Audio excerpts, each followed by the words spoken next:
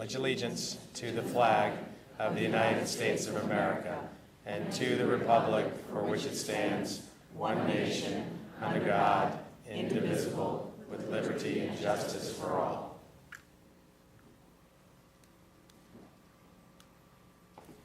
Order. March. Right. Face. Over. March.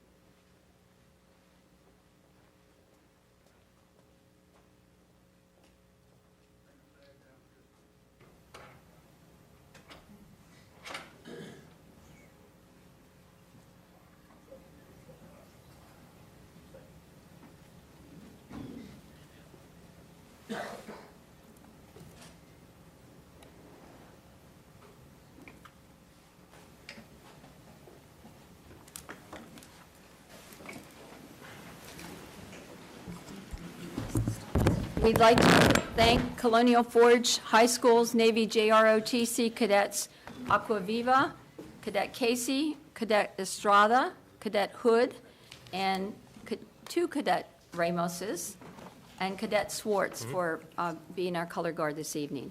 And the instructors of the JROTC program are Colonel Mark Strong and Sergeant Major Lee Wortham.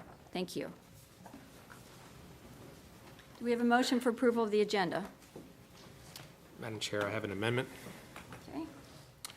Madam Chairman, under action items 902 be switched with 903, putting the approval of proposed policy 2420 above policy 4107.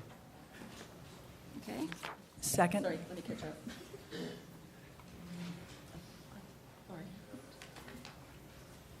All right, is there any desire to eliminate those board committee comments or reports or board member comments? I'd like to move that we also remove board member comments and committee reports. Is that I agreeable to you, Mr. second. McCosker? I second, yeah. All right, so that's a second. Yep, I agree. Yes. All right, any other discussion? All in favor of the revisions to the amendment, please, agenda, please say aye. Aye. All opposed? Motion carries unanimously. All right, that brings us to a proclamation. Before we get to that, Ms. Hazard's going to read that. Anyone who's standing, I can't see the yellow lines, but I'm assuming you're within the yellow lines. They're there because of the fire codes, so we appreciate you. If you're going to be standing, stand within those lines. We can't block the other areas. There are some seats up front if anyone's interested in sitting down. Thank you. All right, Ms. Hazard. Okay, this is a proclamation to recognize the week of September 8 through 14 as Arts in Education Week. Whereas arts education, comprising a rich array of disciplines including dance, media arts, music, theater, visual arts, and more, is a well-rounded subject and an essential element of a complete and well-rounded education for all students. And whereas arts education enables students to develop critical thinking and problem-solving skills, imagination and creativity, discipline and collaboration, alternative ways to communicate and express feelings and ideas, and cross-cultural understanding, which supports academic success across the curriculum. And whereas arts education contributes to increased attendance and graduation rates and prepares students for college, career, and citizenship readiness. And whereas arts education contributes to personal growth outside of the classroom, including increasing a student's likelihood to participate in civic life, volunteerism, altruism, and community engagement. And whereas to succeed in today's economy, students must masterfully develop traits that business leaders demand in a 21st century workforce. And whereas the Stafford County School Board is charged with the education and development of well-rounded students. Now, therefore, be it proclaimed that the Stafford County School Board hereby supports the designation of September 8 through 14, 2019 as Arts in Education Week in Stafford County Public Schools, and calls on all employees and families to observe the week with appropriate activities. Adopted today on this 10th day of September. Thank you, Ms. Hazard.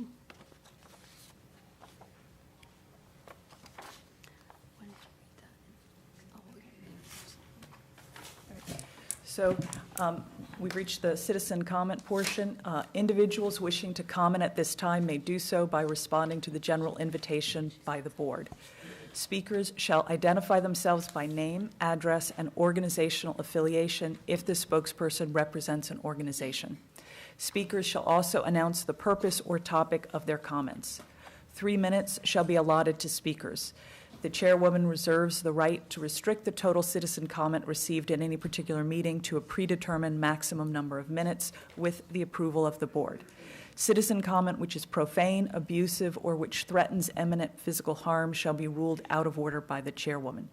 Although the board provides the opportunity for citizen comment, individuals desiring to register complaints against division employees or division programs, services, or activities may also utilize the procedures outlined in Stafford County Public Schools Policy 1113, Public Complaints. Thank you, Dr. Chase. That is in our policy that is read before citizen comments at each meeting.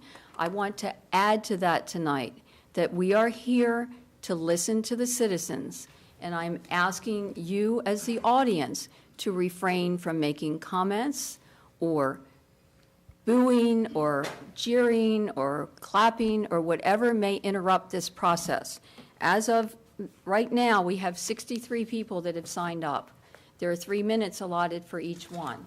We want to give everyone an opportunity. So please show respect for the speakers and for the audience. We will not tolerate talking or bullying of any type in this meeting tonight. I'm going to call the names. I'm going to call 5 people at a time. And since this side, is there a yellow line over here, sir? No, there's no line. All right. Well, I will ask the people to be ready to come when it is your turn to speak so that we are able to keep this going and not have wasted time in between. Also, there is a red, a yellow, and a green light. The green light comes on when you come up. The yellow light goes off with 1 minute, correct, Ms. Hall? The 1 minute warning for the yellow light. When the red light comes on, the time is up. And we do not have a luxury of having any wrap-up time, so when that red light comes on, your time is up. I'm going to call the first 5 speakers. When we get to the 4th speaker, I'll call the next 5. The first speaker is James Benisek. The second is Father DiMartino. The third is Jose Asensio. The 4th is Jonathan Alexander. And the 5th is Jeff Etheridge. And these cards were numbered when they were given to you, so that is the order that we will be calling them in.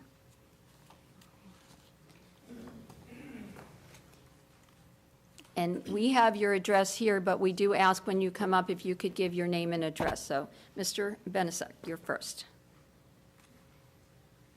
Why don't you try once they speak?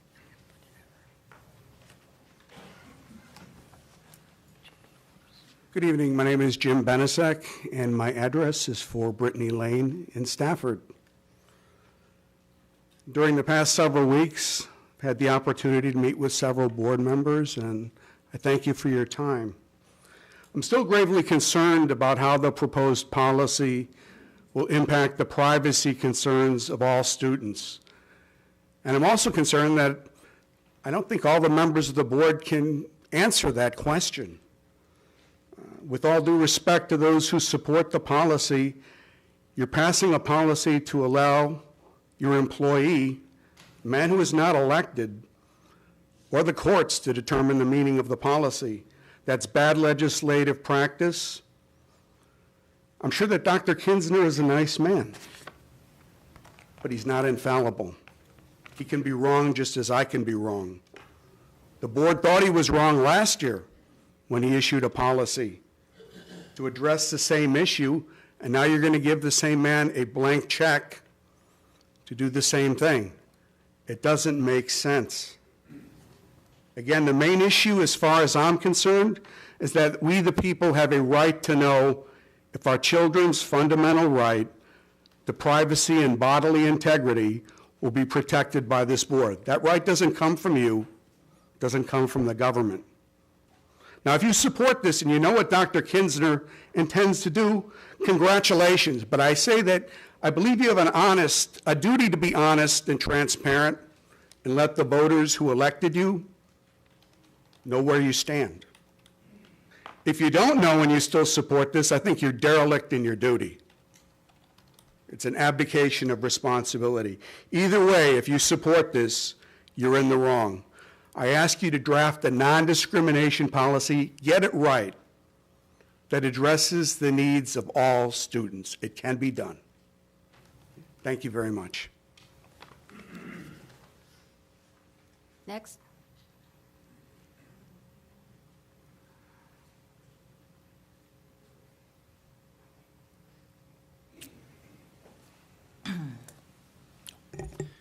My name is Father DiMartino. I'm the pastor of St. William of York here in Stafford. And I'm here because we are one nation under God. And I am the pastor of everyone in Stafford. And I take that responsibility very seriously.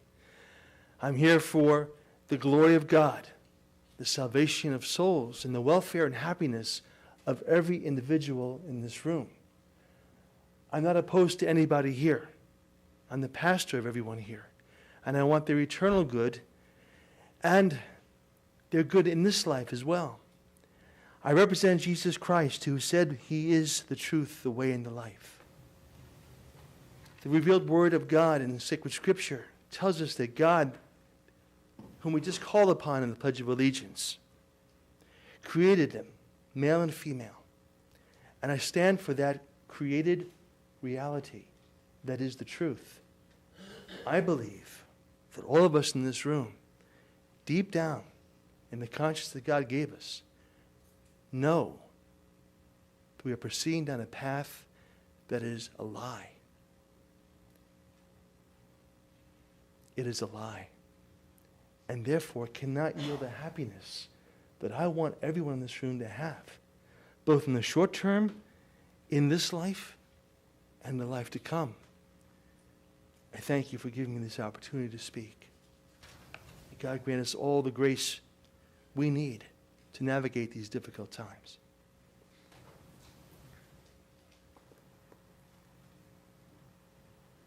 Mr. Asensio?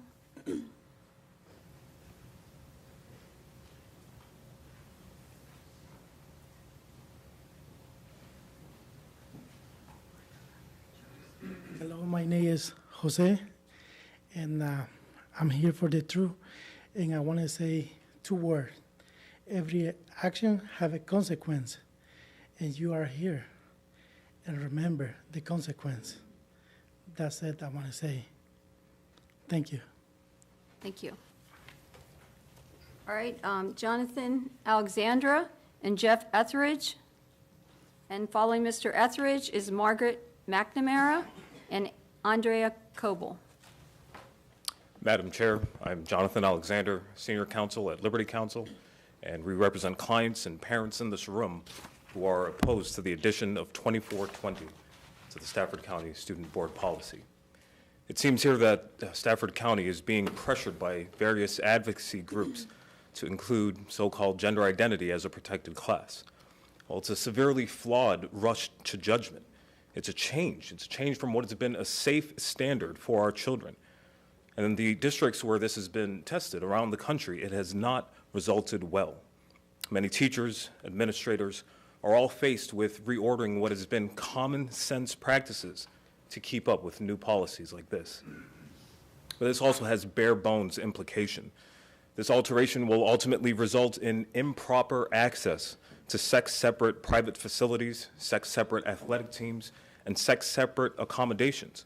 And all this is based on a shaky ground of giving deference to gender identity instead of biological sex. Stafford County parents and some teachers are telling this board not to adopt this policy because it is based on this shaky ground. Much of the move and the motivation behind this change is based on disinformation on the gender identity issue. Actual science shows that there is a vast majority of gender-confused students who will simply outgrow their confusion and will ultimately achieve congruence in their biological sex. The immutable characteristic of biological sex must be respected as the only consistent basis for determining designations of students during school hours and during school-related activities. I know oftentimes there's a comparison made between something as stringent as biological sex and immutable characteristics and race. That comparison is often made to silence those good parents who realize that they cannot in good conscience send their children into the care of a school district or a school board which is willing to trade the guarantees of privacy and safety found in the lawfully sex-segregated facilities to advance social experiments.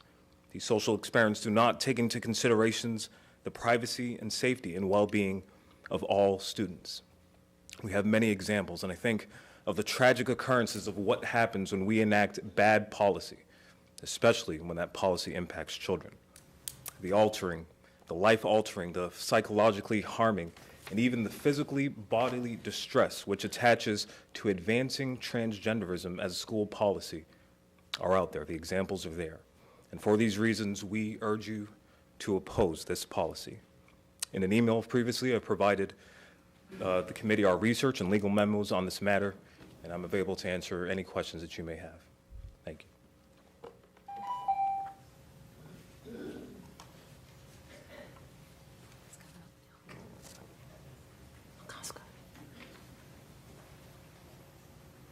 My name is Jeff Etheridge, and I'm a Stafford County resident. I live at 110 Jolly Roger Cove.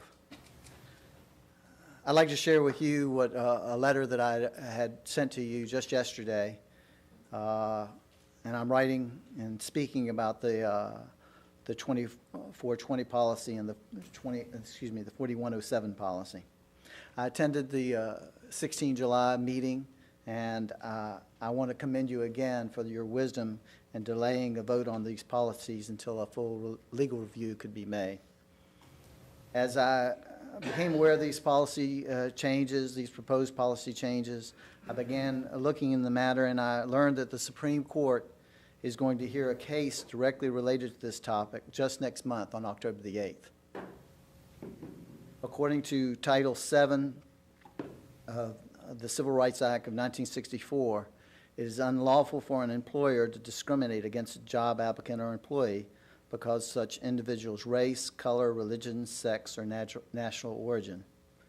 The question before the Supreme Court is whether employment discrimination because of a person's sexual preference or sexual identity qualifies as employment discrimination because of sex. It is clear that the court's opinion on this case is importantly related to the policies that you are considering. And it seems that it would be prudent at a minimum to wait until the court has clarified the existing law before acting on extending the law. I know that there are those who wish to see these new policies imposed immediately by the school board. Nevertheless, this contested policy needs more time for potential consensus to emerge before a divisive vote is finalized. You know, I care deeply about the welfare of Stafford County children and the teachers. I ask that you vote not to impose these proposed policies that I believe will be harmful to them. At a minimum, I ask that you delay imposing these policies until we get needed guidance from the Supreme Court. Thank you very much.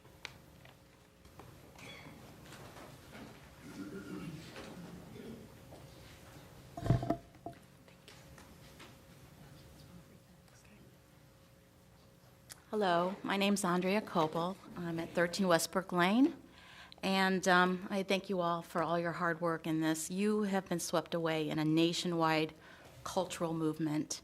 You are the trailblazers, and it has not been easy, and my heart goes out to all of you. But here are 3 things Stafford residents need to know about our non-elected superintendent, Dr. Kisner. I'm sure you're a great guy. Concerning the proposed policies of 4107 and 2420. Excuse me, Ms. Cabot, and we'll have to add a few seconds on here. Whoever has that phone ringing, will you please silence it? This is going to interrupt the speakers and add to our time. I asked the board to add to my time as well. Yes, because of the interruption. Thank you. So these are the three things our county needs to know about our superintendent. He sponsored, with the help of Jamie Decatur and Sarah Chase, 2 ineffective policies that will not hold up in any jurisdiction, let alone the Supreme Court, because they used the wrong word shall instead of the word must. For the public record, I am formally submitting 9 copies of the following: the Advisory Committee Rules of Court, Judicial Council of Virginia. It's a memorandum. It just came out in April of 2019. An explanation that says shall is slippery and the creator of booby traps.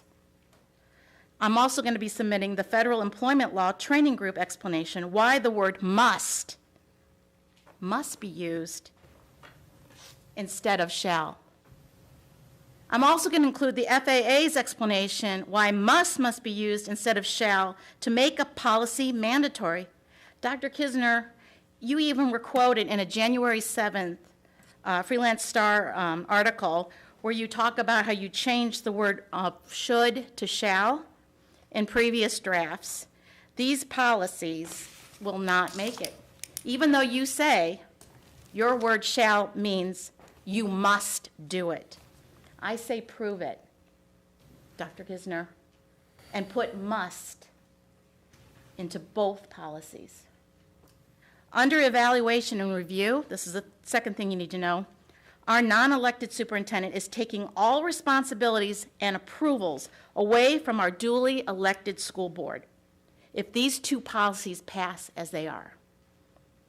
Instead of the school board being our voice, you have taken that right away, and all you get is review and input. This should enrage you. It enrages me. And thirdly, how many of you were at the budget committee? Can you raise your hand? How many were actually there? Well, let me tell you what happened at that budget committee. There was an agenda, and the non-elected Dr. Kisner wants full spending power that could exceed $100,000 for emergency needs. And under Exhibit C, right here, there is a budget approximation that it'll cost $2,182,000 for a total bathroom conversion budget where all urinals, get this, will be demoed and removed. Thank you.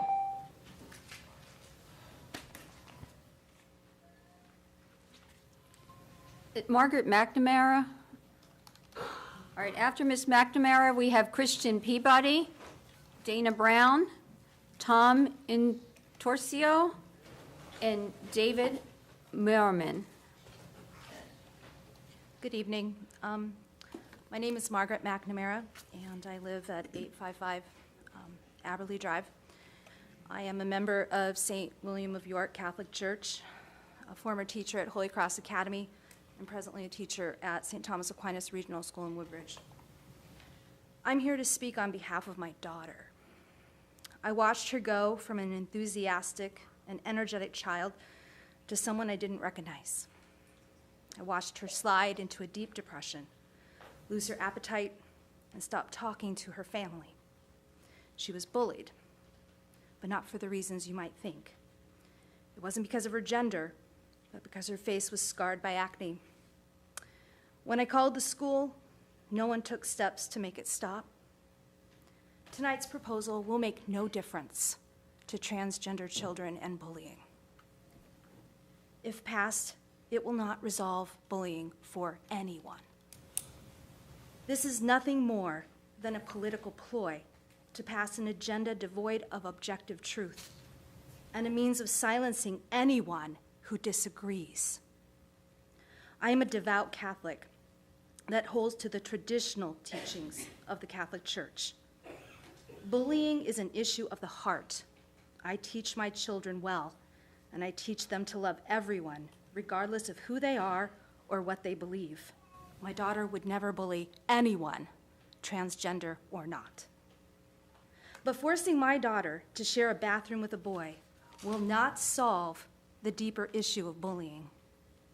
Bullying is an issue for every child in our school system, not just a select few who have earned a school board meeting to legislate their rights and needs above everyone else's. I ask that you vote tonight based on the needs of all your students, not just some of them. My daughter, too. I pray that you will vote based on objective truth rather than political motivations. Thank you.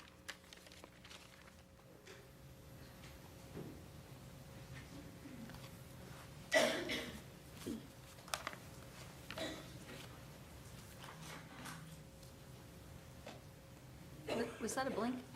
Dear Dr. Kisner, members of the board, good evening. My name is Christian Peabody. I am the music teacher at Falmouth Elementary and the president of the Stafford Education Association, which is the professional advocacy body for the employees of this division.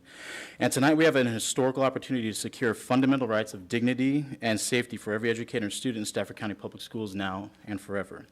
Nearly 35,000 individuals either employed or enrolled in the division will finally have in place what should have never been absent, a right to universal non-discrimination. There are devastating stories I have heard from staff and students of what they have endured without policy in place. However, I do find immense hope in a single statistic that speaks to how desperately needed these policies are because of how shocking these discriminatory actions continue to be. That statistic, presented in public now for the fourth time, is the representative 91% of the division's educators, both members and non-members of the association, who desire these policies, which are taken from other divisions that have enacted these policies, in place now. And what that means is that 91% of your educators, in their professional opinion, are ready to stand with and for the students of this division. It also means that 91% of your educators, in their professional opinion, are ready to stand with and for their colleagues in this division. That also means that 91% of your educators, in their professional opinion, are ready to stand with and for this school board of the division. Which also means that, again, 91% of your educators, in their professional opinion, are ready to stand with and for this superintendent who has the experience, courage, and heart to guide us through this journey. And what that also means is that tonight, every single one of you has the opportunity to prove to 91% of your educators that their patient faith in the school board is well placed. With your vote, prove to the division that every one of you values providing every educator with the guidance they expressly ask for to elevate every student. And with your vote, prove to the division that every one of you is willing to uphold and protect the dignity of worth of the division's nearly 35,000 educators and students. And with your vote, prove that you are committed to the covenant of partnership with your educators and of your educators with their students to help Stafford County Public Schools shine as a brighter division that truly does inspire, empower, and excel. And with this vote, prove not with a majority, but with unanimity, that every one of you validates the overwhelming professional opinion of the educators and the superintendent you have entrusted to carry out the mission of the division. As always, it is my honor to speak on behalf of the association, thanks to the permitted privilege to do so openly without fear of recourse. And I look forward to waking up tomorrow knowing that every educator and student in the division will now have that exact right moving forward. Thank you for your time, and thank you for allowing me to have a voice in your safe space.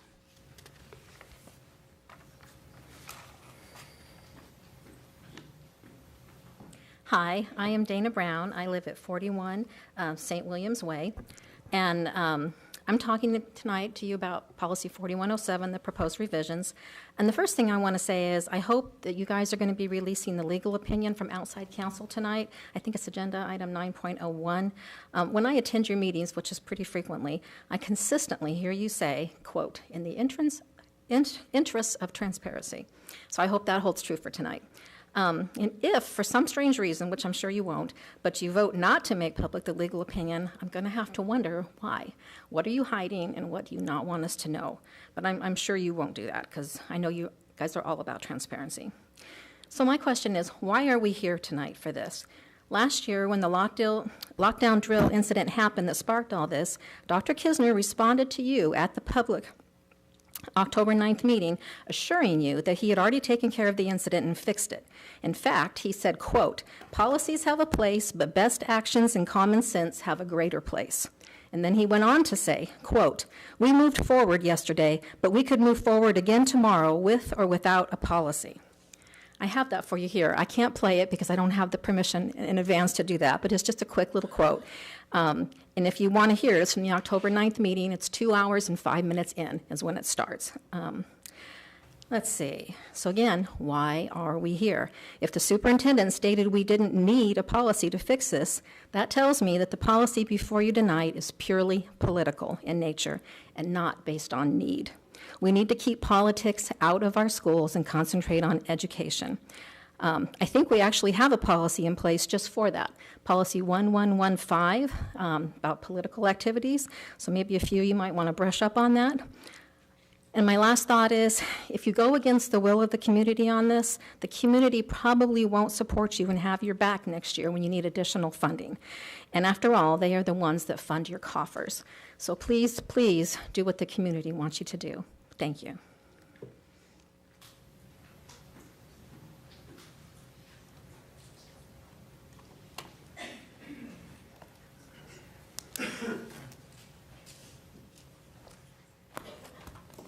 Chair Healy and members of the board, thank you for your time tonight. My name is Tom Atorcio, and I serve as Associate Director with the Virginia Catholic Conference. I've already testified in May, so I'll try to be brief and just highlight my remarks from May. The Virginia Catholic Conference is the public policy agency for the Catholic bishops and their two dioceses in the Commonwealth. We oppose 4107 and 2420. We believe they're ill-advised policies because, first of all, the school district, as we all know, has a duty, a legal duty, both in case law and in statute, to protect the bodily privacy and dignity of all students. No child should be forced to share showers, locker rooms, hotel rooms, or other intimate settings with a member of the opposite biological sex. Many children would feel uncomfortable when they encounter a member of the opposite sex in gendered facilities or entered a shared hotel room as part of an overnight school activity. Children, particularly adolescents, suffer from hypersensitivity about their physiological development, and their emotional and physiological or psychological vulnerability should not be further placed at risk by dismantling these natural safe space boundaries. Adolescent girls in particular feel very uncomfortable when they encounter a member of the opposite sex in bathrooms, locker rooms, or showers. We know this because we see them in the Supreme Court cases that are currently working their way up, that have worked their way up to the Supreme Court, or in the appellate, in the circuits. There are cases in Pennsylvania, Illinois, Minnesota, Ohio that have been brought, and so we know this from the factual record in those cases. Lastly, for a school system to facilitate a child's, particularly young child's, gender transition is just so ill-advised. It's borders on irresponsibility and professional malpractice, quite frankly. Schools should not be accommodating the especially harmful view that youth is an appropriate time to be encouraging these irreversible gender transitions. And finally, we know that these are decisions that are best made by parents, students, and staff at individual schools, not by ambiguous, broad blanket policies that will end up being interpreted on an individual basis anyway. And so I know this has been a major lift for you all, and we appreciate your consideration of these issues, and we trust you that you will make the logical, rational decision on this very, very difficult issue. Thank you for your time.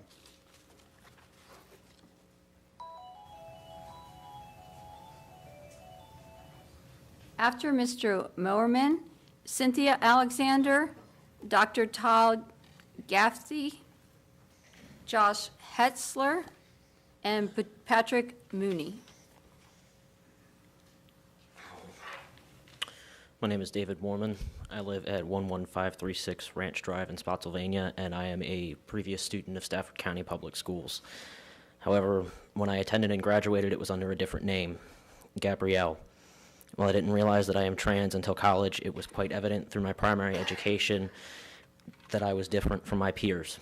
I played the part of a tomboy, more comfortable presenting as masculine than feminine. Through elementary school, middle school, and even into high school, I was ridiculed, teased, taunted, belittled for simply being myself. I was bullied for no other reason than I was different from them. The worst part about that was no one ever did anything to stop it. In fact, the opposite happened. If I tried to stand up for myself or to get them to stop, I was punished. I was just told to ignore them, that if I didn't react, they would stop, but they didn't. And every time they walked away scot-free. One of the doctrines of Stafford County Public Schools is in loco parentis, meaning in place of the parents. From the moments those kids step foot on Stafford County school grounds until the moment they leave, every employee is required to act in loco parentis of those kids. Look at mandatory reporting policies, for example. If a teacher, administrator, counselor, school nurse even suspects or knows that a student is in danger of or already has hurt themselves or someone else, they are required to report it. If they suspect abuse, they are required to report it. But in loco parentis goes beyond just mandatory reporting policies. It means supporting and encouraging students to achieve the best they can. It means protecting those students while they are under their care. By expanding the discrimination policy to include gender identity and sexual orientation, you will be helping make the schools feel a little safer and a little more welcoming to students, particular students like me, the ones that may not feel at home in the body they were born with, the ones that don't love those strictly on the opposite end of the gender spectrum from themselves. Had those items been in place on the non-discrimination policy as I traveled through those 13 years, maybe my experience would have been a little bit different. But I can't speak with any certainty on how the past could have changed. What I can speak to, however, is how we can change the future. I implore you to add sexual orientation and gender identity to the non-discrimination policy if, for no other reason than the sake of the students. Suicide is already the second leading cause of death amongst youth. According to the Trevor Project, the rates of suicide and suicide attempts in the LGBT community is almost 5 times higher than that of the general population, and serious contemplation of suicide is almost 3 times higher in the LGBT community than that in the general population. From personal experience, those increased rates are mostly due to a lack of acceptance and support for those people to simply exist as who they truly are. I tell you this as a pansexual, transgender man, as someone who has attempted suicide in the past, as someone who is living proof that even just acceptance and support makes a world full of difference. As a closing statement, I would like to remind everyone here that the separation of church and state, religion has no place and no bearing on the decisions of a government-funded school system. Thank you.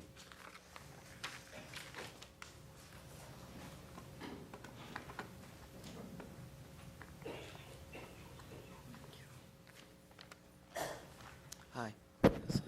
Put this down. Can you guys hear me okay? This issue is about morals and an exclusive right to privacy when our students are going to the bathroom. As the board has written, the board is committed to providing equitable, safe, and inclusive learning environment for all our students. That includes safety in the bathrooms. The board also has written, behavior that is not unlawful may nevertheless be unacceptable for the learning environment. Forcing our children to share intimate facilities with members of the opposite sex violates their privacy rights, their civil rights, and subjects them to needless emotional stress, and gives potential predators a viable pretext to enter female and male facilities. This is also unacceptable for the learning environment, as is stated. God did not make a mistake when he created males and females. Children know what sex they are. God is not to be mocked. If you bring up a child with correct morals, you will have a better society. Remember, discrimination goes 2 ways, and the children who use the bathrooms accordingly to their biological sex have the ultimate right to privacy and against discrimination for using their biological sex bathrooms. We do not need to add undue and unnecessary pressure to the children in school when they need to go to the bathroom. Here's a sign that is not discrimination, but a solution to this problem. I want the board to see this sign. It does not discriminate, and it covers everyone. Thank you.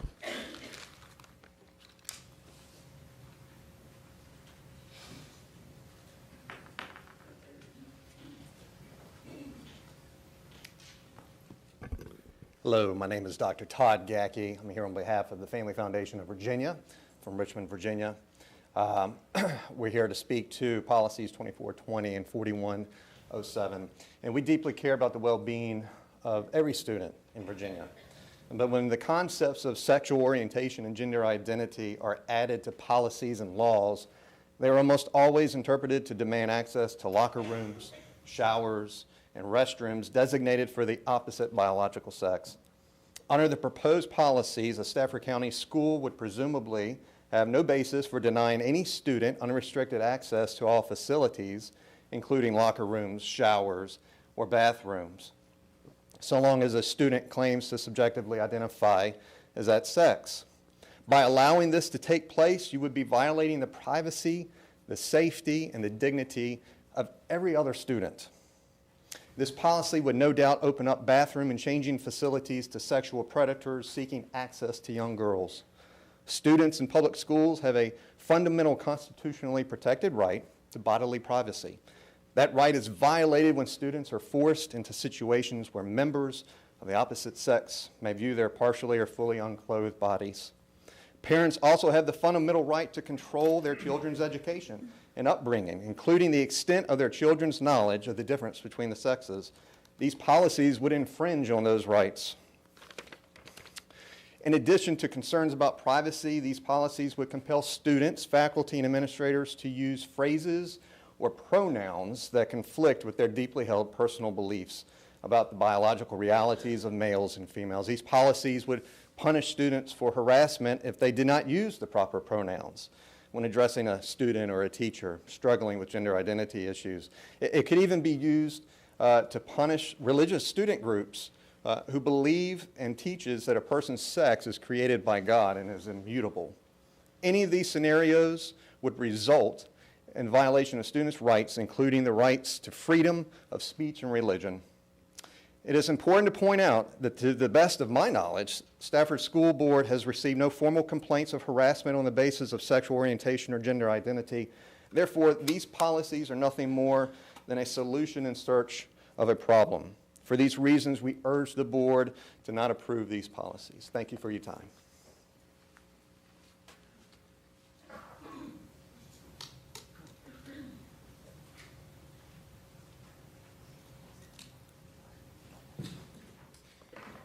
Good evening, Josh Hetzler. I'm the Legislative Counsel for the Family Foundation of Virginia. There are any number of legal reasons to not adopt these proposed non-discrimination policies. There's, of course, the Dillon Rule, as we know about. There's the fact that Title IX and Title VII have only ever meant male or female by their terms. We know that the Gloucester County case is still being appealed and is not yet resolved, and that the Supreme Court, as you've heard many times, will be hearing these cases, in just this October addressing these very issues. And how could we overlook the numerous constitutional rights involved that have been mentioned: privacy, speech, religion. And at the very least, it's clear that no law requires you to pass these. These and other legal reasons have already been made known to you in a memo from myself and from other attorneys. But the law is only one consideration here, as you know. And frankly, it is neither the most important nor the most compelling one for this board. And I say that as an attorney. That's because even if you did have the authority to pass these policies, you nevertheless have a responsibility to every Stafford student, teacher, and staff member not to. These policies necessarily steal the privacy, safety, and dignity from every single one of them. Children will most certainly be harmed and abused if you pass them. And for what purpose? Please do not trade the well-being of these children merely to appease a purely ideological agenda. Thank you. All right, after Mr. Mooney, we have Luke Enns, George Anderson, Anna Long Farrell, Jen Coolidge, and Gavin Grimm. Good evening. Thank you for letting me speak. While I'm against this proposal, I wanted to say that I'm not against any person here. I feel great compassion for the people that have suffered from various situations, and bullying should not be acceptable and is not acceptable based on our current policies.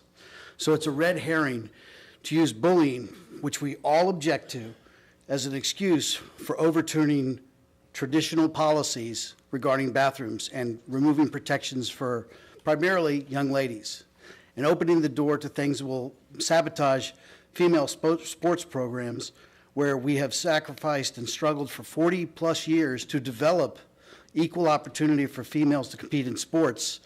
And with opening the door to this movement, we are going to undercut that severely. It's not a hypothetical situation. It's something we've already seen in other states where these things have happened. Finally, religion should not be banned from the discussion. The First Amendment of the Constitution does not ban religion in public policy. Martin Luther King, the abolitionists, and many religious leaders have been fundamental to making our country better because their views were shaped by their Christian or other religious views.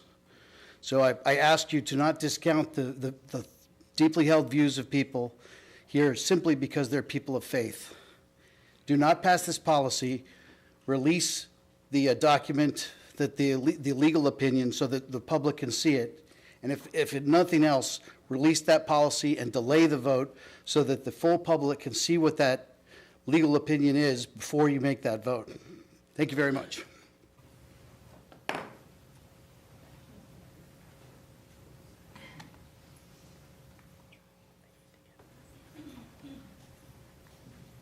Hello, folks. How are you doing? We change it up a little bit. I have a book, Dr. Kisner. You want to look at it? Story time. This is a book that was given to me by a teacher in South America. And she teaches at a school down there in the mountains of Peru. And this is a story about a little toy named Punchinello. He's made by a woodmaker. And the funny thing is, all the toys made by this woodmaker end up in a little village, and they have a funny way about their life. They carry around a box of stars and a box of dots. And if it's a good toy, they get stars. If it's a bad toy, they get dots. And throughout their life, they get dots and stars. And over time, some toys end up with more dots. And little Punchinello ends up with a lot of dots. There's people in his life that are hard on him.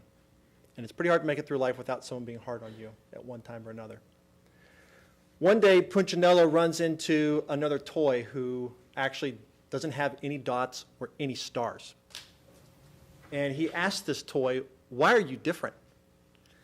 And the toy told Punchinello that every day she goes to see the woodmaker, the woodcarver, who made all the toys. And so Punchinello goes to see the woodmaker, and after visiting with the woodmaker, he finds out that he was made for a purpose.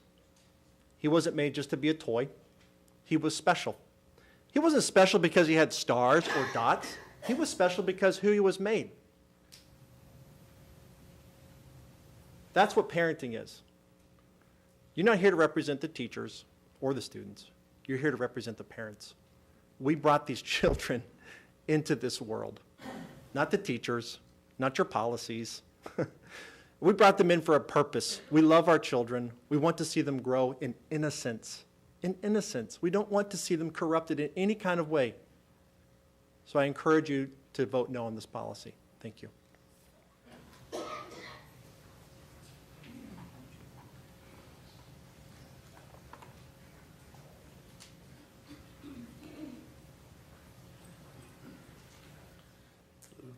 Hello, my name's George Anderson, 575 Tackett's Mill Road, and off top advocating for 9.01 and against 9.02 and 9.03.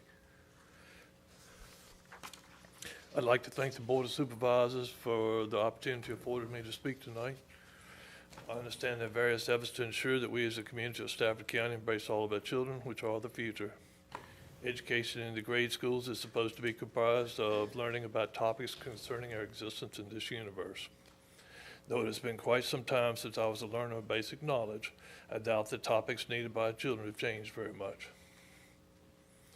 The topics covering our past, what we have learned since the beginning, and how things are as of today in time may vary in content, but the intent should be the same. I'm an engineer. I deal in the laws of physics that govern our universe in which mankind has not ever been able to change. I learned about physics in school, obviously. Attempting to teach our children that violations against the laws of nature is okay and normal is strange to me. A person can jump off a tall cliff and they're guaranteed it will hurt them. Gravity does not care what humans think. Or a human can put their hand into a fire and they will suffer the consequences by getting burned. Physics does not care what humans think. The laws still apply. Try telling your body does not need oxygen by stopping your breathing. After you pass out, your body will begin trying to breathe again once your conscious brain has quit making demands contrary to the laws of physics governing your existence. Your body knows your brain's direction was illogical. Creation of documents containing language that goes against the laws of physics is also illogical. The power of the pen has no power against these laws. Training our children that adult experiments in changing the physical composition of a human body is natural is incorrect. Why teach such falsehoods? Why should any student that is capable of observing nature and recognizing such a falsehood ever believe anything else their teachers might attempt to teach them? I urge this Board of Supervisors to recognize this error and using the pen to direct their students in adult matters that they should have no part in at their age, as well as the error in directing school administrative staff and all adults that the experiment in changing human physiology is natural. No one on this planet would be here today as an outcome of such experiments. I'm also compelled to add that not only are such experiments against nature, more importantly, they are against God's law. We must each answer to it for our own actions one day. Be careful what you say our children should be acceptable of. Thank you.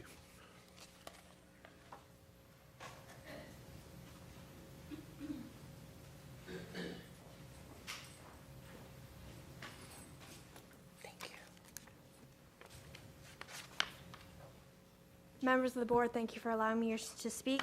My name is Anna Lori Farrell. I was before you guys in July. I'm a Stafford County teacher. I live in the Garrisonville district. As someone whose degree is in psychology, particularly cognitive and neuroscience, I've been staggered by some of the misinformation that I've heard, and it's time to set it straight. What you'll find before each of you is an annotated bibliography of the sources that I've used, just so you know that I actually know what I'm talking about. I'd like to start with something really important. The government of the United States is not in any sense founded on the Christian religion. That was in the Treaty of Tripoli in 1797, ratified unanimously by the United States Senate and signed by President John Adams. We are not governed by Christianity. The majority of our citizens are Christians. I myself am Christian. But Christianity or any religion does not make our laws. As for the science, you're going to hear people say that being transgender is a mental disorder. It, in fact, is not. It was removed in 2013 by the DSM-5, which is governed by the American Psychological Association. In addition, the World Health Organization, which has more access to peer-reviewed medical research than most of us will ever see in a lifetime, voted to remove gender identity disorder from the list of disorders. It is not, in fact, a mental illness. Genes aren't as simple as XX and XY. Anyone who tells you that needs to go back to high school biology because, quite frankly, they should have failed. There are 25 different genes that influence biological sex, 25 genes that are at war with each other.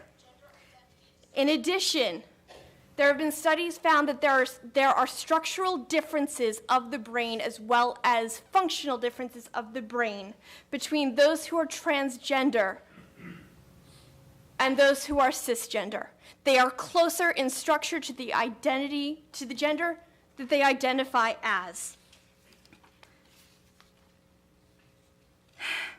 In addition, there's something called mosaicism, which means every single one of us in our body has cells that, on a chromosomal level, belong to the opposite sex. That's from Stanford.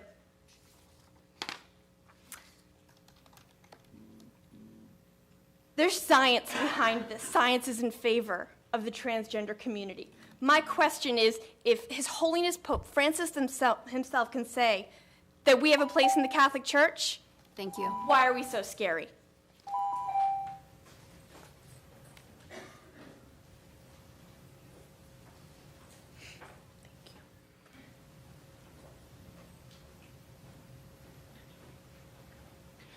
Good evening, members of the board. My name is Gavin Grimm, and I come from Gloucester County, Virginia.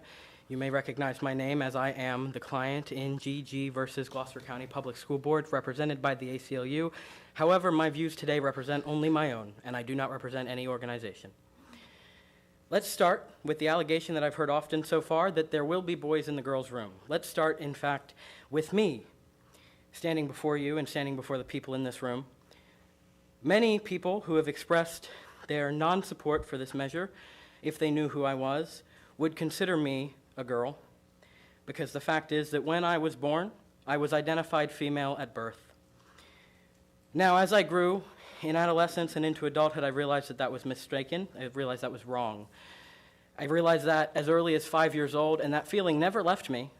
And when I was 14, I transitioned, and I went from a suicidal, desperate, I can't describe the depths of sorrow that I was in to have to pretend that I was a girl. And then I transitioned 6 years ago, and I'm a 20-year-old adult, and I have yet to feel regret. I have yet to feel like anything else except for that I am my fullest and best version of myself, and the sooner we can affirm children, the better. I speak to schools all across America, preschool, kindergarten, elementary, middle, and high. It's one of my greatest joys as a trans person and as a future educator.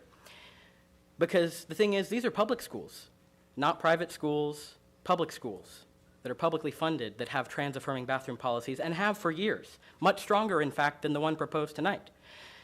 Those schools have not had issues with boys sneaking into the girls' bathroom. I might shine a light on why, because when you are a transgender student going through a transition within schools, it is extremely stigmatizing. You are a target for bullying. Nobody is going to put themselves through that social shame and stigma for a chance at acting inappropriately. And furthermore, should they ever be so motivated, the crime will be punished, just like in any other case of someone acting inappropriately in a bathroom. In each case, the crime would be punished. A child would not get out of jail free for being trans. This is simply an intellectually bankrupt argument that should never be considered as reasonable banter in any reasonable situation. Now, as the client, in this case, I have enjoyed a few victories historically in this very same district where a similar case might be argued. And each time it has been reaffirmed that I have been discriminated against by my school that had voted to put me either in a unisex bathroom or in the girls' room.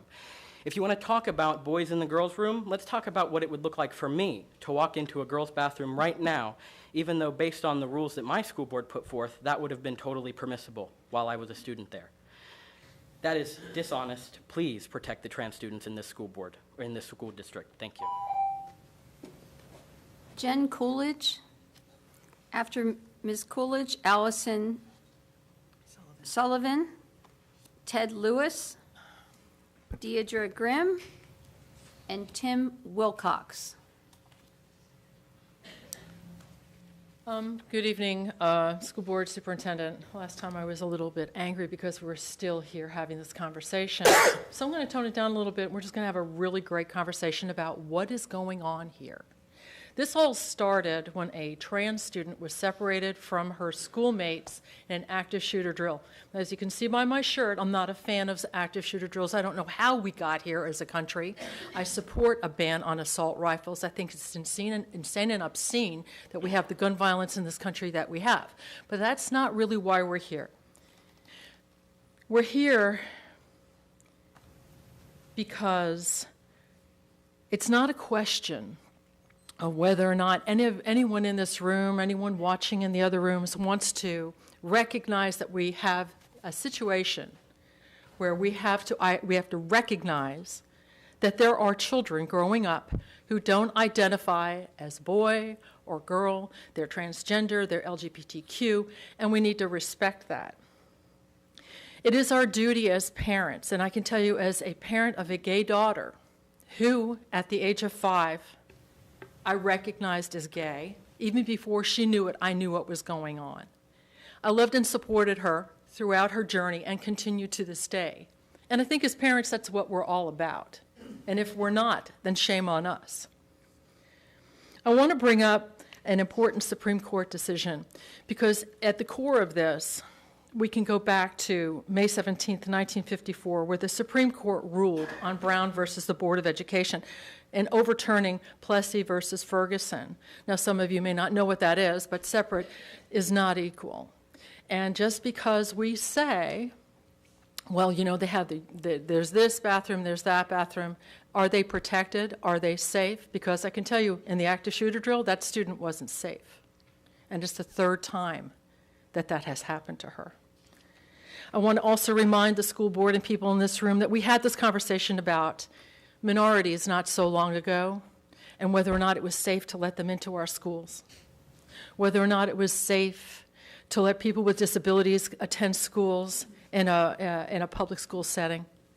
A lot of people had problems back then, and I guess people are always going to have problems because no one's going to agree that at the end of the day, whether or not we like it, these children are entitled to the same protections under the law as guaranteed under the Constitution as every other student.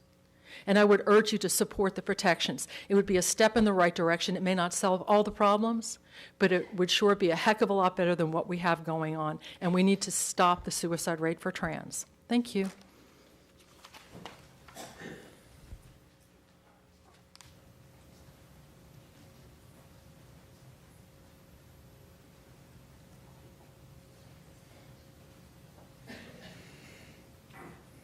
Good evening. My name is Allison Sullivan. I reside in Hartwood on Shady Creek Lane. It is notable this vote is taking place on World Suicide Prevention Day. Throughout this debate, we've heard deeply personal stories and perspectives for and against this policy. As a former school social worker, a current psychotherapist in private practice, and as a parent of a non-binary trans child who is educated in Stafford County schools, I have really informed, strong opinions in support of Policy 2420. However, tonight I want to briefly share a core truth about the purpose of public education. Public education is a vital system in place to promote a thriving civilization.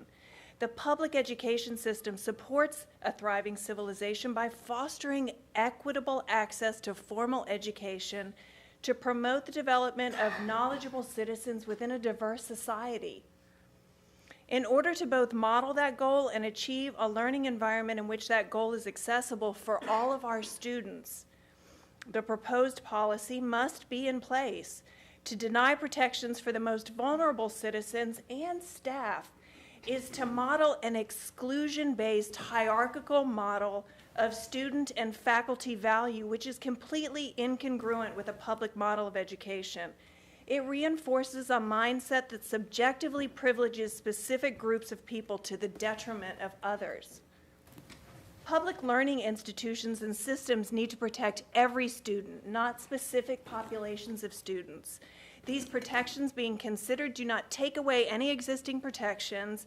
They simply broaden the lens of protection to finally include all students within the public school system. No, it will not prevent discrimination. It will give all students a formal process to address discrimination. Right now, there is a large segment of students and staff without that protection. How does that align with a publicly funded learning system? Thomas Jefferson wrote in 1816, "If a nation expects to be ignorant and free in a state of civilization, it expects what never was and what will never be." I've seen up close and personal the trauma people in the LGBTQ community sustain from daily discrimination and how that trauma impacts their mental, social, and physical health. If you do not do the right thing by these students, the trauma they will, not might, sustain without these protections is on each and every one of you. Thank you.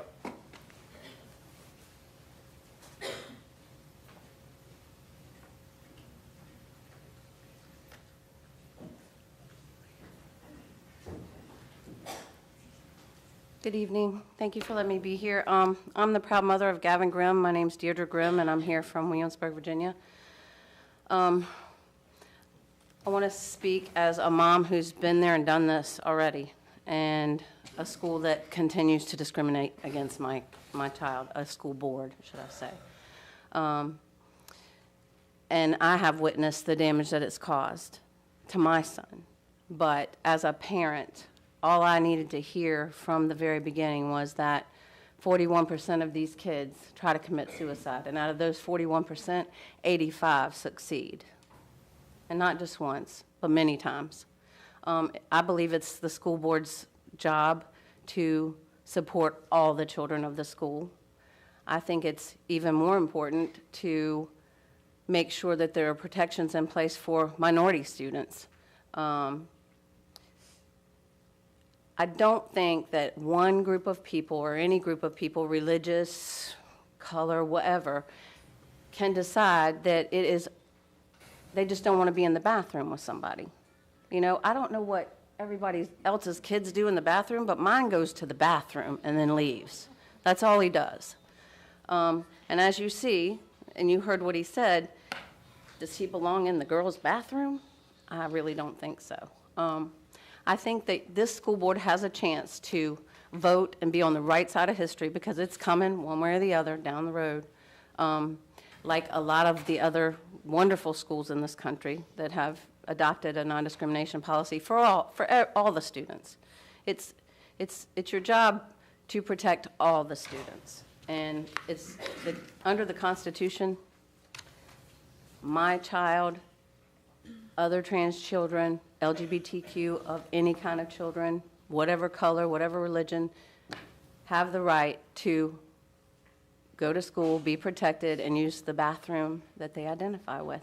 And not only that, but these kids, the kids don't care. It's when the adults get involved that Gavin used the right bathroom for 2 months and had no issues whatsoever. It's the parents that it seems to bother more.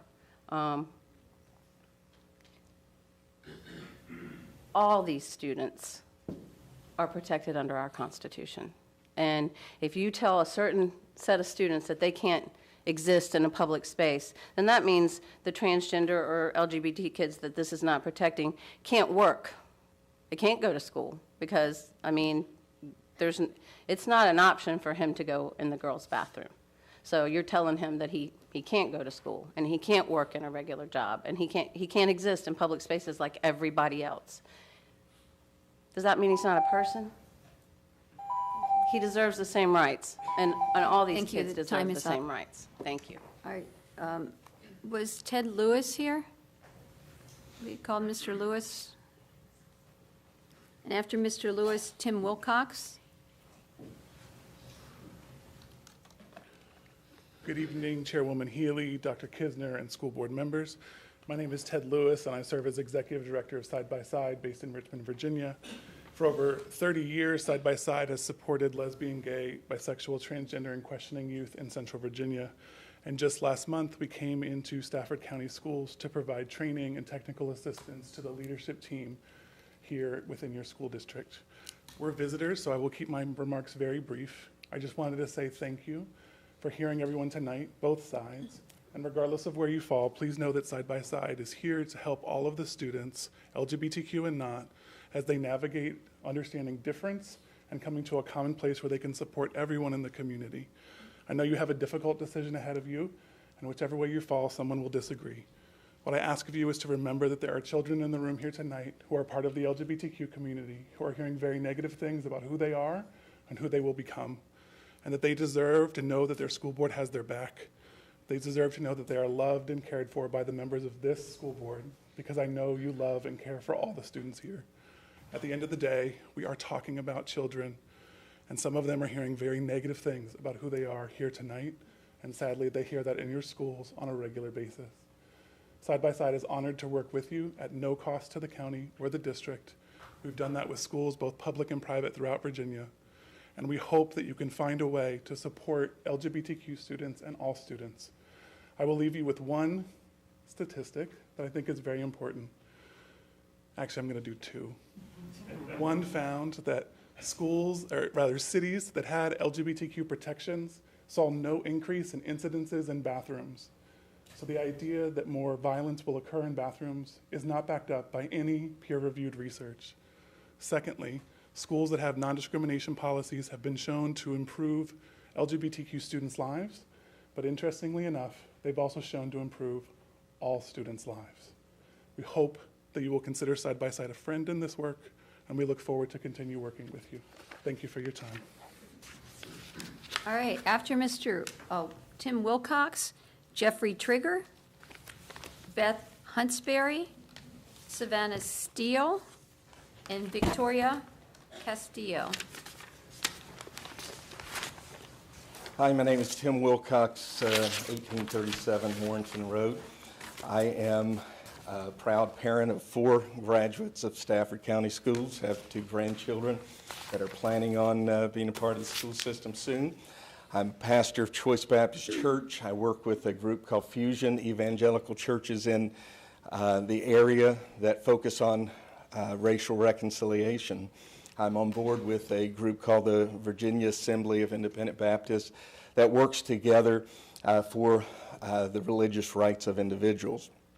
As I look at this policy, I chose not to focus today on the aspects of statistics. I know I've sent several emails your way and shared some thoughts.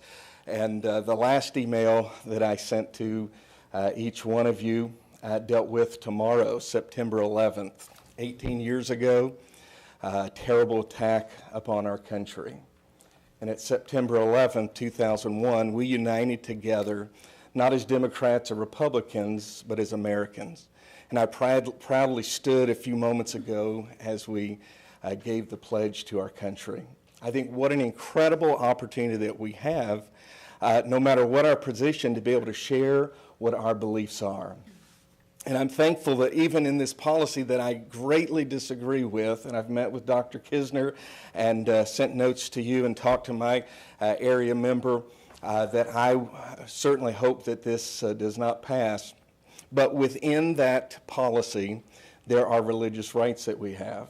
And I'm thankful that I can still express, and the members of our congregations can still express our religious beliefs, because just because we're in the public fairground does not mean we give up our religious rights. They continue.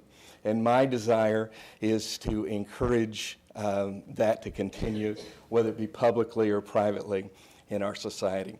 I do think we have 2 different worldviews that we must consider. There were 2 counselors counseling a Christian individual that his lifestyle brought about a lot of guilt. One affirmed the lifestyle to try to get rid of the guilt. The other affirmed the guilt to get rid of the lifestyle. Now, there are great people on both sides of this policy, and we all believe in affirming our children. We want the best for our children. It breaks our heart when we hear about suicide and depression and these issues, but we do come to different conclusions, and I don't believe this policy is right for our county, and I encourage you to say no to both of these policies. Thank you very much.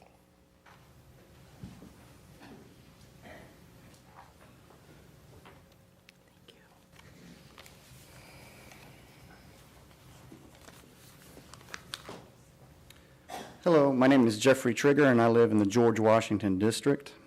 As an educator in this county, it is a shame about the lack of paper clips given to staff. Teaching English quickly gives me stacks of paper, and asking for paper clips should be the reason that I'm here. Yet, I'm once again here to talk about the rights of students and staff. I should not, in the year 2019, be begging you to pass policy that ensures students and staff are all equally protected against discrimination under the Stafford County Code of Conduct. I should not have to speak meeting after meeting about how discrimination is wrong. I should be telling you how annoying it is to have to buy my own paper clips. I should not, in the year 2019, feel like members of the board cannot answer the simple question, what is your why? Why did you run for this spot? That should not be a worry of an SCPS employee. Our biggest worry should be, would it be cheaper to buy rubber bands and skip the paper clips altogether? I should, in the year 2019, have all of my students knowing that my class in school is a safe place to learn, to participate in class and activities, and that policy protects against any biases that might be harmful to these students. I should have an environment safe and comfortable enough that my students' biggest concern about my class is the lack of paper clips. In the end, you have a choice to make. You were either for anti-discrimination policy for all, or you're for discrimination. It's that simple, that blunt, that honest. You can't sugarcoat that choice, and obviously you can't hide the policy with paper clips because we don't have any.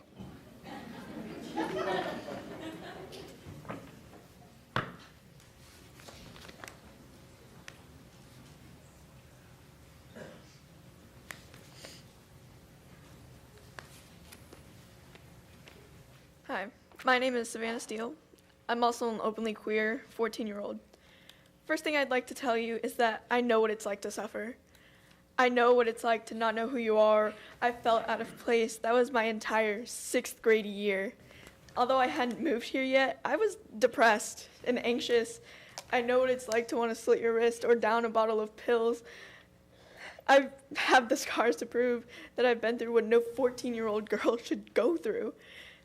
But I'm glad I never went through with it, because here I am today to stand my ground and tell you that without this policy, we, and I say we because I'm not here to stand up for myself, but the entire LGBT community at the schools here, they will continue to suffer for 6 hours a day, 5 days a week without this policy. And I know friends who aren't even out of the closet in fear that they won't be accepted, not just by their parents or family, but by the people that surround them every day. This policy is not needed, or this policy is not wanted but needed in all schools, not just here in Stafford, but everywhere. And honestly, things need to change. It's 2019, and we are discussing a policy protecting LGBT communities in your school. We aren't asking for separate bathrooms or locker rooms. We're asking that we be treated the same, to be called the right pronouns and names. So all we ask is to educate your staff on the proper pronouns for students to use, not to use dead names. They're dead for a reason. This policy should have been put in place months ago. If you really cared about your students and staff more than your personal beliefs, it would have been done and over with, but here we are today. Recently, I went to the American History Museum in DC, and at one of the LGBT history exhibits, it said it can be dangerous to be different. Some people immerse themselves in a profession or sport or fight back through the courts and public protests. Others escape through music, drinking, sex, drugs, or international communities they form. Humor and irony save many people. Some do not survive. I'm a freshman at Mountain View High School. I don't want to spend my 4 years there hiding who I am. And I'm sure I speak for a lot of students when I say this. So put your personal beliefs aside and put this policy in place to protect all of your students, not just some of them. Beth Huntsberry?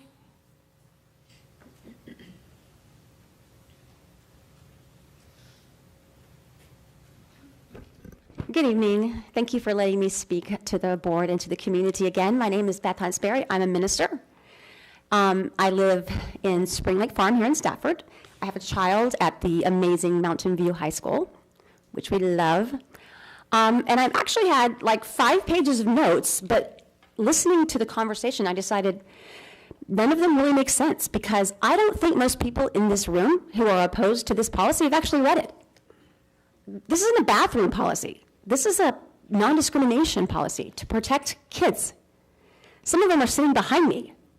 And you're going to send a really, really clear message when you vote to these kids. Now, they'll be fine because these kids have been through it. They have been through it. But what about the quiet kids? What about the ones at home that will hear about this tomorrow at school? The ones that are still in the closet? The ones who are terrified and scared? And yes, 50% of them almost will attempt suicide at least once. My own child was one of those children. This is not a policy that is way out there. It sounds like some people think we're asking the school to pass something historic. Lots of other schools have passed non-discrimination policies like this. This protects our kids and our staff. And we keep going back to this bathroom policy, and I jotted down a few notes. How are you going to figure out who uses the bathroom? Are we going to have someone standing at the door checking genitalia? I mean, seriously, are you going to look at who's going to volunteer for that job? And what in the world are you people so afraid of? I sat here and I listened to Catholic priests talk about sex abuse. Hey, No, we're not allowed to clap. Excuse me, you're addressing the board. Sorry. That's amazing to me. How many transgender people have abused a child in the bathroom? I haven't heard it on the news at all. Not a single time. Lots of our clergy have. Who's shooting up our schools? Is it the transgender kids, or is it the straight, white, male kids with easy access to firearms? You want to be scared? That's who we need to be concerned about.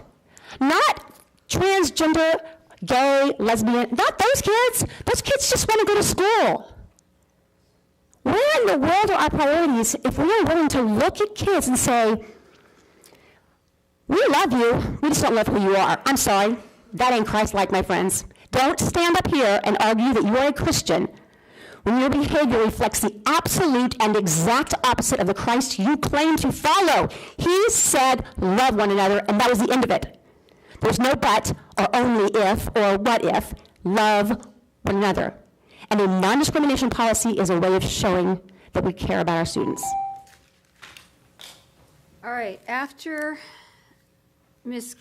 Castro, we have Jean Robinson O'Brien, Leslie Cook, Marvin Stearns, and Scarlett Pons. Yes, please. Hi, my name is You Victoria. can pull that down so Oh, we can hear you. Thank you. Hi, my name is Victoria Castro, and I'm a middle school student here in Stafford. A locker room is a place for kids to change their clothes and to feel safe by doing that. But with this policy, Stafford students and I will not feel safe, respected, and will be embarrassed. As a middle school student, the locker room is a sacred place that girls or guys share with one another. As kids, we're still having trouble changing in front of others that are the same gender, and if we have this new policy, it will be very hard because boys and girls have different body parts, and that will never change. I wouldn't feel comfortable seeing a boy's body or with underwear. People might even use this policy as an advantage to go to any locker room and do stuff they're not allowed to do. As middle school students, we can bend any rule given to us, and this rule has a lot of bending for it. This policy will be hard for teachers and staff to keep up with. As a Stafford student, this policy will affect our community completely and the students that currently attend. I don't have anything against kids from the LGBTQ community, but I don't feel comfortable, and many of my fellow classmates as well don't feel safe changing in front of a boy or going to the bathroom with one. Please don't let this happen, as Stafford, my future, and safety are in your hands. Thank you. You don't have to, but you can if you want. Okay. Is Jean Robinson O'Brien?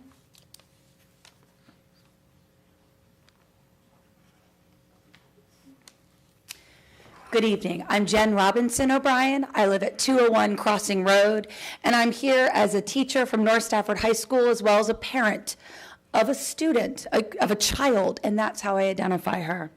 This is not about the bathrooms.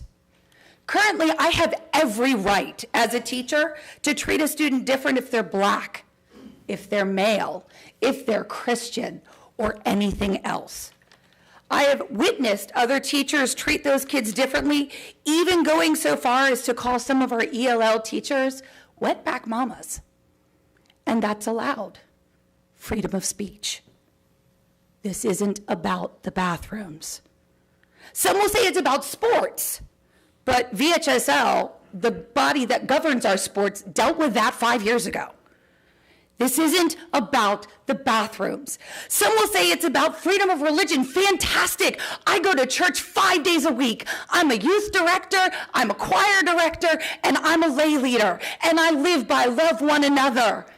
But I don't teach that to my kids. That's not my place. I teach English.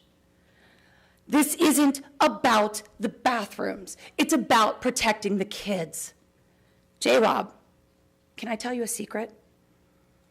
This student showed me his rainbow scarf and thanked me for giving him a safe place. The only one. J-Rob, you need to help. This student is sexually harassing another. And when she told him she's gay, he said, that's okay, I can fix that. J-Rob, look out for her. Her friend found out she's bi, and he's been making her life a living hell. J-Rob, can you look at my schedule and tell me if these teachers are cool? Cool, of course, being the key word to, are these teachers understanding? Will they allow this person to be called Will instead of by their name given? Otherwise, should I keep my head down and not speak because it's not safe? If I were to call any member of this board a slur based on gender, ethnicity, religion, race, the board would have me removed. And rightfully so. You have that in your bylaws. You have a policy. Our students do not. This isn't about the bathrooms. What this is about is giving our staff and students what they deserve, which is a safe environment that protects against prejudice, regardless of religion, regardless of race, regardless of sexuality, regardless. Thank you.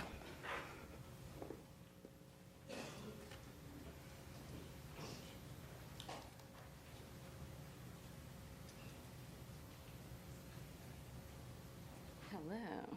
I'm Dr. Leslie Cook. I'm at 332 Shields in Stafford, and if I'm shaky, it's because I'm freezing, not nervous. So tonight I'm actually here because I'm on my tippy toes too, so I can see you, because I'm grateful. I'm grateful for my husband's service and the service of all others, especially those maybe in this room who have contributed to our ability to have this discussion today.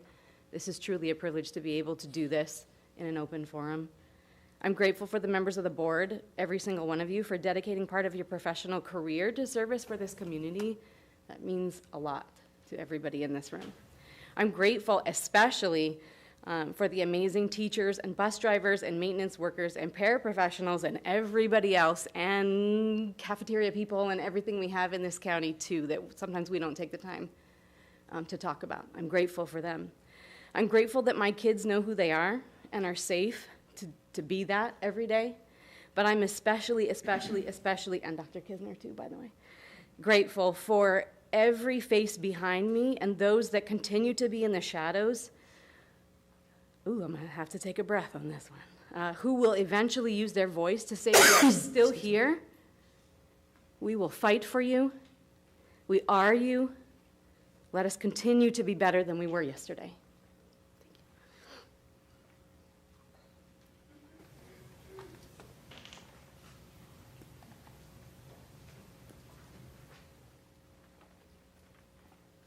Good evening. Good evening, school board members. Good evening, Dr. Kisner. Thank you for giving me this opportunity to speak tonight. Tonight is a historic moment and should be looked at as nothing less. And the decision you make tonight is either going to be on the wrong side or the right side of history. What pains me as I've watched this event roll out is how this institution, the school board, in so many different ways, has refused, ignored, make plea with tears the stories and lives of our LGBT community that attends and works in our schools. You might view this as a stretch, but I see this as part of our story and our history. When Frederick Douglass in the 1800s was a young teen, many refused to believe his experience, his pain, his suffering, his belief that although he was black and a slave, he was a human being that deserved equal rights and fair treatment no matter what set institution was telling him. When Carrie Chapman Catt was a young woman, she was taught under set institutions that a woman's work was valueless, that women had no opinion, didn't deserve to vote, didn't deserve an education. She knew in her heart otherwise, believed otherwise, spoke out as a suffragist to get the 19th Amendment, women's right to vote, passed in the 1900s. Today, it's the 2000s. We have the LGBT community. And tonight, I have listened to a handful of speakers who have said, we don't believe what the LGBT community is saying. We think it's in their imagination. We don't believe they're allowed the same dignities as I'm allowed, because I just don't understand their life experience. And that set group will refuse to acknowledge our LGBT community as humans that deserve equal rights. Why our institutions keep choosing to discriminate, to not validate and ignore certain individuals because they are different, I will never understand. I do find it a little bit appalling. Your vote tonight will either be on the wrong side of history. We choose to continue our dark history of finding a new group to discriminate against through our institutions, or it's going to be on the right side of history and choose not to discriminate. Thank you. Madam Chair, point of privilege, 5-minute break. First, I want to just ask, is Marvin Stearns here? Hi. Okay, did you want to speak? What I called, that was the last name that I called. So if the speaker speaks, and then we'll take 5 minutes, and that will take us just about 1/3 through the speakers. Okay, my name is Marvin Tobias Stearns, born and raised in Stafford County. I work in the autism classroom at the Stafford County Head Start. I am trans. This story is based on true accounts from trans individuals. Her alarm goes off bright and early. She brushes her hair and puts on her favorite dress with the yellow flowers on it. She stands in front of the mirror and sways back and forth, watching the fabric swing around her. Her eyes travel down her body. You don't look right in that dress. The sky starts to turn dark. She hurries down the stairs and through the kitchen. I'm off to school, she says to her parents. Her father doesn't even look up from his paper while her mother looks at her with a frown. You're really going to school looking like that? The girl nods her head slowly as she stops in front of the door. I want my son back. You're acting like a freak. You know how you make your father and I look. The girl in the yellow dress clenches her backpack and lowers her head. I'm sorry, she says. Rain clouds start to form. She walks through the front doors of the school and takes a deep breath. When she gets to her locker, she puts in her combination and opens the door. A note falls out. She hesitantly opens it. She is scribbled across it in red ink. She slowly crumples the note in her fist and forces a smile across her burning cheeks. Let it go, she tells herself. It starts to rain. The bell rings as she sits down in her seat. She's excited for this class. She loves history, but she never raises her hand. She knows the answer. She read the chapter last night. But she can't raise her hand. If she does, he'll say that name that isn't hers, that makes her skin crawl and stomach churn. She is no longer excited for history class. It starts to pour. There's 5 minutes till last period, and the girl in the yellow dress stands in front of the bathrooms. She kicks herself for drinking water before first period. She usually doesn't drink anything till she gets home after school to avoid the situation. She's been holding it since lunch, and she's not sure she can make it through last period, then all the way home. She asked the principal for permission into the girls' bathroom, but was denied. Break the rules or get beat up, the calm or the storm, the girls or boys. It's raining so hard now she can barely see. The wind screeches in her ears and tosses her around. The sky is dark and the rain plummets down and strikes her like 1,000 tiny needles. A hurricane, a tsunami. She pushes open the door and she is consumed by a giant wave. Under the water and unable to breathe, time stops. She is in the boys' bathroom, and she feels as though she has betrayed herself. As the storm overtakes her, she looks out the window, and she sees the bright sun shining on a clear, warm afternoon. I guess this storm is all for me, she says. You can't stop the storm with your vote, but you can grant us shelter from it, if even just for a moment. We are not a political statement. We are not a religious belief. We are brothers and sisters, and educators and students. We are people, and we deserve to feel like it.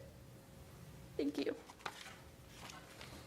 All right, we'll take a 5-minute break. We will start in exactly 5 minutes. It's 8:39 on air.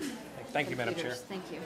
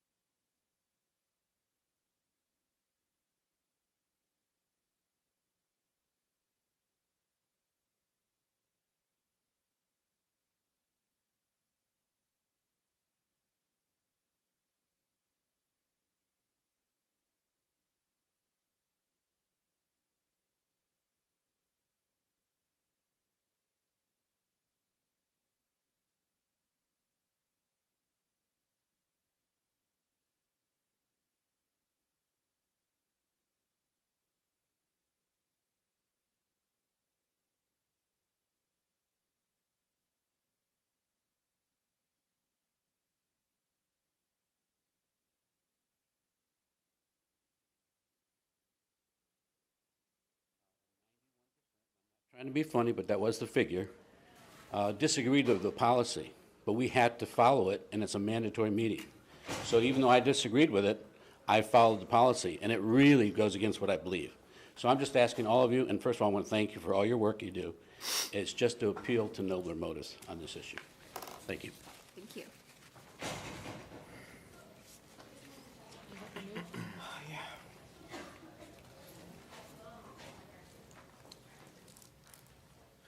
Good evening. My name is Patrick McElern. I live on Pewter Lane in the Garrisonville District. I urge the board not to adopt Policy 2420. In the text of the policy, the board says that it's committed to providing an equitable, safe, and inclusive learning environment. Good. Children need that, and they deserve it. The problem is that this policy will lead to the opposite kind of environment, one that is not inclusive, not safe, and not equitable. I read in the newspaper that this policy is identical to policies adopted elsewhere, such as Arlington and Fairfax. So how did things go there? In Arlington, kindergartners were taught by a transgender activist in defiance of biology that girls can become boys and boys can become girls. Families could not opt out. In Fairfax, the board voted to let biological boys join girls in girls' locker rooms. Girls with an ordinary level of modesty would be out of luck. Elsewhere, in West Point, a teacher was fired for not using pronouns at all for a girl who wanted to be regarded as a boy. He used the child's new name, but he wouldn't lie by applying male pronouns to someone who wasn't biologically male. He was fired for not cooperating with a deception. Tell me, how is it equitable when a girl must compete for a spot on a team against another child who has been dosed with testosterone by nature since birth? How is it safe when kindergartners are told that something so fundamental to their identity could change against their will, just like the characters in the stories they've been read? And how is it just when students will be told that they must take part in a lie that they, like their teachers, will be required to believe that sex is something assigned at birth and that a classmate whom they knew as a girl is now a boy? How is it just when children know they'll be punished for not playing along? This is the greatest harm that results over and over from policies like this one, that children are taught a lie, taught that being a man or a woman is a costume that one puts on rather than a beautiful foundational reality, and that they're required to say that that is so. Don't commit such an injustice against Stafford County's children. Thank you.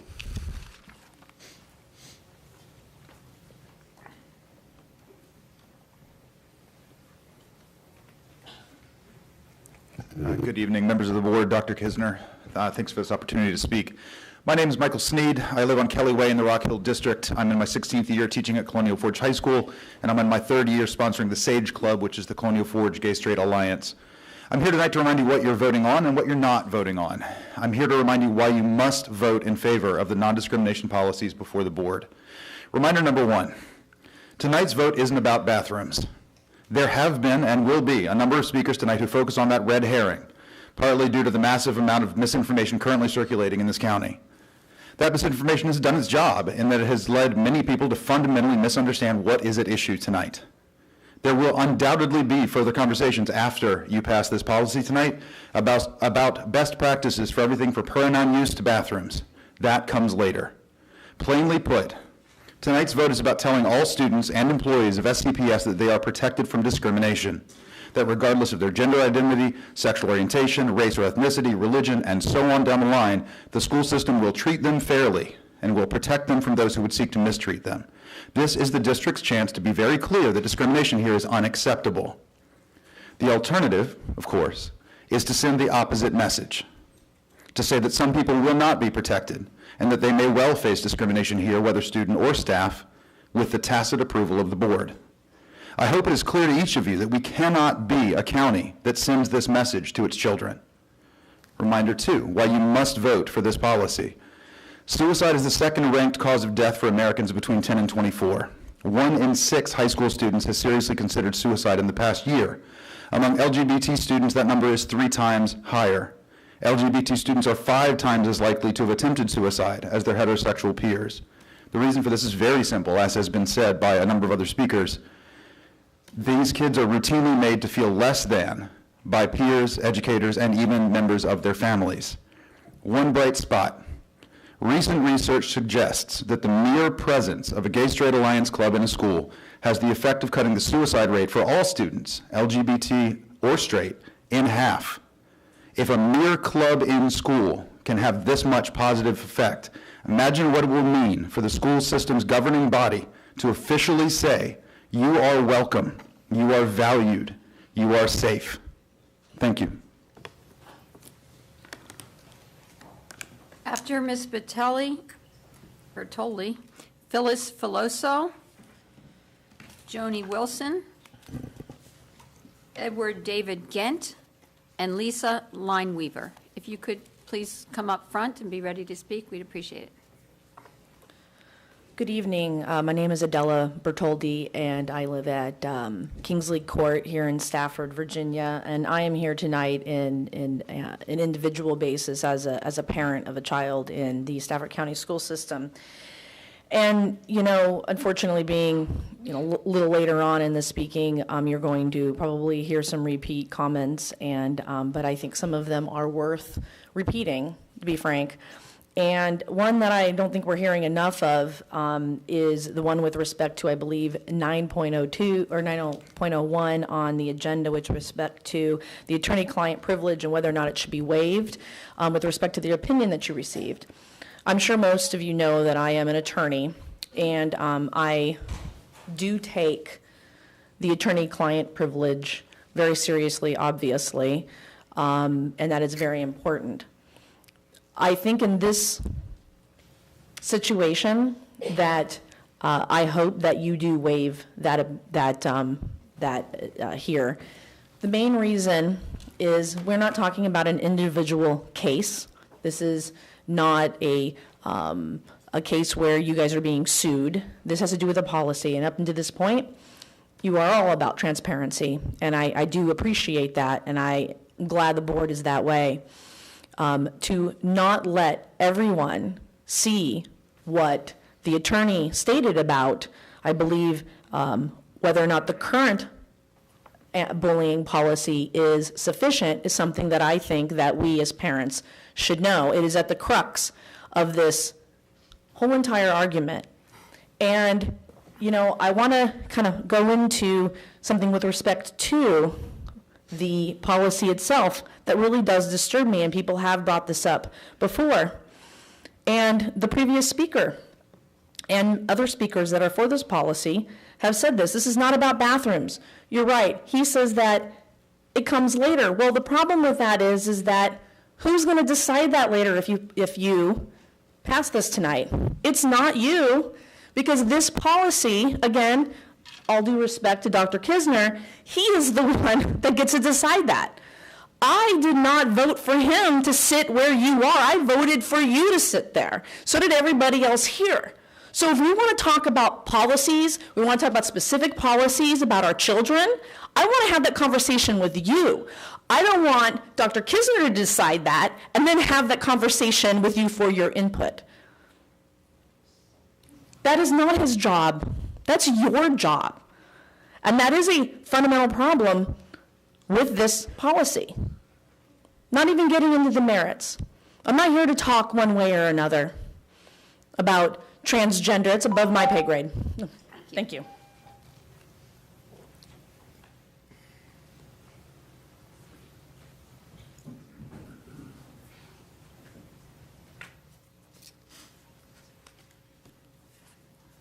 Good evening, Board. My name is Joni Wilson. I live at 609 Stewart Street in Fredericksburg.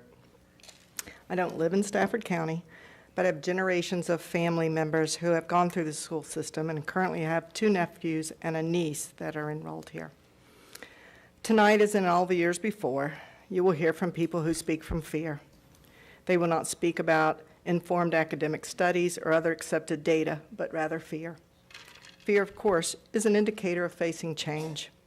You will also hear again from people who quote academic studies, statistics, and accepted data about suicide rates and the negative effects on children and adults who are not accepted, supported, valued, and given safety. You know of the many schools that have these similar policies in place. They are successful, and lawsuit outcomes are supportive.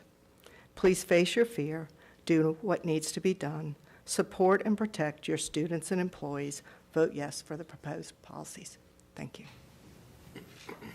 All right, I think we missed Phyllis Filoso and Mark Filoso, sorry. Are they here? No, all right. Well, then we'll move on to David Edward Gant, Lisa Lineweaver, followed by Melissa Cook and Heather Mangano.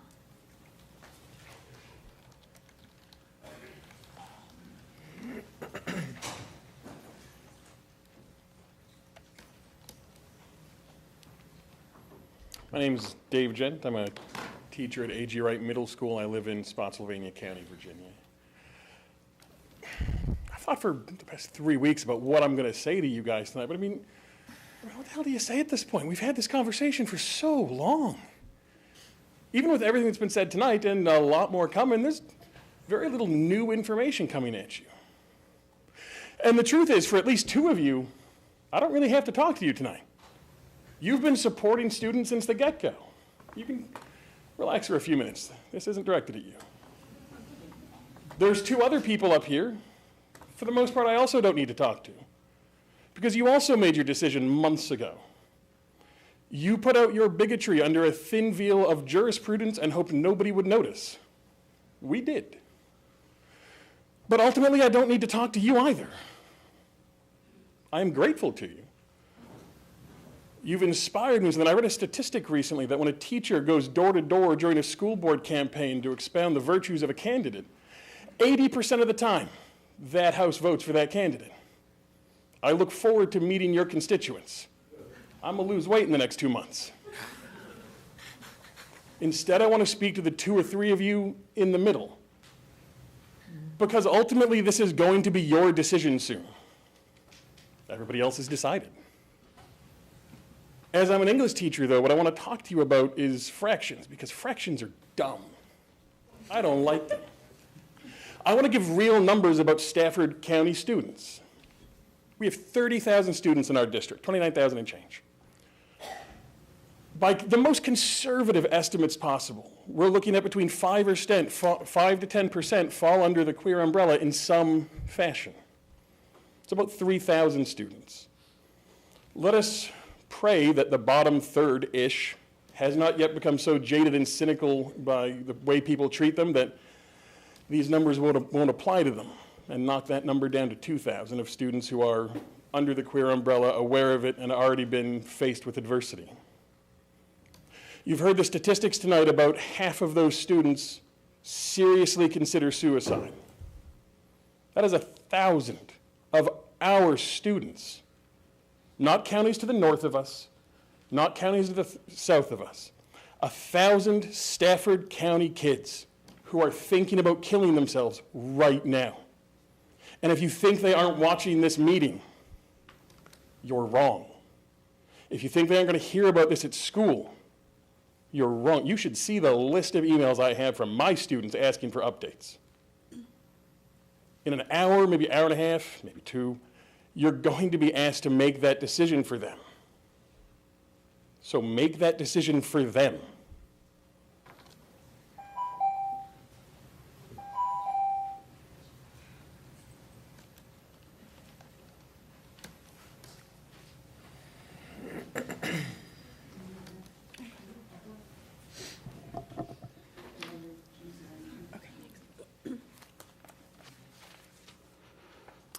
Good evening, representatives and Superintendent Kisner.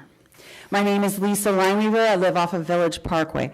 I'm a mother of 3 and a registered nurse. I also hold a master's in family nurse practitioning. I'm here in regards to the newly proposed policies, which would include sexual orientation and gender identity as a protected class. Making transgender identity a protected class would have many ramifications, including but not limited to endangering women and girls with regards to safety and privacy in bathrooms, locker rooms, and overnight field trip accommodations.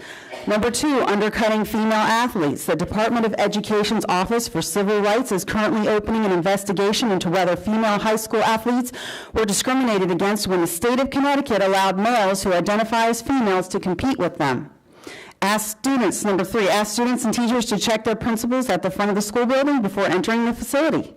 Number 4, coerce medical professionals such as school nurses to potentially give gender-affirming treatments like puberty blockers and hormones that permanently sterilize children.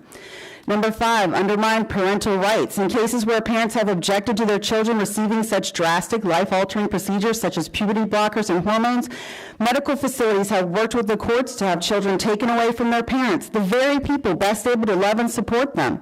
There's nothing rational about breaking up families. Parents should not be afraid to seek medical care for a child because they are helpless to prevent a physician from subjecting their child to an unproven, radical, and medically unnecessary procedure. Furthermore, the research has already shown that 70 to 80% of children who had expressed transgender feelings but for whom, over time, spontaneously lost those feelings. The Center for Disease Control and Prevention released a report showing that 2% of American high school students now identify as transgender. That's a population-wide statistic. The percentage is even higher in particular communities and schools. Girls are affected the most. In many Western countries, this has become an epidemic. Recently, the United Kingdom, so England, ordered an investigation into why the number of young girls seeking treatment at gender clinics increased by 4,000%. Something is going on. Recently, I saw on a job website listing this past summer that there was an opening in the Fredericksburg area, this is July, for a site director regarding a private mental health counseling business. The ad pointed out that they provided counseling services to children with different sexual orientations, and here's the clincher. Under responsibilities and duties, grow an additional 30% for each year, managing that site by being a strategic thinker, creative, persuasive, and excellent at negotiations, and be able to develop and coach healthcare professionals. No, thank you. As a responsible society, we must ask ourselves who will benefit from providing a permanent label of transgender to a child. The drug companies who will provide the sterilizing hormones, the private counseling businesses, and or the rare surgeon who will provide the mutilating surgeries. I ask you to vote no to any such proposed policies today and in the future. Thank you.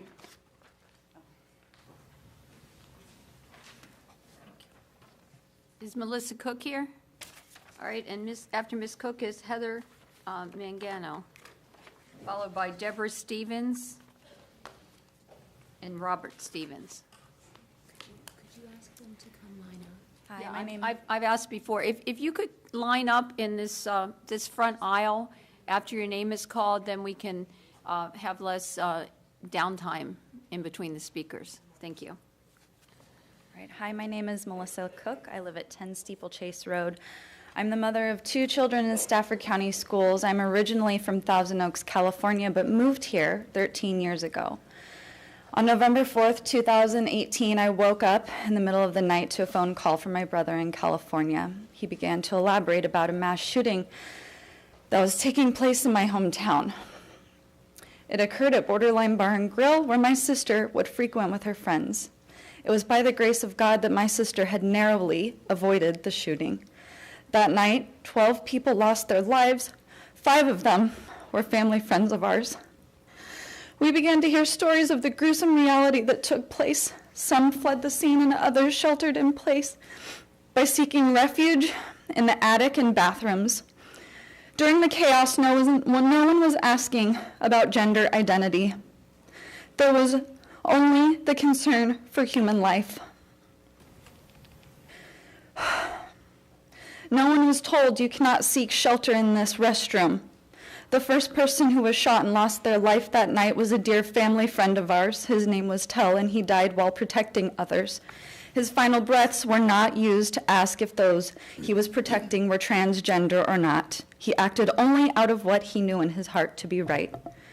I believe that if the active shooter drill that took place here in October 2018 was not a drill, but was indeed an active shooter, the student that was left out of the restroom would have been able to seek shelter. Why does it take tragedy and crisis to put our differences aside and come together? I believe it's because at our core we all know and hold the same value that human life is precious, valuable, and deserving of dignity and respect. When human life is threatened, we set our differences aside.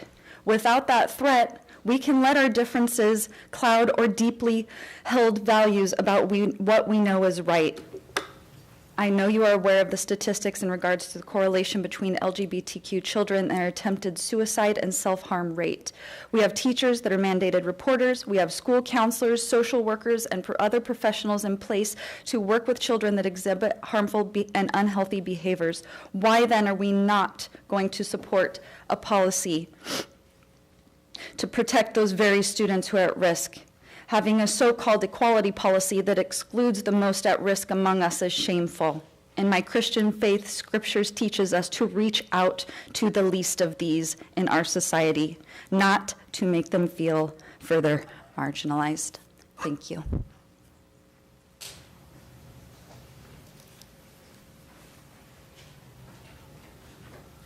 Good evening. I'm Heather Mangano. I live at 2 Hubbard Court. And I'm sorry to say this is the first school board meeting I've been to, and I've been a resident since 17 years. I've got 2 kids in school. My husband is the former football coach at North Stafford High School. And I thought I would just share a real event that took place, because I feel like there's a lot of scare tactics taking place. I feel like there's a lot of misinformation being shared. And quite honestly, I didn't get involved in this whole situation until recently because of the ambiguity of which this topic was discussed and covered in the agenda. I don't think any of us fully understood what was happening until it's become such a hot topic. As I stated, my husband, Joe Mangano, was the head football coach at North Stafford High School. In 2016, he had a female student that was transitioning to be a male and wanted to play football. There was no policy in place for what to do with a student that was transitioning and needed to change in the locker room. That student did not want to change in the girls' locker room. That student did not want to change in a separate area. So what they did is they got in touch with the administration. They pulled in the parents and the student, and they discussed with the student what that student felt most comfortable doing. And then they put a plan in place that not only worked for the student, but also worked for all the other students. It wasn't an all or nothing. And I don't think any of us here are saying it has to be a yes or a no.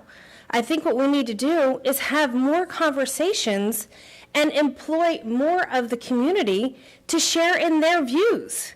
I don't think any parent here wants to see any child get hurt or bullied. I mean, I'm going to speak on behalf of most of the parents here, but we probably raise our children that that's not appropriate behavior. One other topic that's being discussed is that this is being done in other counties.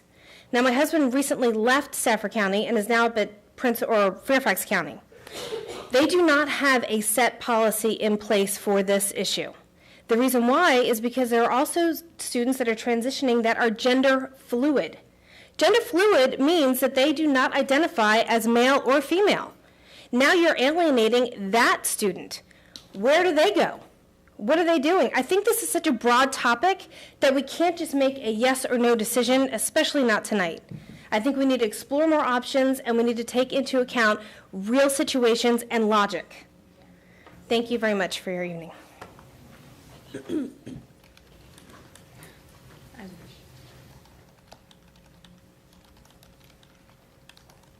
Deborah Stevens, 30 Lakeside Drive, and I am a member of the Roman Catholic Church, St. William of York, and I do believe in the magisterium of the church, and I do support Father DiMartino. We can all agree there should be no discrimination, there should be no bullying. Privacy, however, is paramount for everyone. My concern is these changes in policy will result in gender-neutral bathrooms, or all-gender bathrooms. Some public schools are already eliminating sex-segregated bathrooms and locker rooms.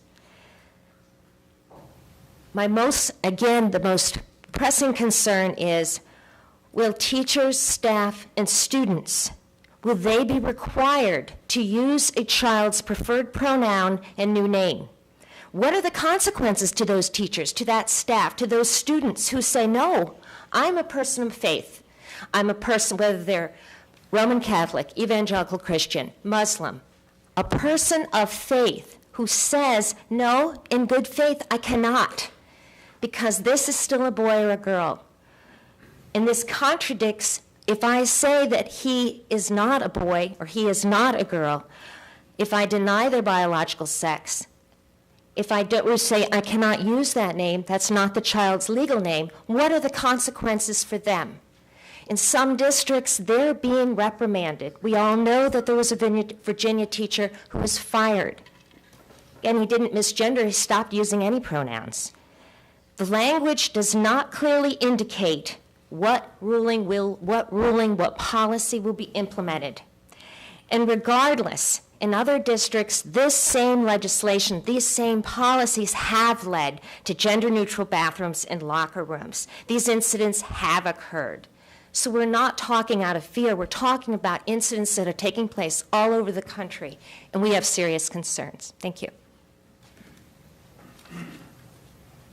All right, after Mr. Robert Stevens, Sarah Ferguson, Glenna Ferguson, Chad.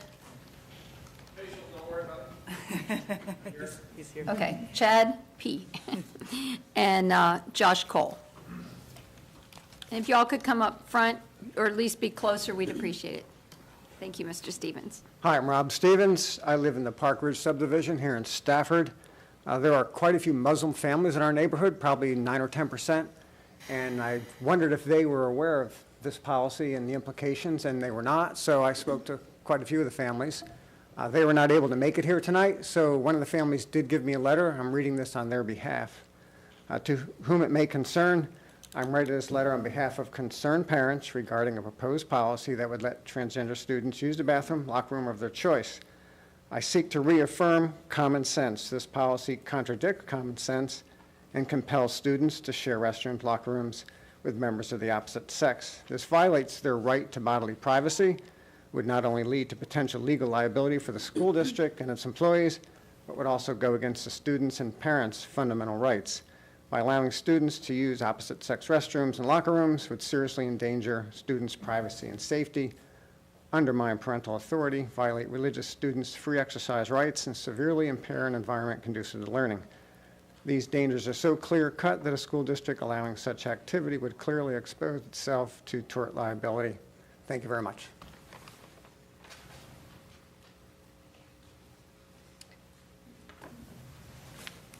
Good evening. My name is Sarah Ferguson. I live in Stafford.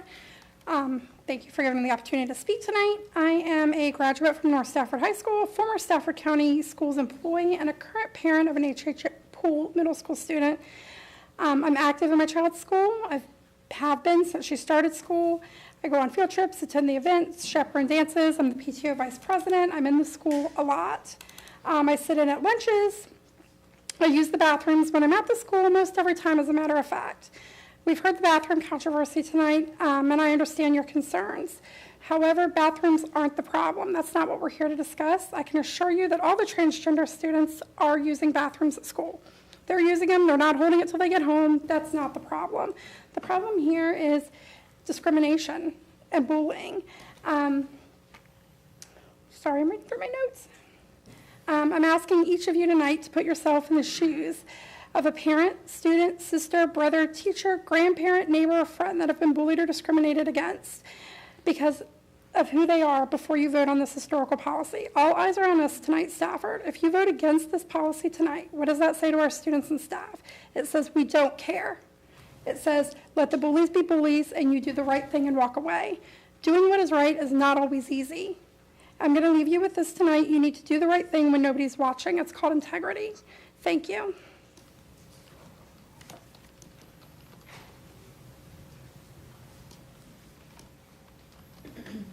Good evening, everybody. I know it's getting late. I'm Glenna Ferguson. I live in Stafford County for almost 30 years. All my children have gone through Stafford County public schools, and now my grandchildren are. The first thing I want to say is her shirt, equal rights for others, does not mean fewer rights for you. I think a lot of people aren't getting that. It's not going to change your rights because equal rights doesn't give you fewer rights. You're not going to have fewer rights. Another thing, because listening to everybody else kind of changes what you're going to talk about, is I've heard a lot of people not have faith in our superintendent. They're saying, oh, he's taken, y'all hired him, you interviewed him, you had faith in him, you have faith in him now, or you'd not be sitting here with him. Why not let him do the job that he's hired to do? I mean, if he doesn't do his job, y'all can still get rid of him. I mean, seriously, why are these people throwing off on the superintendent? I think he's great. I love seeing his pictures in all the schools. I support him. Y'all picked him, I support him. Another thing, again, they keep saying it's not the bathrooms, and it's not the bathrooms. Sarah, who was right before me, y'all know, she's my daughter, a lot of you do, and she talked about she has a 7th grader. The 7th grader's being bullied. Her mother's in the school all the time, but it's still happening, and when she goes to, and she's not any particular thing, but a little, maybe a little sassy to me, but at school, from school, I don't hear that, and maybe if she upped her ante of a sass at school, she wouldn't get bullied so much. She was homeschooled till she went to 5th grade. So, there's a lot of reasons kids get bullied, and that's why I want this policy. I want it for the trans child, the gay child, the lesbian child, my child, the Muslim child, the Baptist child, every child, and every staff member that walks in the door of a Stafford County public school ought to all be protected. And that's all this policy does. It's a lot of legal rigmarole and stuff y'all got to put in there. But when you boil it all down, being nice to everybody. Everybody counts. That's all it is. Why not say yes? Let's vote, get this behind us and say yes. Be nice to everybody. Everybody that walks in here counts equally. And that's it. Thank y'all.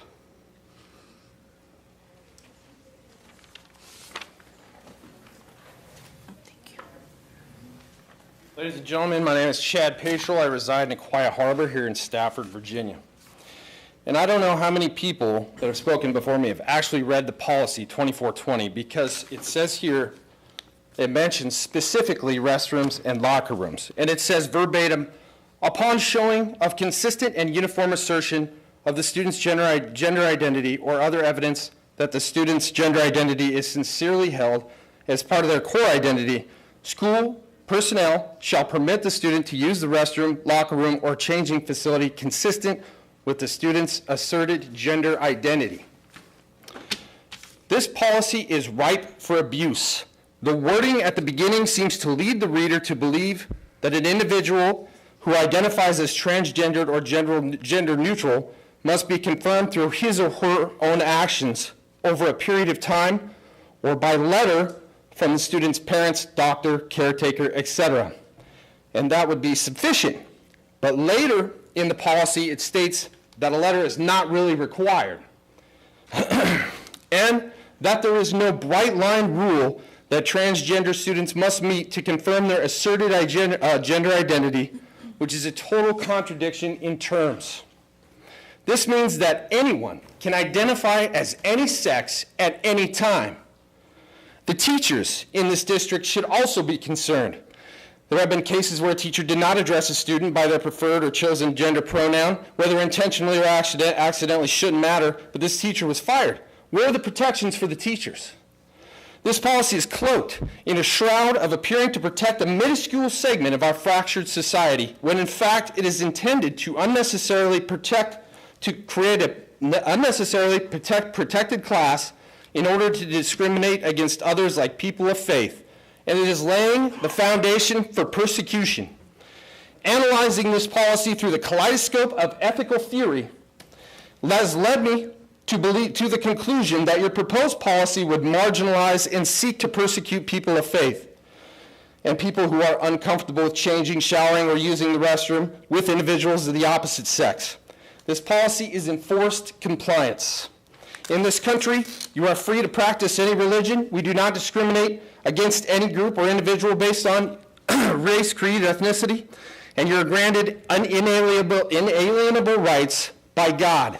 We do not lift up one group at the expense of others, and that is exactly what this policy does. You refer to adding more specifics to this policy if it passes the vote. What are those specifics? When this policy was first developed, it included a provision for punishment for those who violated its tenets and included re-education class and counseling as punishment. Is this the specific you're referring to? This policy is political, it's corrupt, and it should fail. Thank you.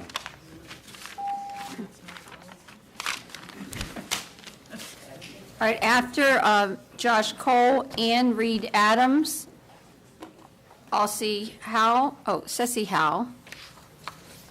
can't see these things. What's this? Nicole De Santo, something, I'm sorry. Fry? Yes, it could be Fry. John Byers. Thank you. Well, good evening.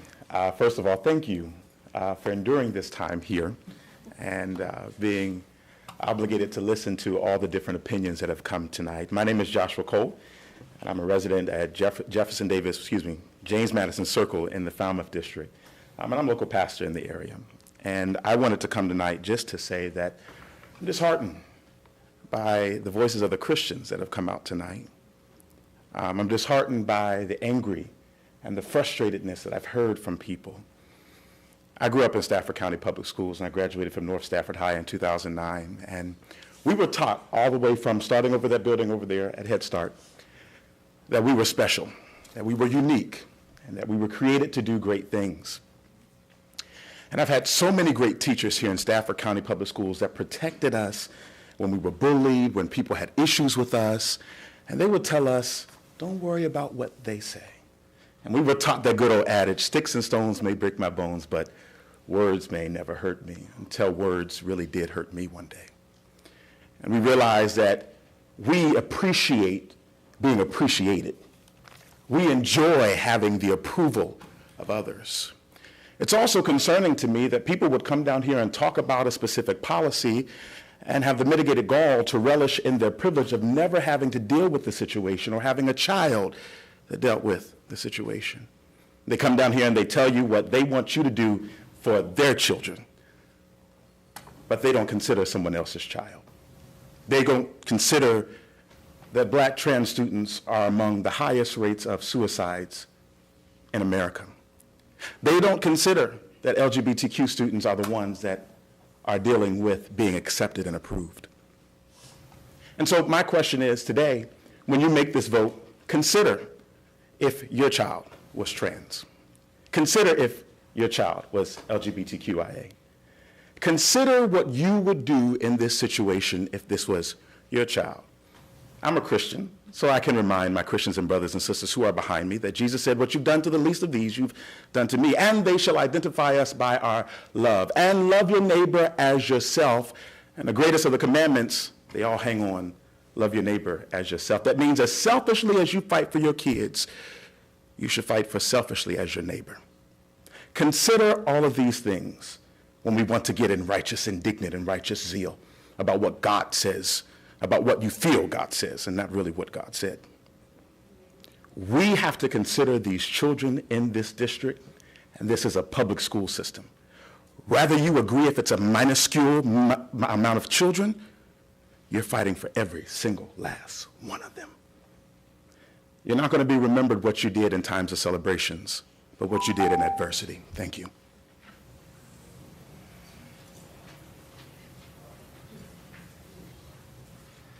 Good evening. I'm Ann Adams. I live in the George Washington District. I just started my 27th year of teaching the children in this county. I know why I do what I do.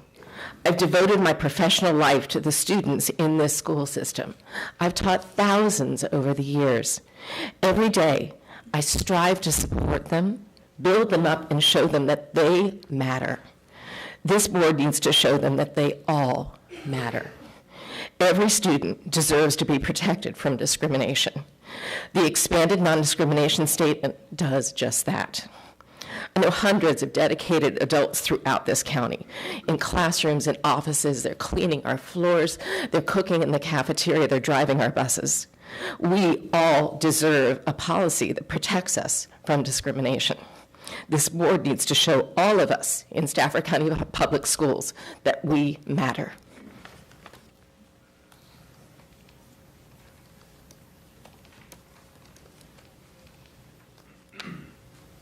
I'm Ceci Howe. I live at 6 Hunters Court, Stafford, Virginia.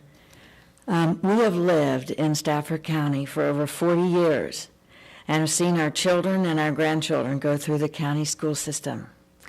I understand and support the idea of different lifestyles and the sensitivity of each individual not wanting to be subjected to bias or unkindness. A recent letter to the editor of the Freelance Star states, in part, quote, "If you provide support for a person or a group of people, that does not take away support from others," unquote. I disagree with this. By passing this policy you're discussing this evening, you're diminishing the support for other groups.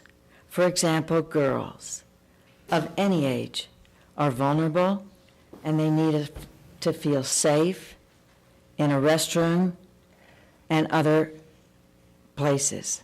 They need to have that protection in those very personal environments, which after all is a significant responsibility of every school system. I understand that mishaps can occur no matter what the policy is. However, if you pass these regulations, you are doing a great injustice to your students by taking away their fundamental right to privacy and security. Every child is an individual with different needs and issues and should be treated with understanding and empathy.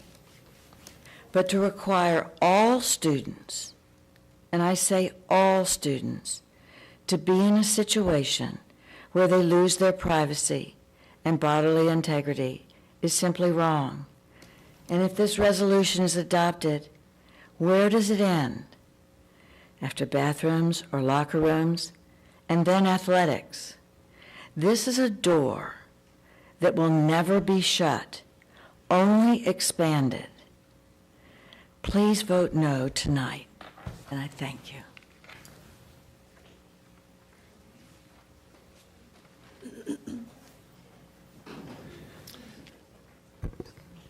Hello, my name is John Byers. I live in the Widewater Village area, and I want to thank you for all that you do for us, and I know it's a difficult job. But I'm here to encourage you to vote against this policy. It's way too open-ended. There's no specifics, really. The plan leaves implementation up to the superintendent. It's like issuing a blank check. Who knows what is going to happen? Besides, there's a multitude of state and federal laws that cover discrimination, or else I've been living in a different country, that cover so much of this. The real issue here is bullying.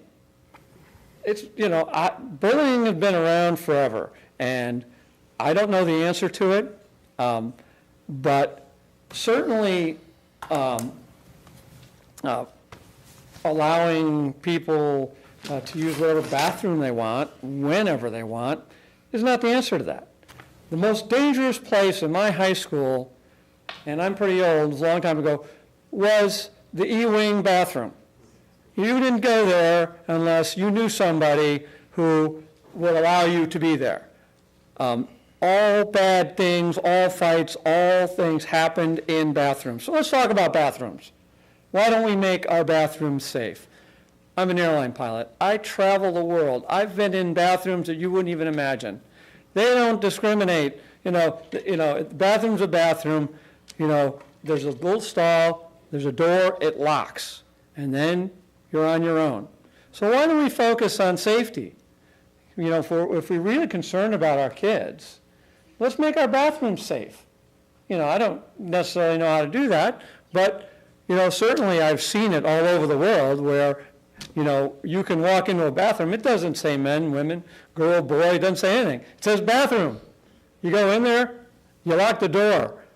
So the other thing that concerns me about this policy is what it's going to do to girls' sports. It's destroying girls' sports. You know, I look at my sister-in-law, who was a great softball player for North Stafford. And where would she have been if she had to compete against a transgendered male in her chosen activity? So I ask you not to pass this policy because it's too open-ended. So I thank you for your time. All right, Nicole DeSancto Fry, and after Ms. Fry, Thomas Roscoe, Robert Schroeder, Michelle Stouffer, and Stephen Wasilewski. Okay, hi, my name is Nicole Fry, and I live on Kellogg Mill Road in Stafford here, and I'm an ally. I'm straight, middle-aged, married, raised Catholic, and I'm an ally. I'm pro-life. Sometimes I vote Republican, sometimes I vote Democrat, sometimes I don't vote at all, but I'm still an ally. I'm a former Stafford County public school teacher, and I currently am a Stafford County employee. I have 2 children who attend Colonial Forge, and I'm an ally. Why am I an ally? Well, because I'm a decent human being. At the last meeting, a man stood up, turned around, and directed his comments towards the people sitting in the back, and he said that their love and acceptance disgusted him. That disgusted me. Right then, I knew I just couldn't sit back and not lend my support.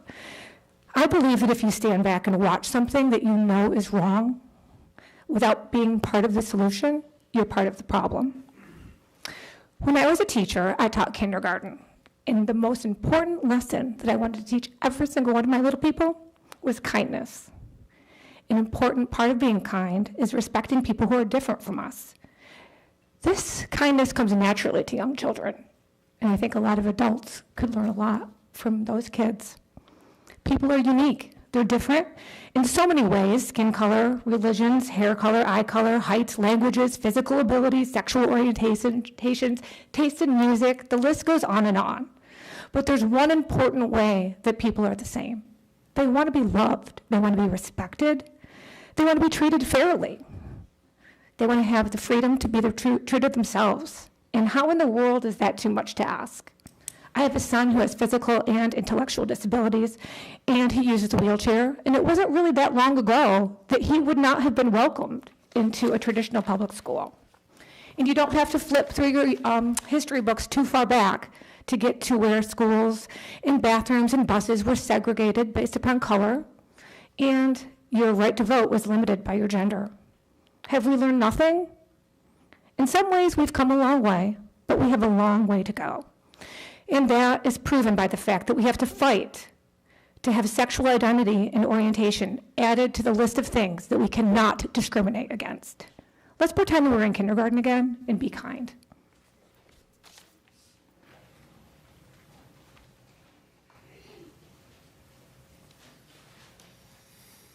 Thomas Roscoe.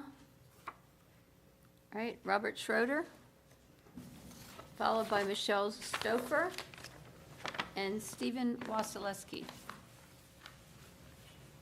Thank you for having us. Thank you for staying so late. I work in a world where we take reports and we have to sift through them, and I know what a thankless job this can really be for you. I saw you knock on my doors, ask for our votes. I saw you at the polls shaking our hands, asking for us to vote for you. I'm hoping you do the right thing tonight. I'm opposed to the policy change. Absolutely, completely, 110%. I hope you're smiling because you're excited about what I'm going to say. I just want to know what you're trying to accomplish. We already have discrimination laws on the books. Race, religion, they're there. Bullying, we have that on the books. Excuse me. Whoa, sir, we want everyone to address the board, not the audience, please. I can't hear because of the snickers and jeers I hear behind me. I don't hear any, and believe me, if we hear some, we'll address Gratefully. it. Thank you, I ma'am. appreciate the audience So- respect for speakers.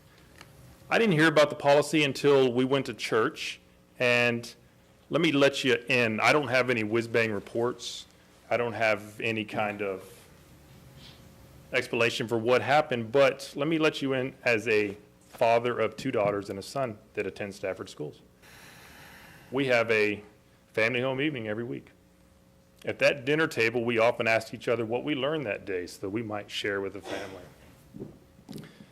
My daughter told me she learned that boys could go into any restroom they wanted. Is that true, Papa? That's what she asked me. And I said, I don't know. What do you think? She was a little bit confused, as was I. Most adults have trouble understanding the gender dysphoria or transgender or gender fluidity or however it is you may decide to identify yourself, much less children in an elementary and a junior high or even a high school setting where they're trying to learn the fundamentals of society. So how do you want us parents to answer those questions? When my girls go on overnight soccer trips, what do? Which bathroom can they use? That's fine. Which locker room do they use? Where does it stop?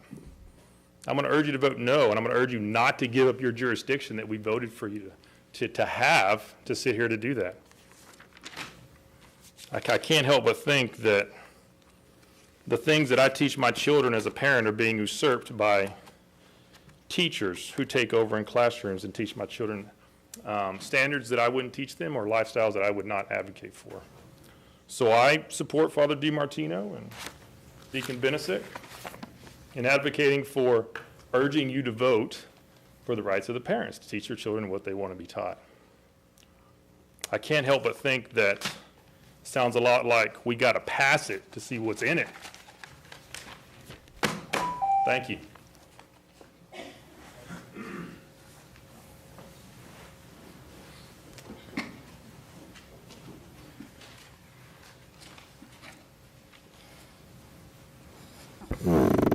Thank you for allowing me to speak tonight. Good evening. My name is Michelle Stauffer, and I live at 1 Pasture Lane, Stafford, Virginia, in the Rock Hill District. I have 2 daughters that graduated from Stafford schools, and I have been a teacher in the county since 1997. One of the first activities I do with my first graders at the beginning of the year is the Band-Aid activity. I pass out cards with a variety of ailments pictured on them, from a broken arm to a runny nose. As I name each ailment, the students with that card come forward, and I give them a Band-Aid. Following, we have a discussion about how silly it was to give each of them a Band-Aid for every ailment. I explained to them that the concept of fair isn't always equal and what that looks like in our classroom. I tell them that they will get what they need to be able to learn and be happy at school, and that they may not always be the same as their classmates. Some students will receive extra support inside and outside of the classroom. We'll have different reading, math, spelling groups. They will be working on different number books and different word lists, and that's okay. They get what they need. Please vote yes for the anti-discrimination policies, because there should never be a question concerning the fact that every student should get what they need to learn and be happy at school. Thank you for your time and effort. All right, following Mr. Wasilewski is Josephine Camel, Jim Livingston, Francis Byers, and Paul Miller. Hi, good evening. Thank you for letting me speak. Steve Wasilewski, 20 Widewater Trail. A few years ago, finished a Doctor of Science degree at Baylor, and so research is interesting to me. And just kept finding interesting articles on this very topic of the transgender policy proposals. Jesse Singal writes, interesting article, What No One is Talking About. His quote, "Every study conducted on this has found that many children, even with severe gender dysphoria, will in the long run shed their dysphoria and come to feel comfortable with the bodies they were born with." And the quotes from multiple studies were 80%. So shocking statistics here. Other research articles and writers point out to cluster outbreaks of gender dysphoria after a popular coach or popular peers make their announcements. So there appears to be a social component as well. Not surprisingly, in the UK, researchers are seeing a 4,000% increase in trans identification in the past 10 years. That can't just be because of the water. Something is going on here, and it's simply not, I was born this way, I'm stuck. That's not what the research is showing. At all costs, we must avert tragedies. With whatever decisions are made, we must avert tragedies in our schools. Already they're happening in West Point, Virginia, the firing of teachers over this issue. I hope that we don't start firing our Stafford teachers that took so much work to hire. Even more tragic, the Center for Disease Control reports that the life expectancy of a transgender woman is only 35 years. Globally, transgender women have a 50 times higher HIV rate. It would be extremely tragic to see our impressionable young people encouraged to explore a path that leads to early death. In Australia, 60 libraries are now promoting a helpful book for young people called Beyond Magenta, Transgender Teens Speak Out. It features a 6-year-old boy who loves oral sex. LGBT leaders say this book is an excellent guide for our youngsters. It would be incredibly harmful and tragic for Stafford to soon fill its libraries and classrooms with this kind of pro-LGBT material. We know better than this. Sadly, in California, it's already too late. The California Healthy Youth Act stipulates that parents cannot opt their children out of any LGBT content because now it's fully and thoroughly embedded in all grades, K through 12, and across all subject areas, history, drama, language arts, school assemblies. It would be tragic for Stafford parents to see their rights and choices diminished like this. In summary, we have good schools here in Stafford. My kids started here at Widewater Elementary many years ago. Our schools are not broken. We can certainly educate and accommodate children with gender dysphoria without subjecting them.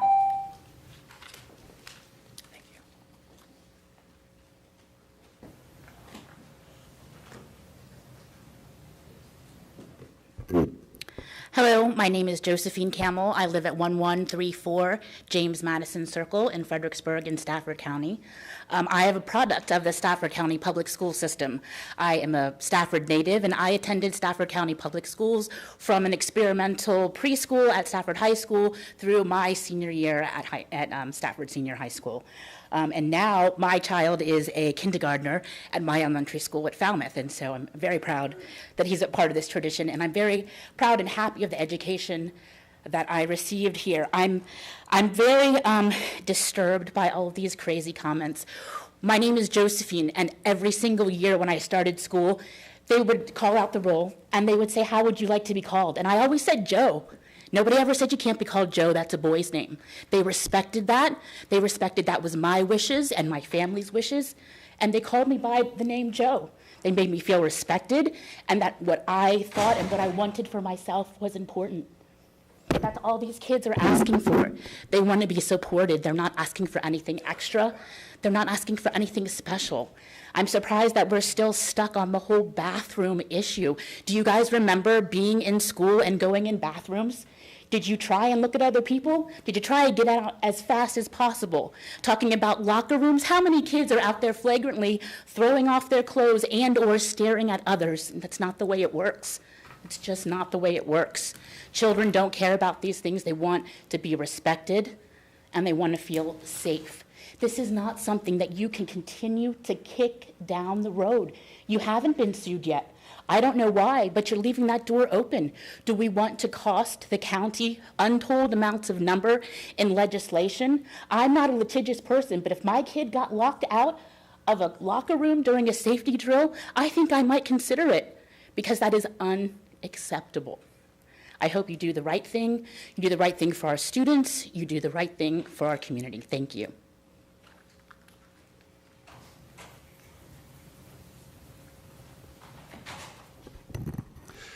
Good evening, Chair Healy, members of the board, Dr. Kisner. My name is Jim Livingston. I have the honor of serving as president of the Virginia Education Association. Thank you for the opportunity of speaking with you this evening. You heard earlier from our local affiliate, the president of the Stafford Education Association, Mr. Christian Peabody, about the numbers of Stafford staff members who support this revision in the non-discrimination policy. I know this school board supports its staff, all of its staff. I know this school board supports its students, all of its students. On behalf of the 40,000 members of the Virginia Education Association, I encourage you to vote in favor of the revisions to the non-discrimination policy. Thank you.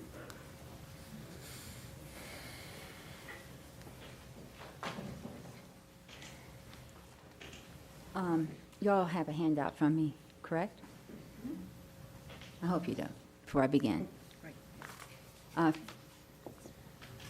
It has a teacher at the top. What is your name, ma'am? Frances Byers. Okay. Frances Byers, 43 Everglades Lane, former Stafford teacher, high school teacher. A word to parents. Stop abusing your children who are afflicted with sexual confusion.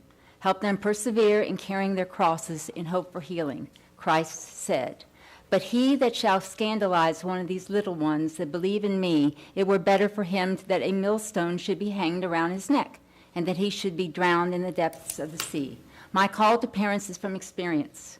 When one of my sons was stricken with an anxiety-based behavioral disorder, I helped him carry this cross through 8 years of excruciating psychotherapy.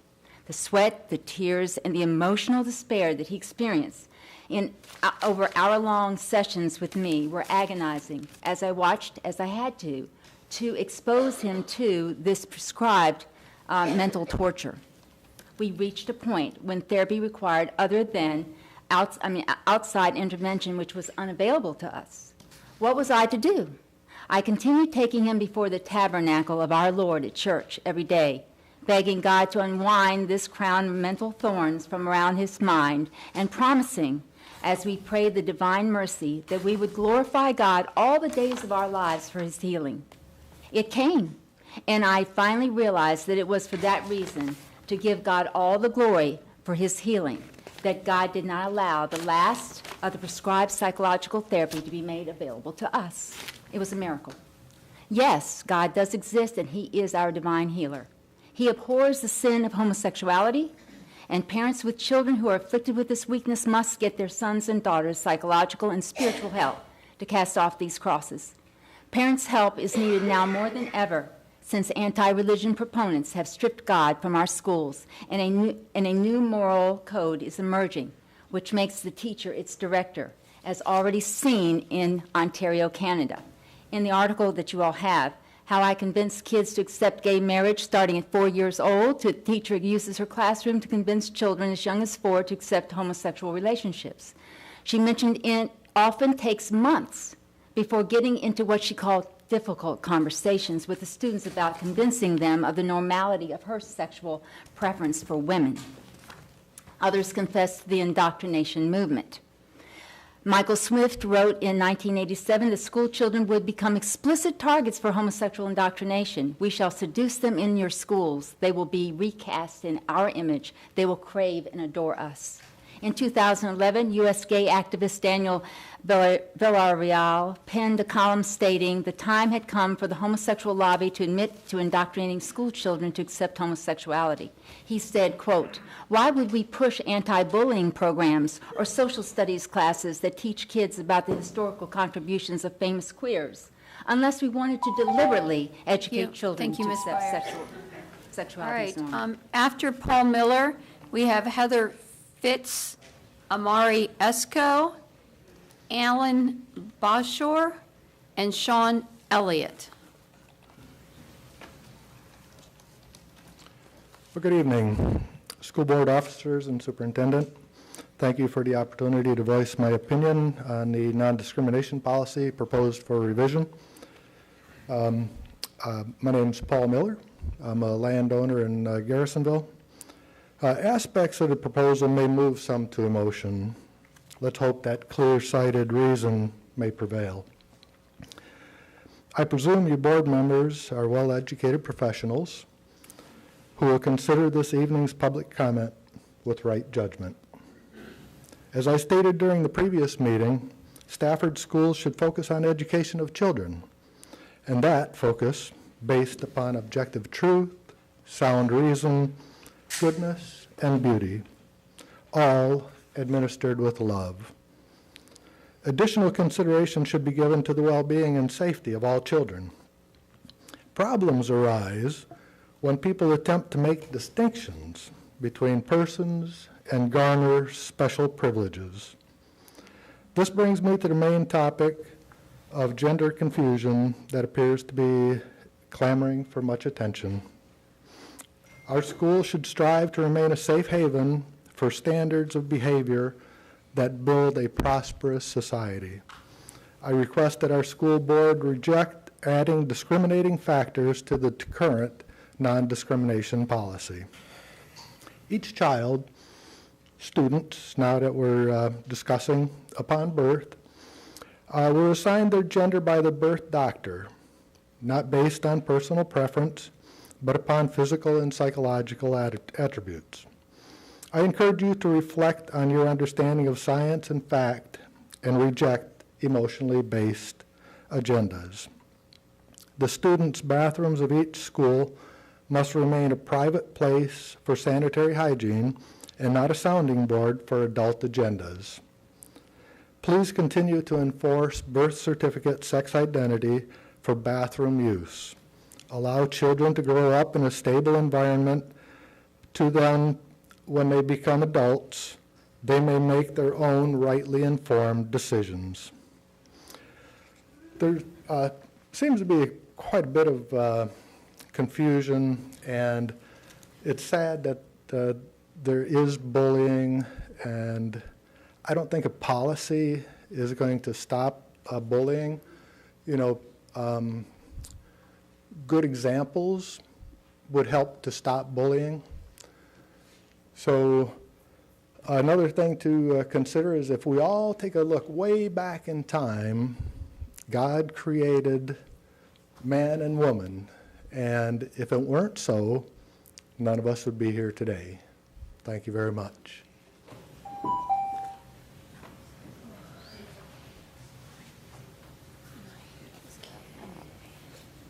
Heather Fitz here. All right. Mari Esco is next. Hi, I'm Heather Fitz, and I live in Fredericksburg, Virginia. And the last time I spoke at this meeting, I was angry. Today, I'm hopeful that the people who are here and opposing this policy hear something that's really been weighing on my heart since I was here last. I understand that it might feel scary and uncertain to you. I get it, because scary and uncertain is how I felt when I realized that I was gay. And not like most of the people here. I was terrified. And it nearly killed me, literally. Because before I told a soul, I heard the voices of the people I loved and who said they loved me knocking around in my head. I heard them saying that anything other than straight and cisgender was gross, disgusting, unhealthy, against God, dirty, and foul. I heard the jokes and the references they made at family reunions and in passing on the street. So how could I turn to the people saying all of those things and tell them that you're talking about me? That their words cut deeper than any flesh wound would? That every time I heard them say that the LGBTQ community didn't deserve equality, my loved ones were telling me that I didn't either? How could I tell them that trying to be normal and straight meant denying who I was at my core? It felt as alien and uncomfortable to me as it would to ask them to date someone of the same sex. It felt that uncomfortable. It felt that foreign. So I stayed quiet, and I came close to killing myself. And if I had, I wouldn't have met April, my wife of 14 years. I wouldn't have two amazing kids that I'm raising to be amazing citizens, Elliot and Emerson. And I wouldn't be standing here today asking each of you to consider, as you speak, to think about the fact that you most certainly have a child, sibling, parent, other relative, or friend that identifies as LGBTQ, and they're just not telling you, but they are listening. And they're debating whether or not this is a world they can live in. What message do you want them to hear from you? I'm grateful my family has a front row seat to seeing that I'm not any different than they are. My love is not different than theirs, and it is not scary. We love each other and accept each other, and it isn't scary, it's beautiful. Thank you.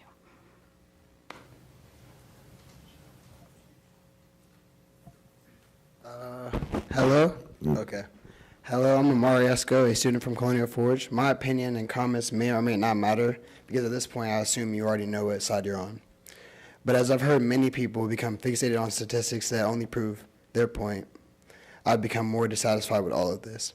It's unbelievable that enforcing this policy is even in question. You've heard members of the community talk about how they almost committed suicide and the other effects they've had because of their mistreatment, and like as if they're not even human. Yet you're letting close-minded and afraid adults influence your beliefs. You say that as kids are the future, yet the stifling school system that you've created or allowed is stopping kids from being who they want to be, and possibly even stopping them from making it to their future. All we're asking for is a sense of security and opportunity to feel equal. Thank you.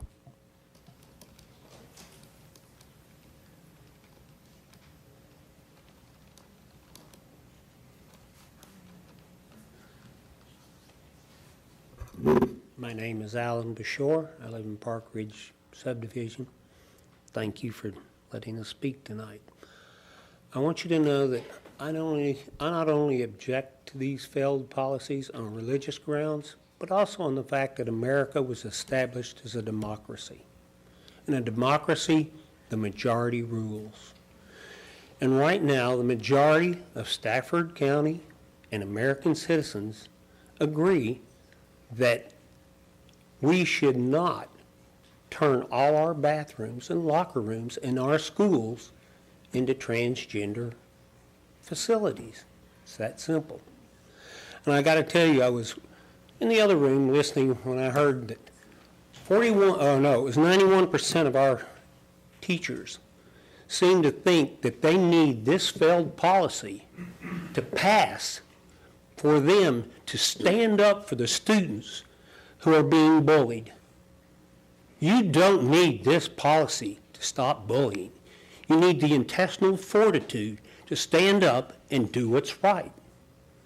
Our parents need to stand up and do what's right and teach their kids not to bully. Thank you.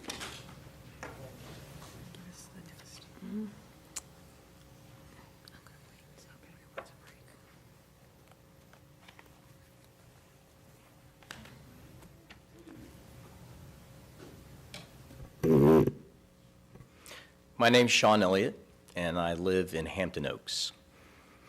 Thank you for providing everyone here tonight the opportunity to continue the public discourse on this very, very important topic. We've heard it's not bathrooms. We've heard all sorts of assertions of everybody on either side of the aisle. And by approving this policy, however, 4107 and 2420, the school board is abdicating its responsibility to the county. The board is abdicating its responsibility to provide for a safe learning environment for all children, regardless of the number of protected characteristics that you list in the policy. The policy is not a plan, it's not what's going to happen, and it's not what you're going to do. It's a couple of words in a piece of paper. The board is abdicating its role by approving a policy that relinquishes the implementation plan to a designee. By approving ambiguous policy statements like the designee shall be responsible for developing a plan that implements the intent of the board. Nobody knows what any of this means. By approving a policy without first understanding the implementation plan, there isn't one. By approving a policy that lacks complete transparency with the parents, the teachers, and the public. By turning what appears to be a blind eye to all options to create a safe learning environment for all children and all employees. This is not good policy, and it's not good governance. I'll conclude by reading an article written by a man who is a former transgender named Walt Heyer. Those who design these programs probably believe that they are offering hope to children who may feel different, flawed, or unlovable. They believe that if they affirm children's LGBT identities as something positive, something that makes up the core of who they are, the children will fare better. This is not the case. No matter what well-intentioned teachers and administrators believe, these programs ultimately entail an agenda that hurts kids. Control of schools should belong to parents, not to the government and activist organizations. Don't abdicate, don't approve this policy. Thank you. Members of the board, we are about 2/3 through the speakers. Is there any desire to take, we took to close to 10 minutes last time, so if we set a time, I want to make sure Madam we're Chair, back. request How many minutes? 5 minutes? Exactly. 5 minutes. Okay. Point of I have to put my shoes back on? All right. My feet are going to fit. 10:03, we'll start.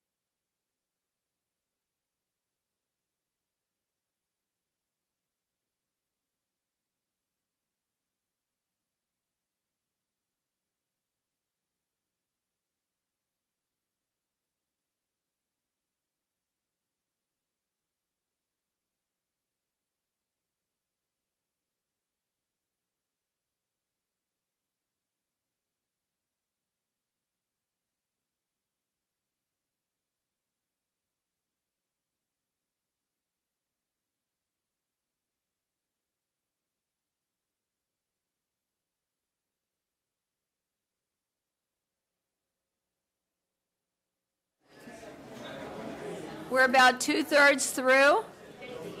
We're going to call the next 5 speakers, so please line up and don't delay in between the speakers. The first speaker is Miriam Rich. The second is Kevin Rich. The third is Trinity Rhodes. The fourth is Megan Oden. And the fifth is Sarah Taylor. Hi, my name is Miriam Rich, and I live in Stafford. Thank you so much for being here and listening to everyone tonight. The reason I'm here is because I am opposed to this policy, not because I tolerate discrimination, not at all. And I don't think any parent would tolerate that. And I think that we need to think this through. Yes, students need to be protected. All students need to be protected. But it still hasn't become clear to me how you're going to protect a student that's being discriminated against by putting them in a bathroom where you're not monitoring, you're not going to be there, so how are you going to eliminate something by passing a ruling? You can't legislate someone's actions. I just don't feel that that's the correct way to do it. I don't feel that anyone should be discriminated against. I think there should be zero tolerance, but I don't understand why all students aren't protected. I don't understand why you would go to the extreme to now put the child that is uncomfortable. Now, my understanding of your policy is for them to have to go to their parents or the school and to say how uncomfortable they are. No students are going to stand up for that. No student is going to come and single themselves out for being the one to say, I'm uncomfortable with this. It's the parents that have to speak up for these kids. They shouldn't be put in that position.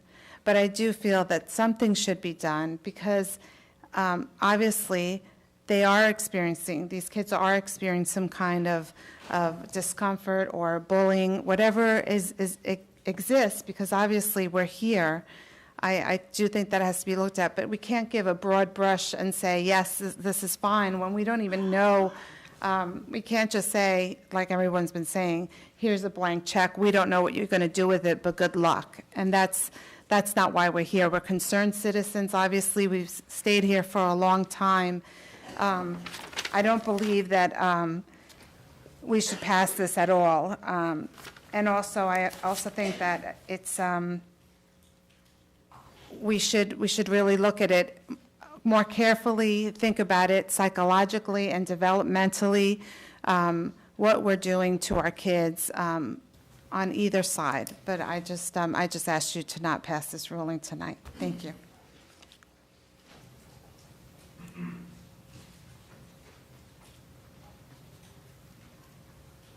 All right. Kevin Rich was the next name. Is he speaking here this evening? Or is that a pass? All right. Next is Trinity Rhodes. Megan Oden.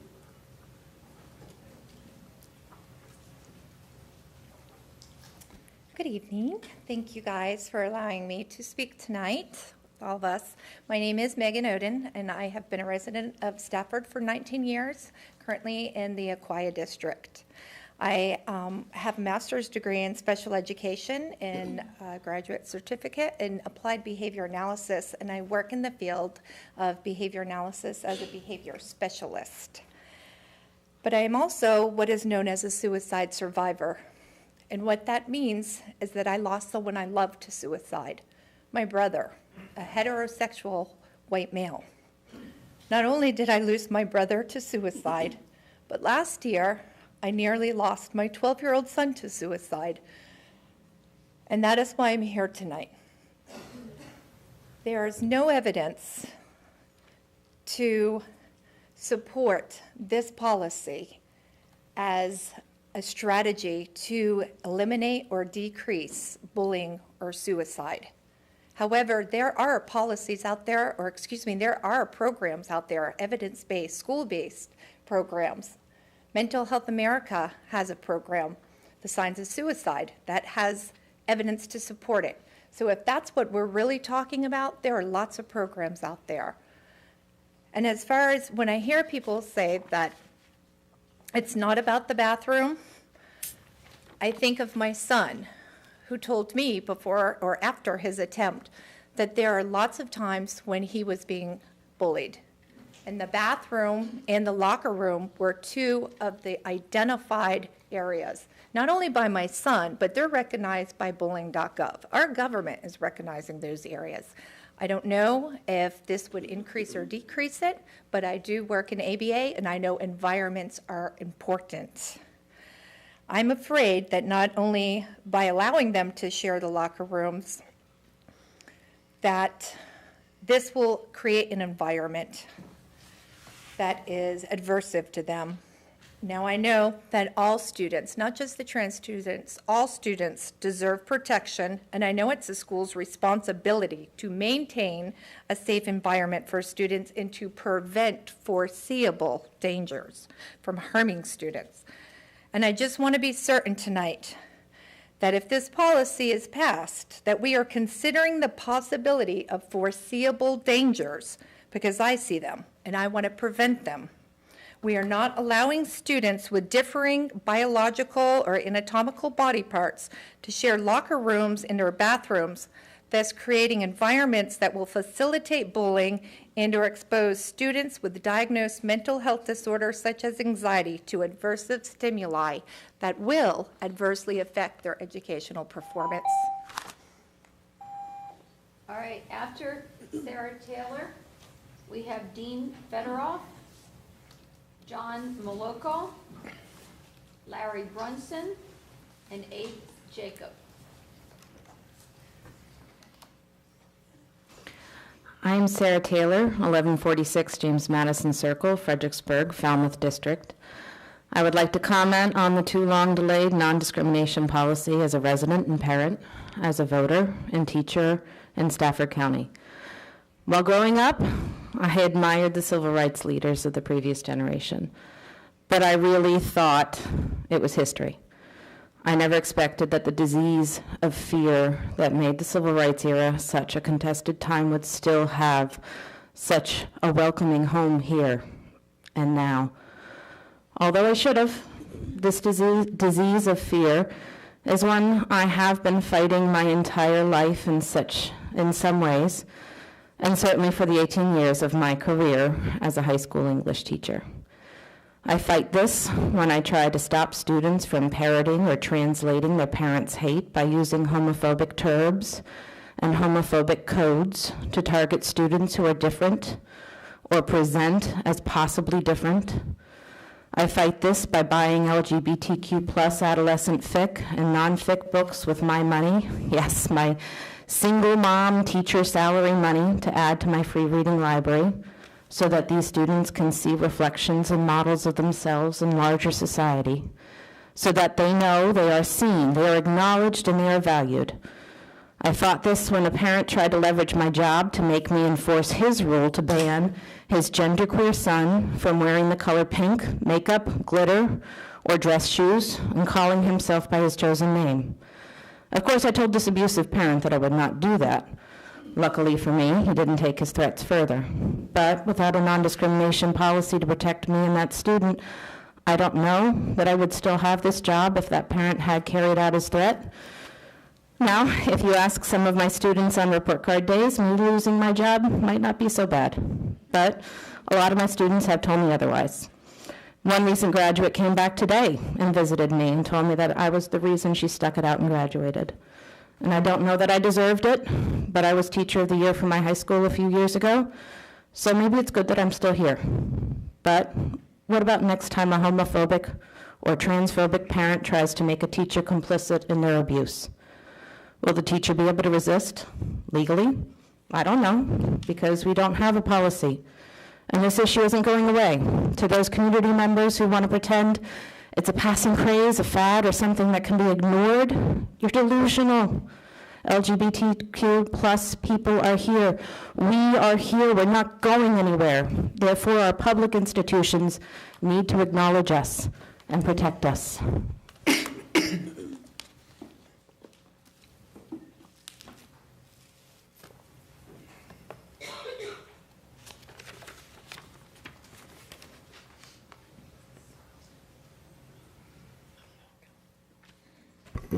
Madam Chair, members of the board, Dr. Kisner, Dr. Dean Federell from Cookson Drive. It's been some time since I've addressed the board. I've watched for years as my board member has thrown up roadblock after roadblock on this issue. How can anyone in leadership in any organization with many years of experience not anticipate the questions on any issue and seek the answers in a timely and responsible fashion? These are non-discrimination policies and nothing else. As with all policies, the board sets the policy and the administration implements the policy. Similar policies have been adopted in, by my count, 13 districts, representing about a third of the school staff and students in Virginia. Equality is just that. No one gets less. This is not apple pie. The pie just gets bigger. We all know the board's been shopping for legal opinions. How many? Why don't you release all of the opinions, not just the one that favors certain members of the board? Fear-mongering by outside groups and the misinformed is unwarranted and speculative at best. Fear-mongering is speculative at best. This is not about pronouns, bullying, locker rooms, bathrooms, athletic fields. We should be more afraid of the speculators with their fearful and vivid bathroom imaginations than our unprotected, struggling, and discriminated against students. It's time to stop kicking the can down the road and approve these policies. Thank you. Dean Federell.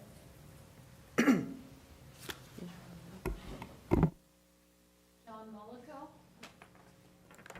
Larry Bryson, and Abe Jacob.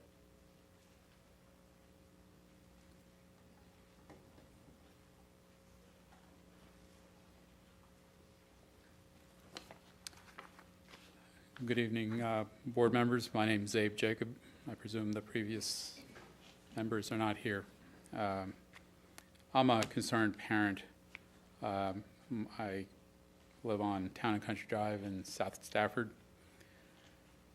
And I'm concerned about a lot of folks who spoke here saying that this is not about bathrooms. This is not about a bathroom issue. I'm reading the policy directly from the policy. It says school personnel should permit the student to use the restroom, locker room, or changing facility consistent with the student's asserted gender identity. If a student expresses discomfort with a transgender student's use of same-sex segregated restroom, locker room, or changing facility upon request, school administrators and counseling staff may address the discomfort and foster an understanding of gender identity to create a school culture that respects the values of all students. So this is a policy that already plans students with gender identity claims to use any restroom that they choose on any given day. It's in the policy. It is about bathrooms. It is about locker rooms. In fact, it also goes on to talk about sex-segregated classes and how gender identity folks issues are to be allowed. Students are to be allowed to participate in sex-segregated classes based on whatever they feel their gender identity is. The one aspect that I don't think I've heard this evening is about this use of bathrooms on a gender identity basis. Is that limited just to students? What about teachers who claim to be to have a certain gender identity on a given day? Now, am I going to see a grown man walk into a girl's bathroom where young girls are using the bathroom? This is crazy, and this is really I'm strongly opposed to this particular policy that has been put forth, and I strongly recommend that the board vote against it. Thank you. The next speakers are Heather Steffel, Rebecca Musso, Peter Pace, Michael Reed, and Christian Hernandez.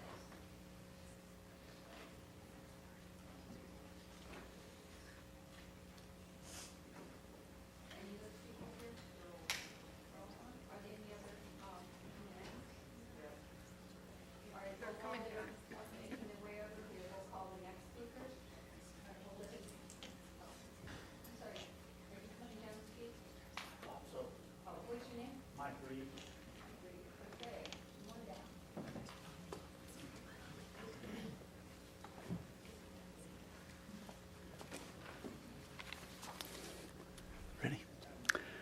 My name is Mike Reed. I reside in the George Washington District. I appreciate the opportunity to address the superintendent and the board.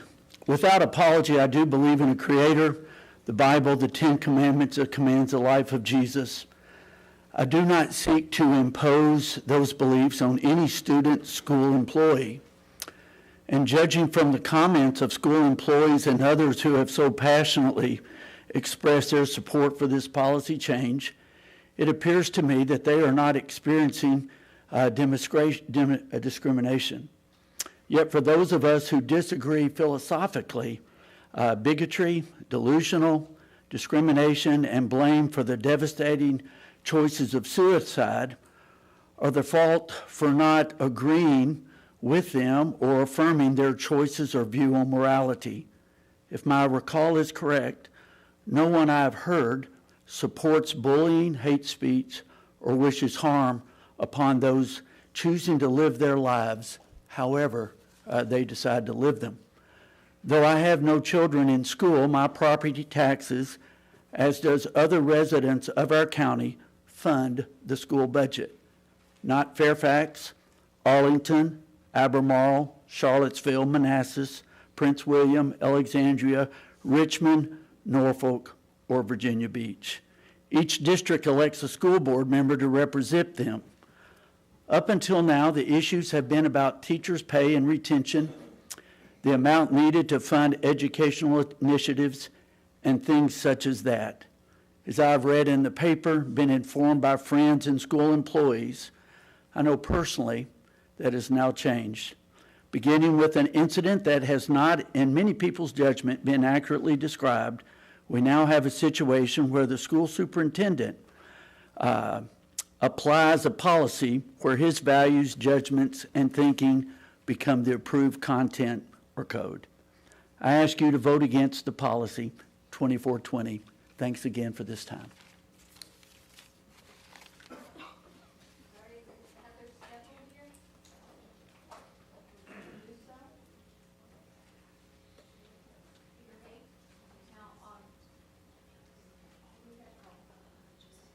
Okay. Ms. Steffel, thank you. Before you start, if there are people in the annex who've signed up to speak, they may want to start making their We've way. all come over from the you've annex. all come over? Yeah, Okay, great, so thank it's you. ironic that I was walking in when you said my name. Perfect timing. Yes. Hi, my name is Heather Steffel. I'm in the Heartwood District in the Willows community. One of the topics I wanted to bring up is one of your agenda items with the voting to suspend your client attorney privilege. As a member of a board here in the county, I know that that is a very important vote, and I think it's something that you all need to seriously consider doing in the act of transparency for us voters.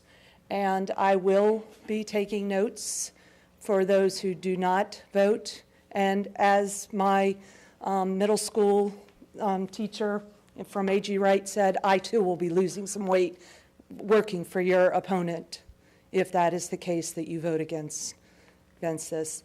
I also am here to hopefully I don't know if I'll change your minds. I'm not that great of a empowered speaker, but I speak from my heart, and I think that this is something that even if you were to pass it, you know in your hearts that tomorrow nothing's going to happen.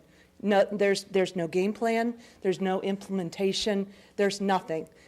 And I think you all need to take your board responsibilities serious and understand he works for you, and he doesn't. You don't work for him. Thank you.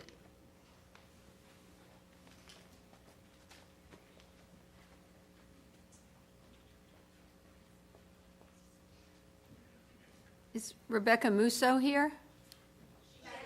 Okay. How about Peter Haight? And Christian Hernandez. David Allen is after Mr. Hernandez. Good evening, members of the board. Thank you for the opportunity to speak with you here this evening. To start out, I will say I am opposed to the gender discrimination policies that are up for discussion this evening and up for a vote. I will not be as eloquent as many of the speakers you've heard this evening, and quite frankly, many of the statistics and facts and fake facts that you've heard this evening, I really can't add much to that. But the story I can share, or the situation I can share, is with my own child. Sorry, I forgot to tell you, I live in Stafford, Austin's Landing. Okay.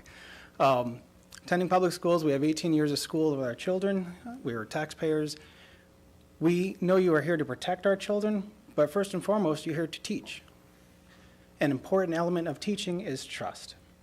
If my son can't look at their teacher and establish that they can believe what they say because they are saying one thing when he can clearly see something else is true, what is that going to do to the quality of the education that he's going to get the rest of that year? If I said I was a member of the Flat Earth Society and I want to teach science and history to your teacher or your students, are you going to allow me to do that? Clearly, that's my opinion. We've proven that it's not true. Are you going to add policies that have words to protect me as a teacher that wants to be a Flat Earth Society member and lead our students astray? Students aren't going to believe me. Their test grades are going to go down, or worse will happen to them. I empathize with all the members of the community that are advocating for this bill. I have dealt with family members that have anxiety from a variety of issues, not just related to what we've heard tonight and for the last couple of years, apparently. The struggle is real, but this policy will not address that. And I ask you to keep it first and foremost teaching and protection. And as far as bullying goes, I've read the policy. There's nothing in there that allows it. It is up for the teachers and the administration to detect it, act on it, and prevent it. But it starts at home with the parents. Thank you.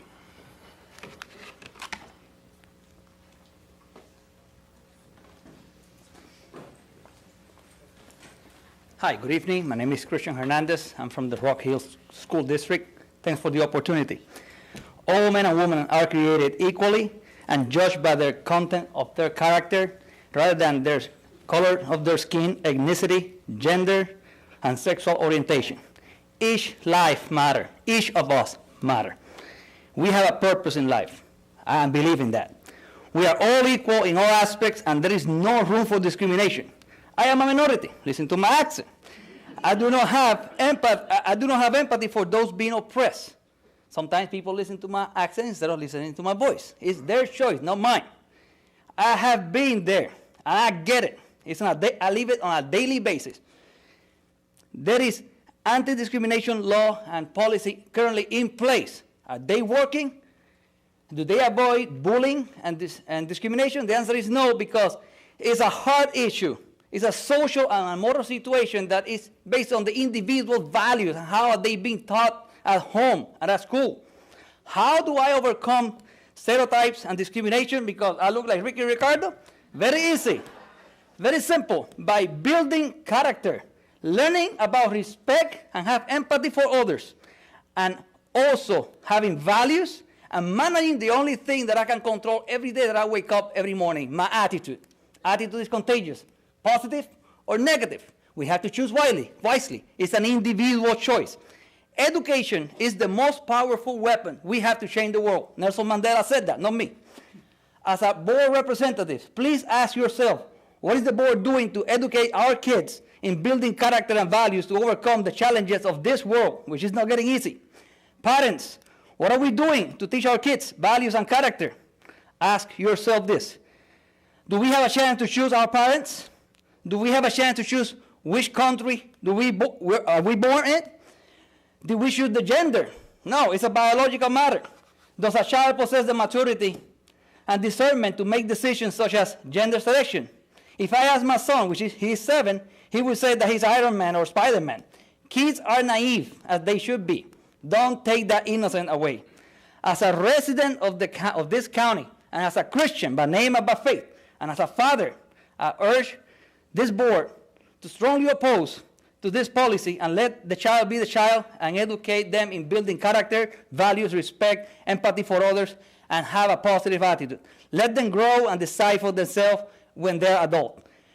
Genesis 1:27, as validated on Matthew 19:4 says, so God created mankind as his image, flesh, soul, and spirit. We are worth a lot because we're not animals. We're flesh, blood, and flesh, soul, and spirit. We are his masterpiece. We have a purpose here. Thank you. God bless you. All right, after David Allen is Matthew Allen, followed by Mike Griffin, Roxana Allegretti, and Juliet Schweitzer.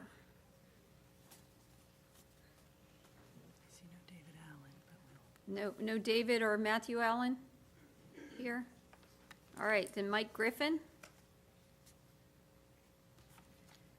Roxana? Roxana. Wow, I made it. It's already 11 o'clock almost. So I'm Roxanne Allegretti. I'm a pediatrician in the area. I've been in the area for about 19 years. And so during that time, I've seen thousands of students in our area, and that means I've taken care of hundreds who identify as LGBTQ. And I believe that it's really not a bathroom issue, as we've heard many times tonight. It is a life or death issue for these kids. It is their mental health. It is the choice of us making them feel loved and accepted or making them feel rejected and hated. And if you guys don't approve this policy, they're going to feel rejected and hated. A lot of people have this misconception that the teachers and the school board are trying to recruit children to be gay or to be transgender. It's just ridiculous. This is how the kids are. They're going to be this way. How are we going to choose to treat them? They're going to be this way. Are we going to reject them? Are we going to show we hate them? Are we going to show we love them and they deserve to be treated with respect and love and be educated equally to their peers? I have 2 kids who have gone through Stafford schools for 15 years, both girls, cis girls, born girls. Neither one of them would have any problem at all with a trans girl being in the bathroom with them. I've talked to them about it. I've talked to multiple patients about it. I have not had one girl, and all the girls that I've asked, ever say, oh yeah, I don't want a trans girl in the bathroom with me. I think all these adults are arguing about it, and I feel like none of them are even asking their kids, how would you feel? They're assuming that these girls would be intimidated by a trans girl being in the locker room or bathroom. But have they actually taken a poll? Have they actually asked their own kids? I don't think so. I get the impression that most of these people never talk to teens or children at all. So that's what I wanted to say. Thank you. All right, Juliet Schweider? Excuse me. Mike Griffin? Mike Griffin, yes. Yep, you're here. Al Schultz, no, Al Shopke from Clark Lane. Al from Clark Lane is next, followed by Madison Fry. Go ahead. Good evening. Thanks for taking the time for all of us. This is a real tough spot you're in. I've sent you an email about leadership. We voted for you folks to lead, not follow. You're here to lead. You've got to make a good decision. You got to go with your heart. You got to go with your gut. You got to go with the greater good. There are a lot of people here that are making insinuations that maybe special interest needs to be addressed more heavily here instead of education. It's a slippery slope, folks. And I've got a gay sister. it doesn't affect the way I've raised my children. They love their aunts. I think people need to understand that it's a choice, but our kids need to make that choice themselves. And our educators need to educate. You folks need to lead. We're expecting you to lead. That's why we voted for you. That's all I have. Thanks.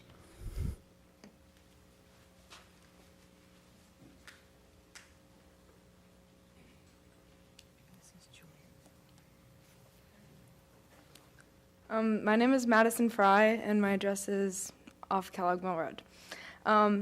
So I'm a senior at Colonial Forge High School, and I'm also a Stafford County employee. I'm straight, but I'm not afraid to admit that I fully support the LGBTQ community. I find it absurd how we will protect race, religion, gender, disability, and more, but the school board will not have the decency to provide protection to the members of the LGBT community. I have many friends who are gay or lesbian, and it would kill me if I heard if anything had happened to them, only because certain people would be offended by their rights and protection. Quite frankly, it's just not okay. I don't understand why it's such a problem. Nobody chooses to be gay or transgender. That's how they're born, and that's how they should be loved and protected. Everyone has this in common. They want to be loved, they want to be treated fairly, and they want to receive respect. I can't believe this is still up for debate, because I truly do not see what's stopping you from protecting your county employees and students. I have empathy for the students and adults who are firsthand affected by this, and you guys aren't the ones who have to sit through school year or even a day. We, the children, are. It is absolutely unacceptable for you guys to tell anyone in the room your main priority is the children. I'll believe it when I see it. Also, for the people who think that is it against God's will, here's a hard pill for you to swallow. I'm Catholic and I fully support this movement. And God still loves me and everyone a part of the LGBT community. It's honestly y'all who are really he's questioning, but y'all aren't ready to hear that. Finally, it's honestly ridiculous how much control you guys have over this whole situation, but the lack of attention you take towards it. If I were you in this situation, or if this were you in this situation, take into consideration how you would feel. Thank you.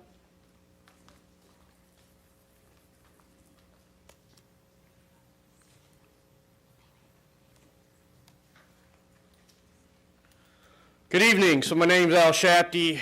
I know you've kind of butchered that one up. No big deal. Sorry. That's fine. We're both guilty here. It's a long night. I got it. I don't know if I need this thing in my way. So I'm standing here. I got 2 daughters. They're 9 years old. I'm opposed to this. I heard about it, and I've read the policy, and you've seen the policy, but your policy has flares of indoctrination if a student disagrees with this, and you're removing the discussion where it says to address the student, whether legally or not. That is a bond between us, the parents, and the school board. This is a discussion between parents, adults, and how our children are to be educated in a public system. I've served in the military. I've been around the world. I think a lot of people in this country need to go to some really crazy places where people have, I have seen people who we have liberated, lost their families because they disagreed with a certain party or a philosophical view. And a lot of this policy is that. You've heard the same thing from many. It's vague. This is vague. It's open to interpretation on how someone skews that interpretation. This is a discussion between the parent and the school board. Children are to be educated in that manner. How we parent our children is up to us, not to you. Thank you very much. All right, the next speakers are Blaine Donnelly, Deborah Trickley, Ian Thompson, and Lulu Rodriguez King.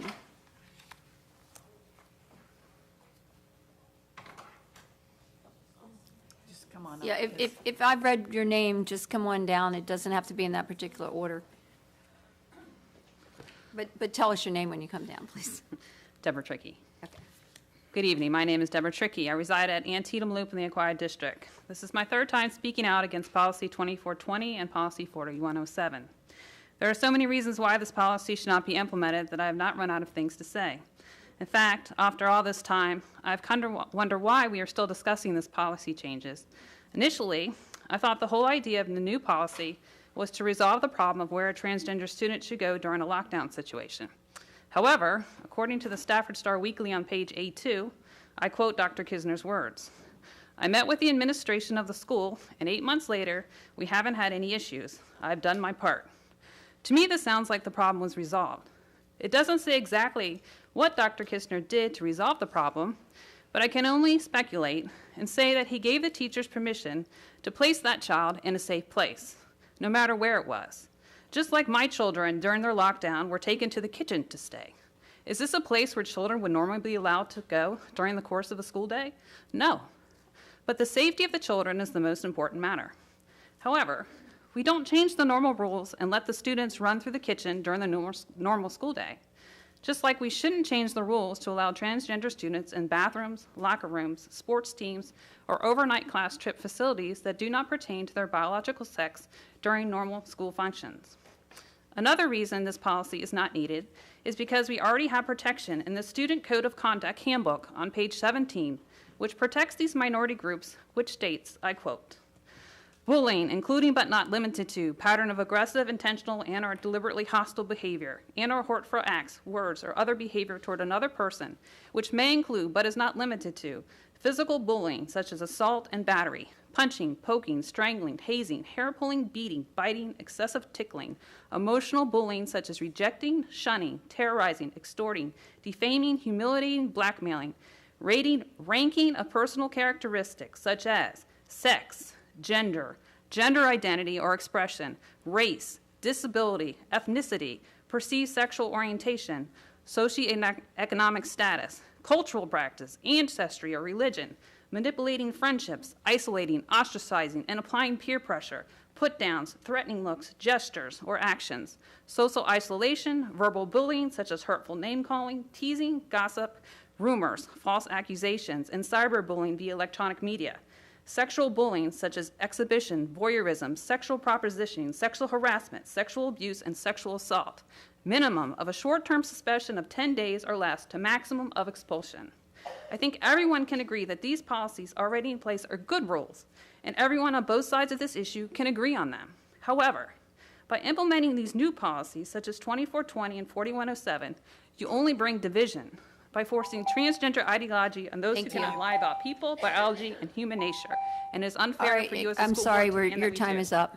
I ask that you vote against policy 2420. All right, the other names we called were Lulu Rodriguez-King, Ian Thompson, and Blaine Donnelly. Are any of those people here?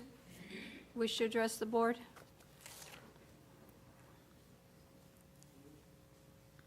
Did we call your name? Yeah, please come forward. The next names we have are Chris Gale, Stephanie Hopkins, and Cassidy Ketchen. Please tell us your name. Hi, my name's Ian Thompson. I'm a resident of Stafford, Rome Dome Court. Unlike many of the people that you were allowing to speak here earlier tonight, I'd like to point that out, that this isn't just a issue that we're dealing with. It's a very political issue, as you can see from the outside influence. Okay, I'd just like to state that faith in God is not just good for government, it is mandatory for good government. Okay, we got up here tonight, we said the Pledge of Allegiance, it was under God. Okay, our power for the people goes from God to the people to the government. You are our government at the local level that's supposed to protect that for us. We've charged you to protect that, and this policy is not doing that. Okay, it's not going to protect our people, it's not going to protect the rights of our girls. I have 2 girls, a son. Okay, it's not going to protect the right of our girls that are, looking for their own safety, wherever it's going to be in a school. I don't respect some of the policies that you've enacted by teaching alternate policies to, other than male and female masculinity and femininity. I think that's wrong. As a parent, I'm telling you, as a citizen, I don't want that. As a government, I don't want you to do that in my children's school. I think you've already gone down the slippery slope. You have girls in wrestling, okay, and you give the boys one message that you cannot touch girls and put your hands all over them, and then you allow that in wrestling. That's hypocritical, okay? So we have already lost faith in our Stafford School Board for some of the things that they've already done. Okay, the teachers are extremely poorly paid. Okay, they're leaving for other school systems. When our teachers get old, within their 3 years, they go somewhere else because they have tenure. So you're not paying them enough. You're not paying our bus drivers enough, and our children are sitting there waiting on the bus, to get home from school. That's unsafe. You're doing that, okay? And we're all here as the public to tell you that this policy is terrible. So you can't pass this policy. It's going to be dangerous, and you're going down a moral ground that is wrong. Thank you.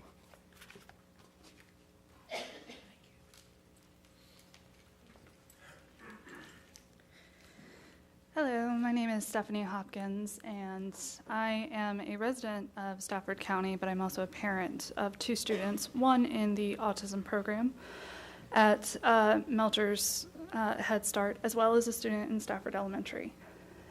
And I did have something that I wrote down to say, but I'd like to start with the kids will get taught what is right and wrong without the parents, because there are other students that have already been taught hate. It is both the staff members' responsibility to counteract that, as well as just what we should do.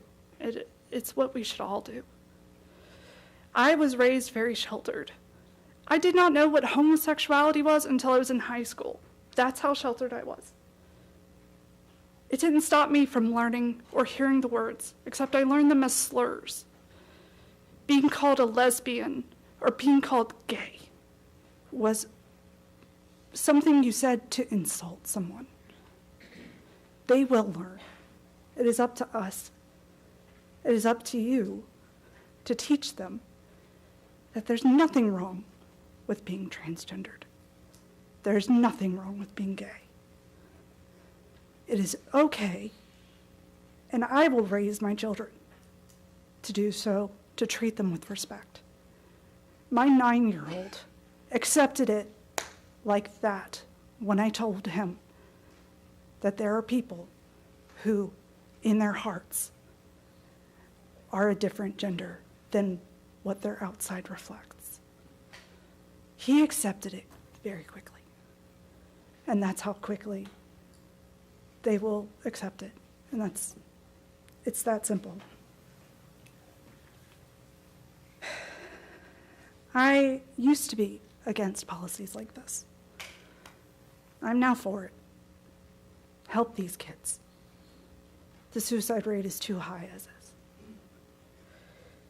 I educated myself. I got to know transgendered people. I got to know gay people. And that's what we need to do. We need to listen. Listen to the people, parents, everyone. Listen to the people you are trying to stop from having a shred of humanity in their everyday life. School is hard enough. As someone who was bullied, I can tell you, school is hard enough. Help them. Quit holding them back. Thank you.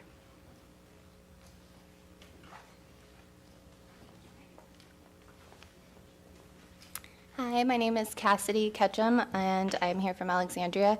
I'm the policy director for an organization called GLISTEN.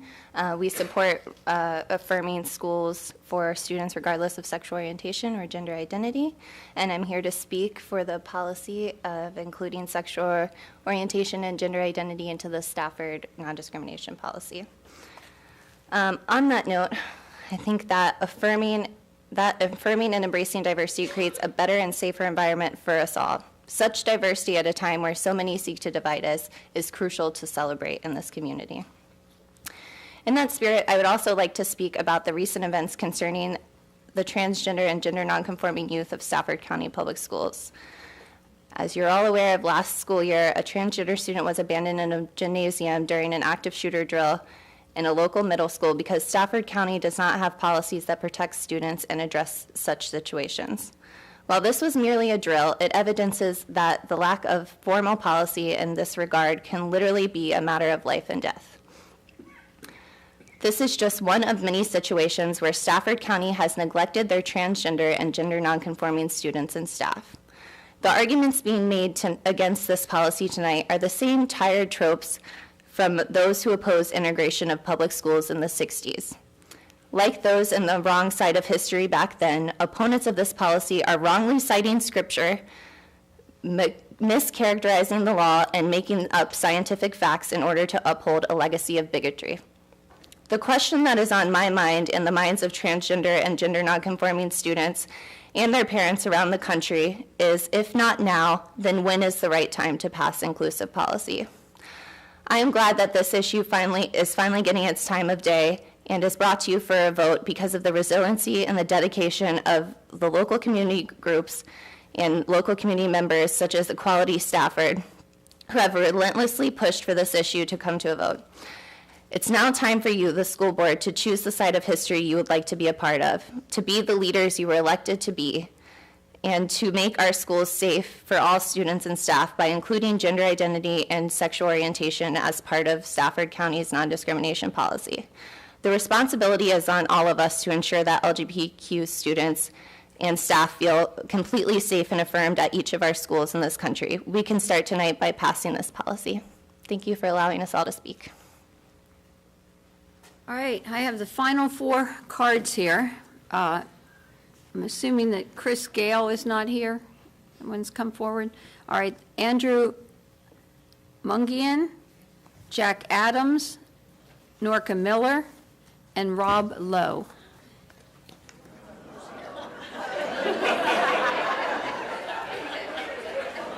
What's funny? I don't know. Rob Lowe. Oh. Rob Lowe's back there. Rob? Well, I don't know if that's a joke or not, but that's the last card I have to roll. All right, are you Mr. Andrew Mungin, Andrew? 2770 Brook Road, Aquia District. Briefly, on behalf of my wife, who couldn't be here, she's home with the kids, her choice.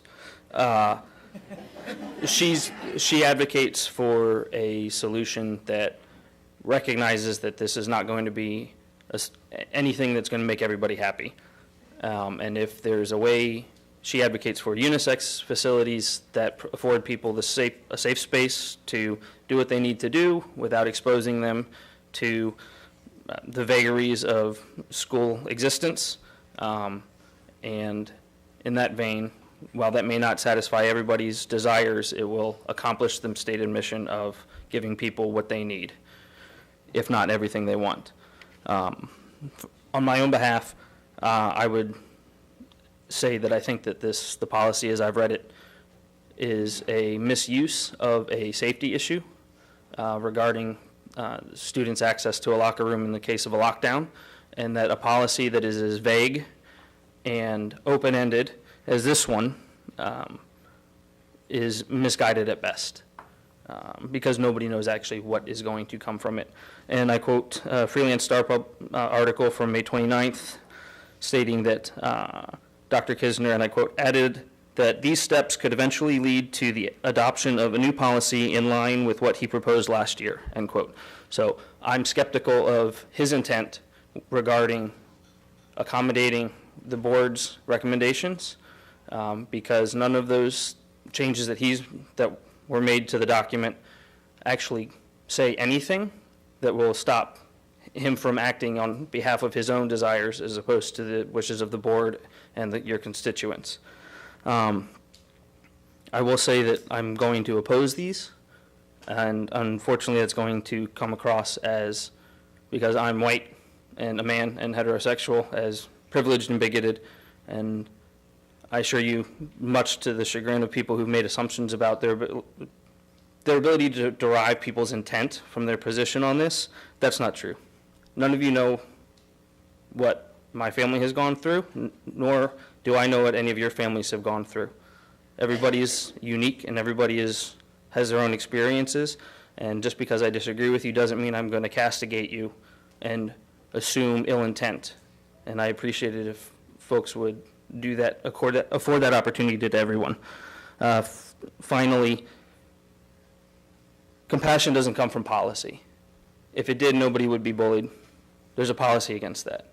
I think that the responsibility to address these concerns are going to be solved by the good faith efforts of the students, parents, and teachers to find solutions that fit the need of a specific student instead of casting this open-ended solution as a fix-all for who knows what, because none of that's clear.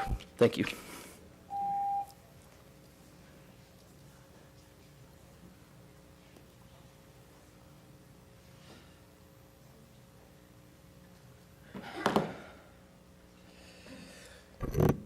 Hello, my name is Jonathan Adams, Jr. I am a senior at Colonial Forge High School, and today I'm speaking to acknowledge some very simple things, and I would like to start with a quote real quick.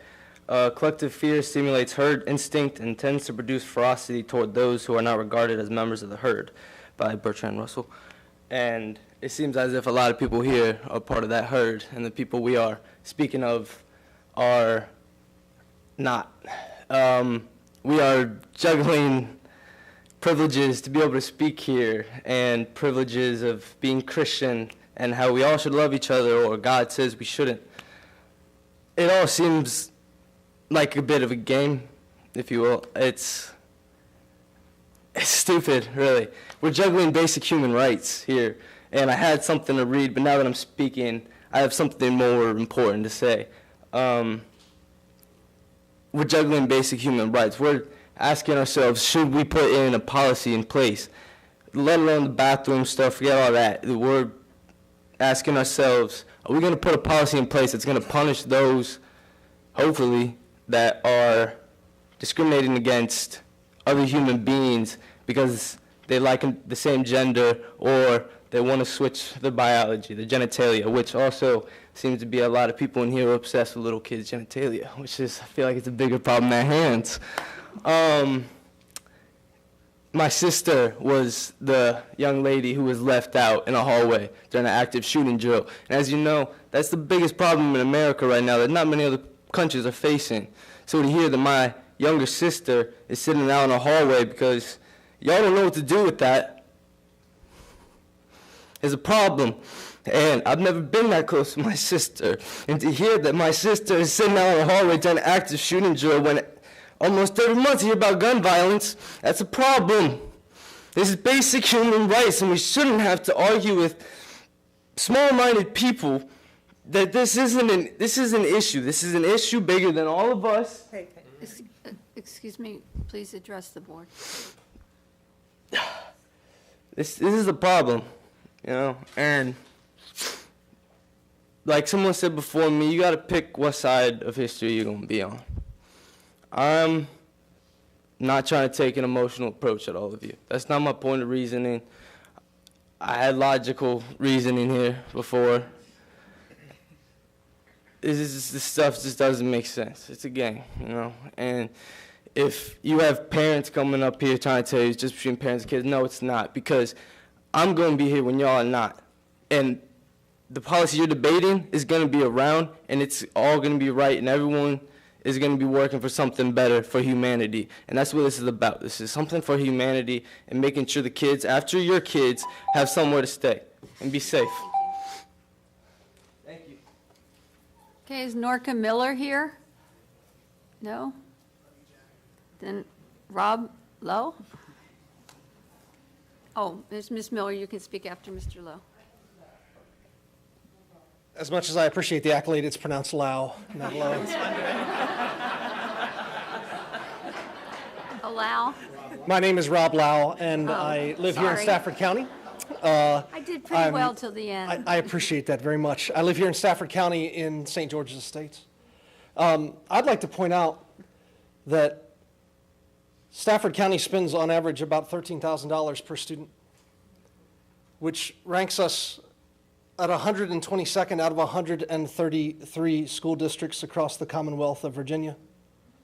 I am desperately proud of the number of concerned citizens who have shown up tonight and who have taken time to participate in this process. And I say this to you, the board, because that is who I am addressing. my hope is that our fellow citizens will show up again when it's time to vote on giving more money to our school systems to educate our children better and better and better. I have a 5-year-old daughter in the Stafford County school system and a 7-year-old son.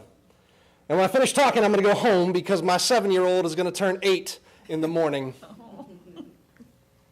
In addition to being a parent, I'm also a pastor. One of the things that I'm constantly sharing with my congregation is that I believe in the reality of what the Bible tells us about ourselves. And I think that's really 3 things. The first is we're loved and there's nothing we can do about it. The second is that we have a place to belong. And the third is that we have purpose in this world. We are loved, we belong, and we have purpose. Man, it breaks my heart that there have been some students who've articulated concerns tonight that have said that they do not feel loved and cared for, that they do not feel that they have a place to belong, that they don't feel as if we are helping them to realize their purpose. It breaks my heart. And I believe it's possible that we need a good policy that helps those students feel like they are loved and they belong and they have purpose. I think it's also true that there have been a couple of very well articulated points about some concerns with this policy. Frankly, about simply the fact that there are questions that remain, some ambiguities in the policy. And so I want to ask this of you. One of the things that I deeply struggle with as we come into environments like this and in our broader society is that it seems like we have to be for this or against this, that there is no middle ground. And I believe firmly that there's a place for every student in Stafford County. There is. And if there are students that don't feel that way, we need a policy that tells them they belong.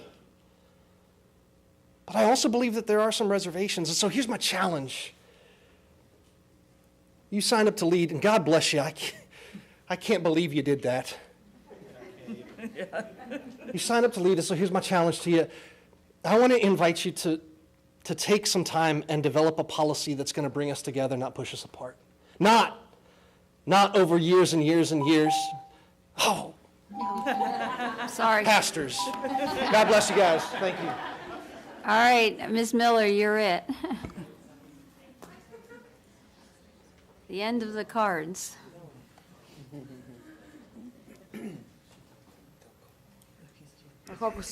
I hope all of you can see me. I might stand to the side.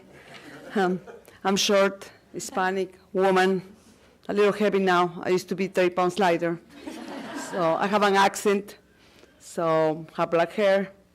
So I'm not a white, uneducated male. So I don't consider myself all of those characteristics. I consider myself a human being with decency. And thanks to my parents who brought me up and taught me the basic foundation about love, mercy, charity, how to treat the other person with respect. It was not the school that taught me how to respect somebody else. It was at home. That's the first place that I learned since I was a child. I come from South America. I'm a U.S. citizen. I came here 100 years ago to go to school, graduated from Mary Washington College 100 years ago. So I'm very, very old, of course, and I look young, right? And I'm here because I don't have a child, a little one, but I have a 24-year-old son who just got married a couple of days ago. He holds a good job, loves our Lord, respects everyone. And I thank the Stafford community because he grew up in this area. So why am I here? Because I love this area. I love every human being that I come across with. I'm not perfect. I don't think all of us are. And I think everybody on both sides, they have good intention. Everybody wants to show love, right? We all crave love. I totally believe that this policy is not the right solution. If you need to take your time to develop something better, and I like what the previous person said, that's perfect. And I love the LGBTQ, all the alphabet. I'm sorry, I don't know all the but I love everybody. I don't see it as somebody different. I don't see them because I'm a person, as you can see, I grew up in different country. And I came here when I was 16, okay? So I have been in situations in which people laugh at my accent.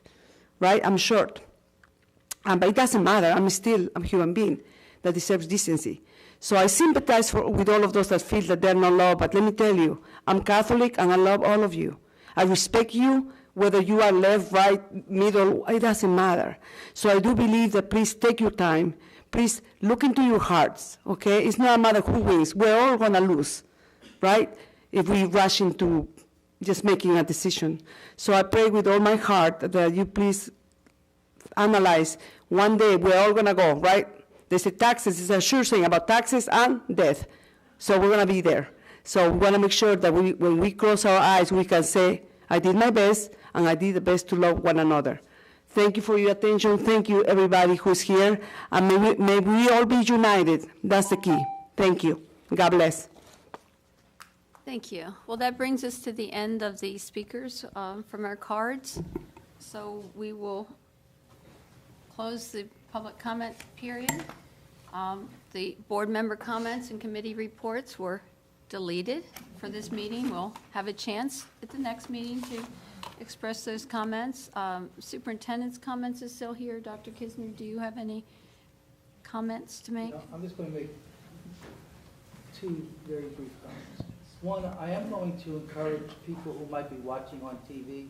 Some people that spoke tonight, honestly, you're speaking to not the policy that the school board is being asked to make a decision tonight. The school board, the policy that the school board is going to be deliberating is on our website, been on our website. The policy that some people have read is the policy that has been taken off the website and off the many months ago. So I just would encourage people to look at that policy. But I want to just let you know we're in our 4th week of school. Things are going well. Our enrollment is higher than we projected, but it's still early, September 30th, we'll know.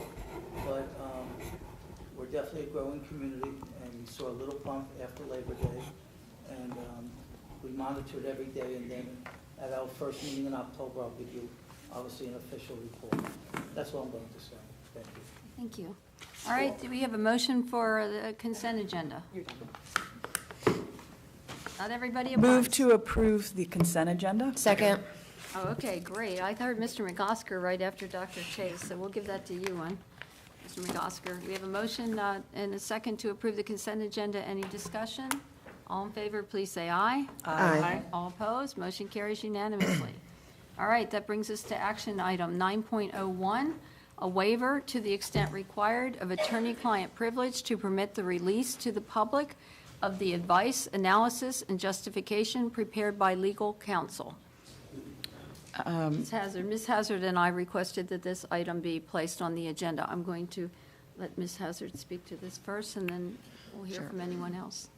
Well, I'll make a motion. I move that the Stafford County School Board waive to the extent required attorney-client privilege to prevent release of to the public of the advice, analysis, and justification specifically provided in May, July, and August, prepared by counsel with respect to the proposed anti-discrimination policies under consideration. Madam Chair. Second. All right, we have a motion second. Now we can have discussion. Would you like to have discussion? Madam Michelle? Chair, I move to substitute for the pending motion the following: that the legal opinion the school board obtained from Jennifer Parrish on August 15, 2019, be made available to Superintendent Kisner, who serves as the school board's agent.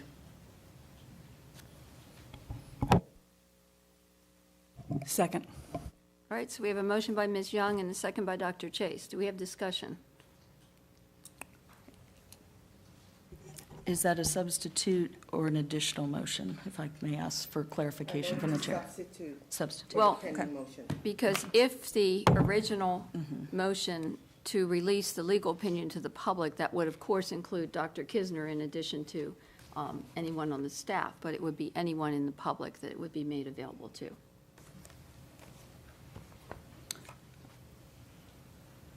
I'd like to speak to the first motion, but how would you like to handle it? Point of order. I believe we vote on the substitute motion before First. we can, and we discuss the substitute motion before we can address the main motion. All right. That's fine. So- Then All my, right, discussion. my discussion would be is if we approval of the first motion includes all of the public as stated by the chair, that there would be release to all interested parties regardless of school affiliation or not. So Dr. Kisner having a copy of that legal opinion is fine in my opinion, but I believe a broader distribution of that opinion is in order, and not just a limited release of a single opinion to one individual. May I ask the motion maker what the intent is of that motion, Madam Chair? Oh, yes, please. I don't understand what's. I am not giving up my rights. Your rights? What does that mean? I believe the intent was to release it to the superintendent. He is our school board agent. I would wonder what kind of precedent we're setting. When is it okay to really, I mean, I'm honestly surprised that the legal experts on the board would advise releasing an attorney-client privilege. It's incredibly important. It exists for a reason. I'm not opposed to doing it, but I'm wondering what precedent we're setting. When is it okay? When is it not okay? And at whose disposal? I mean, do we then release all attorney-client privilege from the past? What are we doing here? I'm really glad you asked that question, Mr. Cater. Sure you are. But that's for the primary motion. I There- was told I could not bring that information at this time, so. I understand we have to vote on the substitute motion, and the substitute motion was, but I am a little unclear what the substitute motion was. I move to substitute for the pending motion the following. Excuse me. The legal opinion the school board obtained from Jennifer Parrish on August 15, 2019, be made available to the Superintendent Kisner, who serves as the school board's agent, and to no one else. To no one else, okay.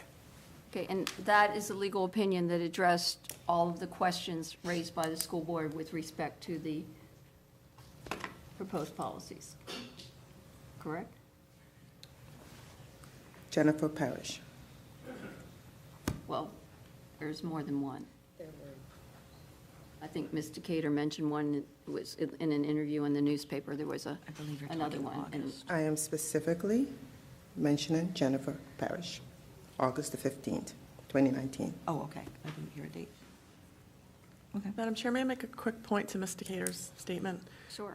We've already set precedent with releasing stuff that was basically attorney-client privilege. There was a $6.4 million discrepancy in our budget, and we went and did a deep dive of our budget, and we were accountable to the community. So when we found out what happened to that money, we released it so that the community could see what happened to the money. So the precedent's already been set. So I don't know what the issue is here. And that was before Mr. Cater, Ms. Young, and Dr. Chase's time, so Correct. they may not be aware that there was a waiver of the board. And Mr.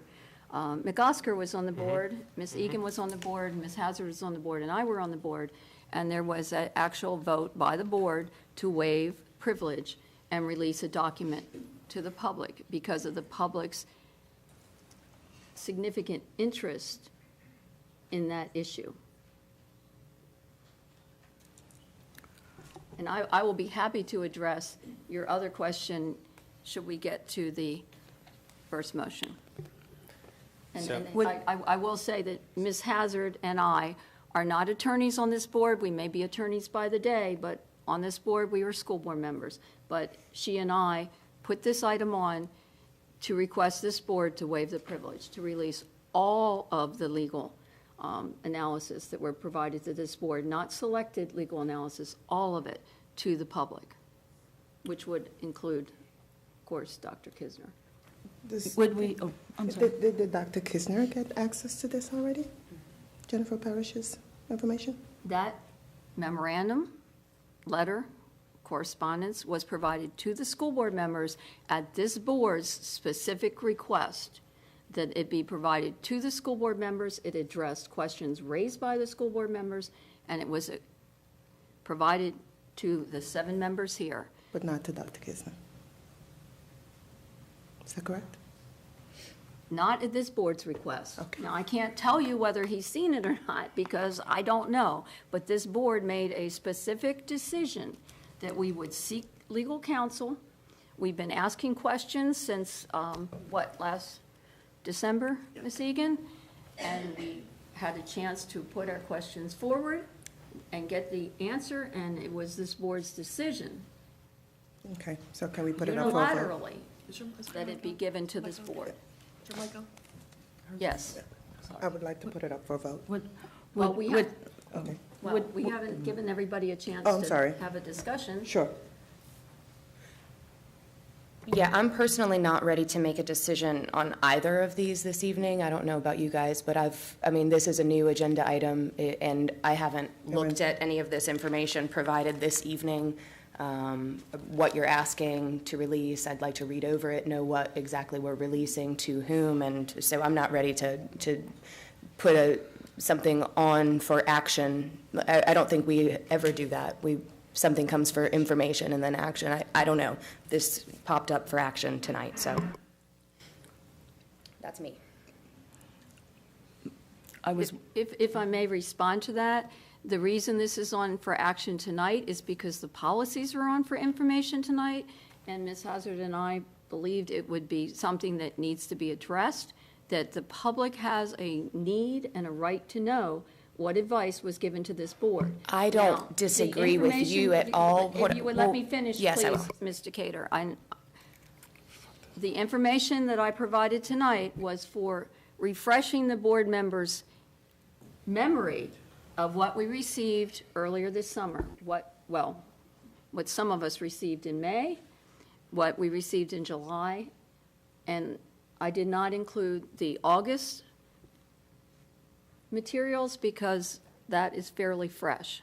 But this was so that the board would be able to make an informed decision about what we're requesting here. So you didn't have to recall what was in these documents. Okay, so all I was saying is I don't disagree with that. All I'm saying is we generally bring things for information and then action. So at this moment, I'm not ready to make a decision on either of these things. Dr. Chase. So I'm in favor of letting Dr. Kisner see what the attorney had to say because he does act as our agent. I'm a little dismayed that, like Ms. Decatur, that this was brought. And, I've been very respectful of my fellow board members' desire to get legal counsel before they make a decision. I haven't had the opportunity to get legal counsel about what the ramifications of giving up my attorney-client privilege would be. And so perhaps I need that. I'm also a little concerned that this might be another opportunity to say, well, we have to release this, and now we have to wait till we get public comment on the attorney's position before we can vote on the next agenda. So I'm a little suspicious. And I'm reluctant to, I'm happy to vote on the substitute motion. I'm not interested in voting on the primary motion. So, thank you. I'm in the same boat. I'm not willing to, right now, waive my attorney-client privilege. I think it's a slippery slope. I think every time we go into attorney-client privilege from here on out, if we allow this to go forth, I think we'll be very guarded in what we say and what we do. And I think it was different circumstances last time on that last one, very much so different circumstances for me. So I'm not willing to vote on this, and if I do vote, it'll be no. Ms. Egan, do you have anything further to say? Ms. Hazard? It seems like we have talked broadly about the main motion, so I'm going to at least speak to it because I feel like we've danced around it. So where this is. Hold on a second, I'm sorry. Are we not, we're still on the substitute, so we either vote on it and we cannot discuss the primary one yet. We either need to vote on this and get it out. I think the main thing that I'm trying to do here is make sure we do right by our public. And the main thing we need to do with our public, it seems like there is hesitation to waive privilege. However, I understand how, Robert's Rules works, that this is the way to, of course, eliminate this being able to be brought back. So my job up here is to make sure that there is at least a second bite of this apple to come back, because I believe it is in the public's best interest to have information on a topic that we have all said tonight as we've listened to comments, that there is misunderstanding of what is going on. It is certainly my preference that the three pieces of information that are before the board would be shared with the public. I believe that it is important. I believe it was important, and it is an extraordinary move. I do understand that. However, listening to the many comments tonight, the misunderstandings, what does this do, what it does not do, I believe that it is important for our community to understand what we have been presented. I do believe when we did this in the past, it was in the best interest of the community. I do not take that step lightly, but I do believe that it is important for all. The allowance of Dr. Kisner to see that, third piece of information, I'm trying to make sure I'm right, is not of concern to me, but I do not want to eliminate the public's ability for this board to vote on whether that information should be shared with the community. Ms. Hazard, it would have been nice if I had known about this before, like, when you're saying that two school board members are talking about something like that, and the rest of the board doesn't know, and now you're saying it's in the best interest of the audience, but yet, I'm sorry, but yet, if it's in the best interest of the audience, it's something that you could have discussed. So we're here now. You've discussed it before, you analyzed it, you knew what you were going to do, and you want me to waive my rights as a school board member now, and the superintendent, who is our agent, has not seen this. And so I do not think that this is in the best interest of me as a school board member, and I don't know what the intentions are. So I am with Mr. Cater, and I am with Dr. Chase, that it needs to be analyzed and looked at, and we need to know what our rights are before we do this.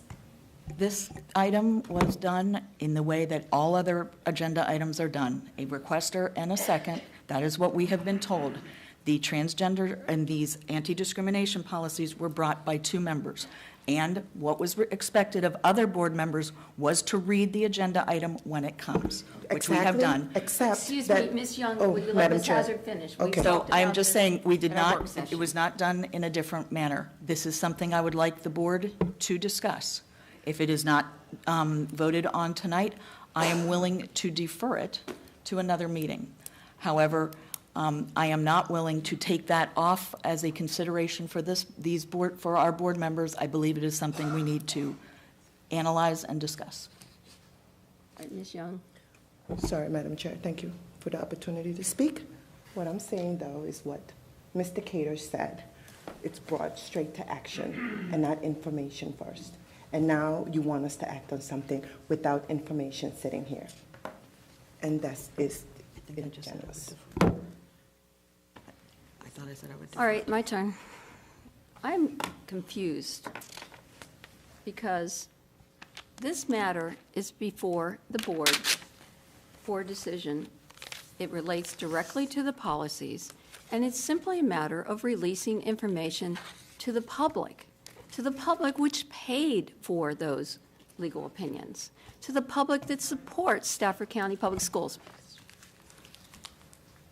This board talks continuously about transparency in everything. Yet now we're saying you don't want to share this, but yet we'll give it to the superintendent, but nobody else? Wow, I mean, I'm amazed. Now, if the board wants more time to look into it, to think about it, that's something we can bring this back. I mean, the intent was so that the public would know what information was made available to the board before we made the decision, and also what was included in that, particularly the questions that we had a chance to ask. We made an issue of this. There was public outcry in July because we were putting this off, but it was put off for a reason, and that's because we still had unanswered questions, and those questions have been answered. And what Ms. Hazard and I believe, and if I can speak for you, Ms. Hazard, is that this is of such importance to the public, regardless of what side you're on or how you're going to vote on this policy, that the public deserves to know this. We're not in litigation. We're not being sued. This is not advice that's given to us as to how to move forward with a case that we are in court on. This is general information, and I see no difference between this and what we had with that deep dive audit, that the public was outraged at what happened. We were outraged at what happened, and we got the answers and we shared it. We specifically waived privilege in that case. Now, if you need more time, we can bring it back, but there is no requirement for something like this to be on for information. When we have policies, there is a rule that the policies have to be on twice for information before we can act on it. We put many other items on for action. If the staff asked us to move something up for action, we routinely respect that request and take action. So I don't buy the argument that this is unusual or we shouldn't do it. I don't understand the request about sharing this only with the superintendent. If there's a need for the superintendent to see this, why not the entire public? That's what I have to say. So I'm amazed that there is even a hesitation in sharing this information given to the board with respect to these policies that are going to vote, and I know, Dr. Chase, you're concerned that's not going to vote. You've made it very clear. This vote will be tonight, and this, unless we go past 12 o'clock, it will be tonight. So I don't think that's an issue. But the issue now is this board going to share this information from the public? Does this board want to wait or just keep it secret? I would like to vote on this right now, and we could bring it back. The individuals that voting for giving it to Dr. Kisner right now, we could bring it back. But right now, I would like to vote on this tonight. So substitute motion, call the question, Madam Chair. All right. If I can restate this, the motion is to. Oh, you want me to repeat it? Yes, please do, because I'm having a hard time. I move to substitute for the pending motion the following. That the legal opinion the school board obtained from Jennifer Parrish on August the 15, 2019 be made available to Superintendent Kisner, who serves as the school board agent. Okay, and that was seconded by Dr. Chase, all right? And that's made it available to Superintendent? I'd like to clarify only the superintendent. I didn't get that. It's right? Yeah. Okay, only the superintendent. Okay, so can we add that in there? Only the superintendent? Correct. At this time, okay. Call the question. All in favor? Aye. Aye. All opposed? No? No.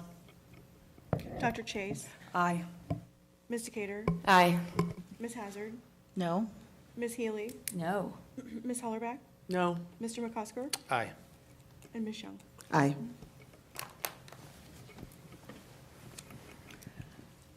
And do we expect that this will be back on the agenda on the next meeting, is my question. I would certainly be willing to bring it back to the agenda. Is this board saying that they will never consider this again? I just asking the four that just think as voted an against informal, this? I just think as an informal talking now that the vote's done, I think we can talk about it together with at a work session, whether we're going to bring it back or not. So. We don't have any work sessions planned. Our meetings are held in public. I'm more than happy to bring this back. I almost abstained on that vote. I don't know if, this is brought up, and I'm just not sure what that means. All I'm asking, I'm more than happy to discuss it again, and all of this shenanigans about, transparency, and I'm surprised. This is nonsense. let's just be honest is here. nonsense. I would just like to know what it means when you waive your attorney-client privilege. That's all. That's all I'm asking for, not it to be brought to action immediately and me asking to make a vote on it and then blaming me that I'm not being transparent when I would like to understand what this means. That's all. Thank you. Okay, well, Ms. Decatur, whether you understand it or not, you just waived it. No, I just said I'm more than happy to bring it back as... With Dr. Kisner. That was a vote to waive the privilege to provide this. Dr. Kisner works for me. Thank you, us, as a board. All right, let's Let's move on. Let's move on. 9.02, I don't want to talk. approval of proposed new policy 2420, student services, non-discrimination, equal education opportunity. Motion. I move that we approve proposed new policy 2420, student services, non-discrimination, equal education opportunity. Second. All right, we have a motion and second. Any discussion? Chairman Healy, I Gonna would go like to down? offer. I'll Let's go down the start line. down. Okay, Ms. just Hazard. pick someone. Actually, I would like to offer a substitute motion. I would like to move that we approve policy 2420 with the following edits. The addition of the information currently found on the Stafford County Public School website related to procedures for students and families wishing to file complaints regarding anti-discrimination practices or incidents in our schools. 2, any implementation plan, including but not limited to broad policies related to bathroom usage, locker, shower room usage, overnight field trips, and record modifications be brought to the board for approval and public vote, and that the student code of conduct be reviewed for consistency with the description of the prohibited behavior contained in this policy. Second. All right. Any discussion? Do I get to start? Sure. Okay. First and foremost, I would like to thank the many people who have come, who have engaged in this process. The best communities are involved communities. That is something that very much makes me happy tonight, that we are a happy community, we are an engaged community in what goes on in our schools. As stated by others, I hope you remain engaged because our schools and our children are so, so important. Although tonight's vote has been characterized as a vote for or against transgender or gender expression rights in people, that's not really what this is for me tonight. I believe that the school division is charged with ensuring that every child, family member, and staff member can come to and work on school premises without fear or harassment of any kind, no matter whether the individual is part of a protected class or not. With regard to transgendered coverage, the Attorney General has issued an opinion saying that it is covered under the term for sex. However, I did bring early on in this process an anti-discrimination statement that did cover this and, in my opinion, got us started on where we were to go, how we were to implement. To me, to be candid, based on the varying comments we've heard over the past year, I'm not really sure how Stafford County is doing in this area. We've heard a mixed bag. I think that's something we definitely, as a board, would like to know really how we are doing. The vote tonight for me is on making sure that we, on who we protect. That is of no concern to me. We protect everybody. The part that is difficult for me is the how we protect, and I believe that that the board needs to preserve that role in the how. I thank Stafford County and Dr. Kisner for putting on, finally on our website, how do you go for discrimination complaints? That has been put on our website. I would like it as part of our policy. I believe there's a lot of questions about the other hows, and I believe that the board needs to remain part of that process. If we can make sure that the how and our implementation is separate from our statement, I am certainly willing to move forward. Thank you. Ms. Decatur. Can you come back to me, please? Sure, Ms. Young. Well, this is just comments, I'm just clarification, ma'am. Yes. Madam Chair, this is just comments on the substitute motion. Correct. And we'll still be provided comments on the, if it Main does not go down, we'll still be on the main motion. Correct. Right? Okay. This is just the substitute motion. Yeah, pass. All right, I have no comments. No comments on the substitute motion. Ms. Egan. The substitute motion was a little bit of a surprise to me, but I'm going to support it. And I agree with everything that you said, Ms. Hazard. All right. I appreciate you adding to the policy, and I'm going to support it because of that. Any further discussion? All in favor of the substitute motion. Now, what we're voting on is to make these changes to the policy. Everybody understand? They're not voting on the policy, we're voting on the changes to the policy. And could you reiterate that? I know it's Sure. late, but just so we're clear. The addition of the information found on the Stafford County website relating to procedures for families and students regarding complaints for anti-discrimination. That means who those complaints go to. For those who may or may not know, it is Mrs. Lisa Boatwright, and it is contained on our Stafford County website. I would like that part of any of our policy, especially 2420. Any implementation plan essentially shall be brought to the school board for approval and public vote, and that the student code of conduct be reviewed for consistency with the description of the prohibited behavior in policy 2420. Okay. All right. Any other discussion? All in favor of the substitute motion to make these changes to the policy, please say aye. Aye. All opposed? No. No. All right, Dr. Chase, No. Ms. Decatur, No. Ms. Hazard, Yes? Ms. Healy, Yes. Ms. Hollerbach, Yes. Mr. McCosker. No. And Ms. Young. No. Motion fails. All right, so that brings us back to the main motion. The motion maker? The motion to sorry. pass the policy as is. Okay, so comments? Yes, we'll start with Ms. Egan this time. We'll work our way down the line. Okay, it's about 2.5 hours past my bedtime. I'm having a hard time concentrating, reading, seeing, and keeping my thoughts together. So I've written something out. Please bear with me because I am that tired. Do I believe there's danger to kids if this passes? Absolutely not. Am I buying that the kids will be abused or attacked or any of the other claims that are being made, predicting a doomsday? Nope. It's a matter of representing the interests of everyone, every teacher, every child, every mother, father, every taxpayer. Anyone that knows me knows that I work hard to represent my constituents and the teachers in my district, even in the most dire of personal circumstances. I have my own personal beliefs about some of the policies that we tackle each year. Look at the calendar and the cell phone policies. Many of those are voted on by looking at the consensus of my constituents, not my own personal beliefs. I also like to get as much information as possible before I vote on an issue. Knowledge is power, right?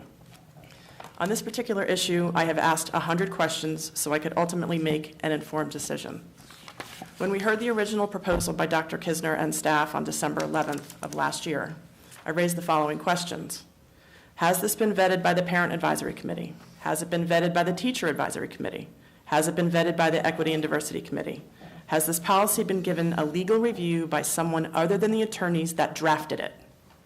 Do we know how much it will cost to renovate some of the bathrooms and add private changing areas to the locker rooms at each of our high schools and maybe even the middle schools? The answer to all of those questions was no, and the topic was tabled. Fast forward to this year, and the topic was resurrected and presented as a policy statement. I don't have a legal degree, I'm not an attorney, but I do have common sense, and when you change a policy, there's a potential for further action and repercussions to other policies that are already on the books. That has been proven to be true, and while I can't share them with you because the majority of this board voted to suppress that information, you're just going to have to take my word for it. Lastly, I wanted us to take the time to devise a policy that included a compromise that embraces all kids, all families, and all staff. A compromise that included some restroom renovations and the inclusion of private changing areas and locker rooms would have been an accommodation for a family to make that choice as a family. I don't believe that abdicating our responsibility as policymakers should be punted to the superintendent. By voting to allow the superintendent to make those implementation plans, without even knowing what the plan is, by the way, is putting the job that we were elected to do on the shoulders of the superintendent when it should be a board decision. For all of those things that didn't happen in this process, the fact that this is an all-or-nothing policy with no compromise, the lack of discussion on adding the issue to the CIP process, which is coming up next on the agenda, and the kicking of our responsibility as school board members to the superintendent and uninformed legal consequences we're putting on future boards, I will not be voting in favor of this policy. Mr. McCosker. Thank you, Madam Chair. First, I'd like to thank everyone for attending tonight, those watching on TV and those who've sent emails on these policies, which I'll refer to from now on as the policy. The policy has most definitely engaged the community and garnered very respectful community involvement tonight in discourse, and so that I'm really appreciative.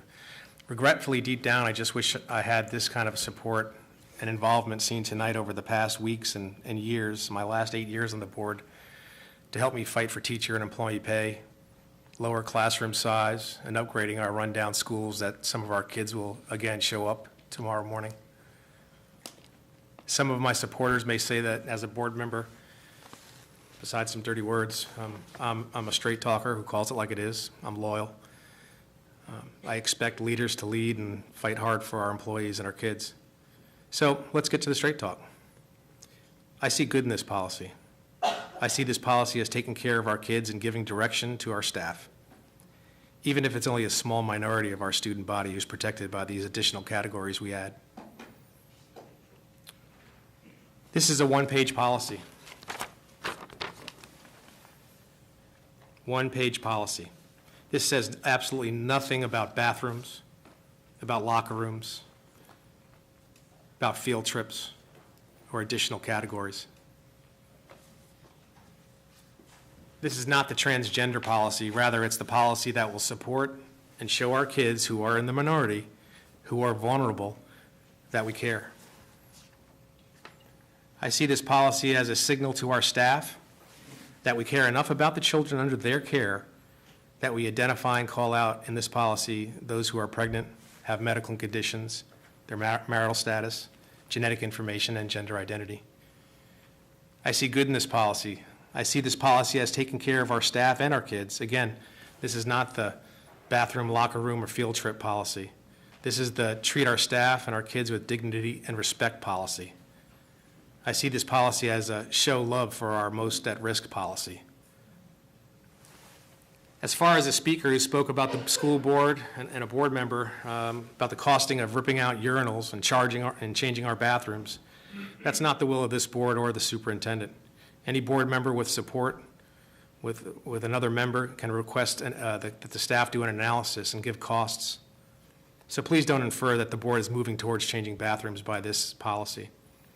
Again, I look to the good in this policy, the good that Dr. Kisner is leading this school division and who has common sense and credibility, things that we haven't had in the past, at least in my 8 years.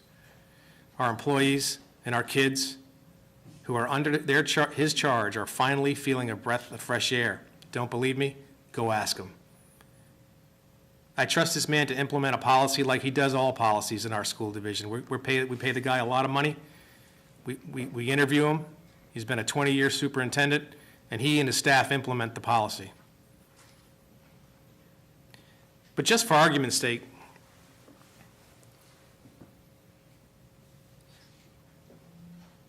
let's say that this policy somehow infringes on the rights of staff or students.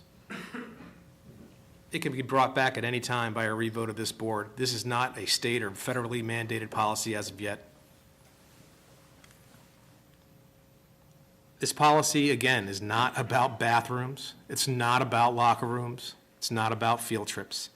It's about protecting and treating our students with dignity and respect and self-worth.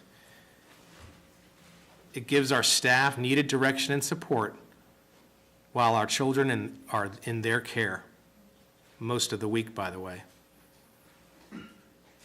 I hope the community will have a positive outlook on this policy and see the good in it.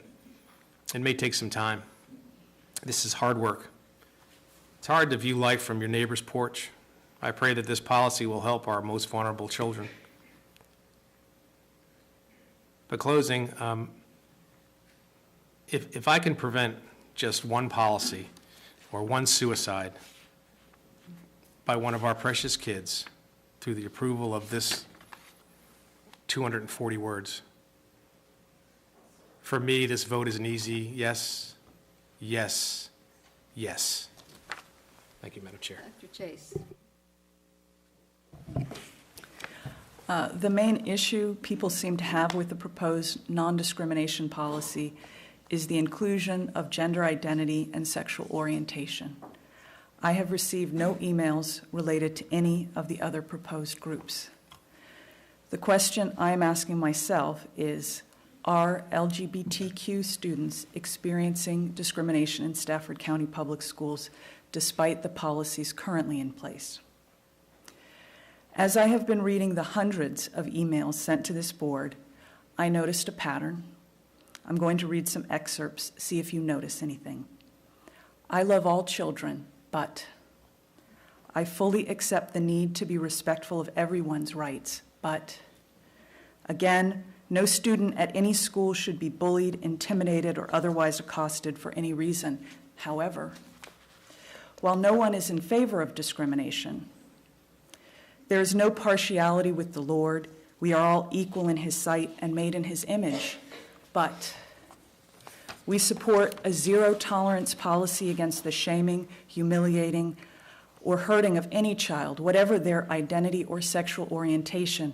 But I do think it is important to treat all of our children with respect and to protect them from bullying. However, I think these emails indicate that there are many people in the Stafford community who are very uncomfortable with the existence of transgender children and therefore are advocating that we discriminate against these children. But perhaps this sentiment is not leading to discrimination of transgender students in our schools. Well, last October, staff at one of our schools did not know what to do with a transgender student during an active shooter drill. Everyone was rightly horrified, but many of us told ourselves that this was not discrimination. This was just confusion and a lack of training of staff. And after all, it was just a drill, and isn't that what drills are for? But I have been reflecting on this for months now, and at one of our meetings, the superintendent said we should not fool ourselves that incidents like this happen in a vacuum. Rather, they happen because there is a lack of clarity of purpose throughout the entire organization. So, I went back and read the action the board took 4 years ago with respect to a transgender child. The child had been allowed to use the bathroom they identified with, and then a parent complained, so central office reversed the decision, and then the parents appealed the decision to the school board.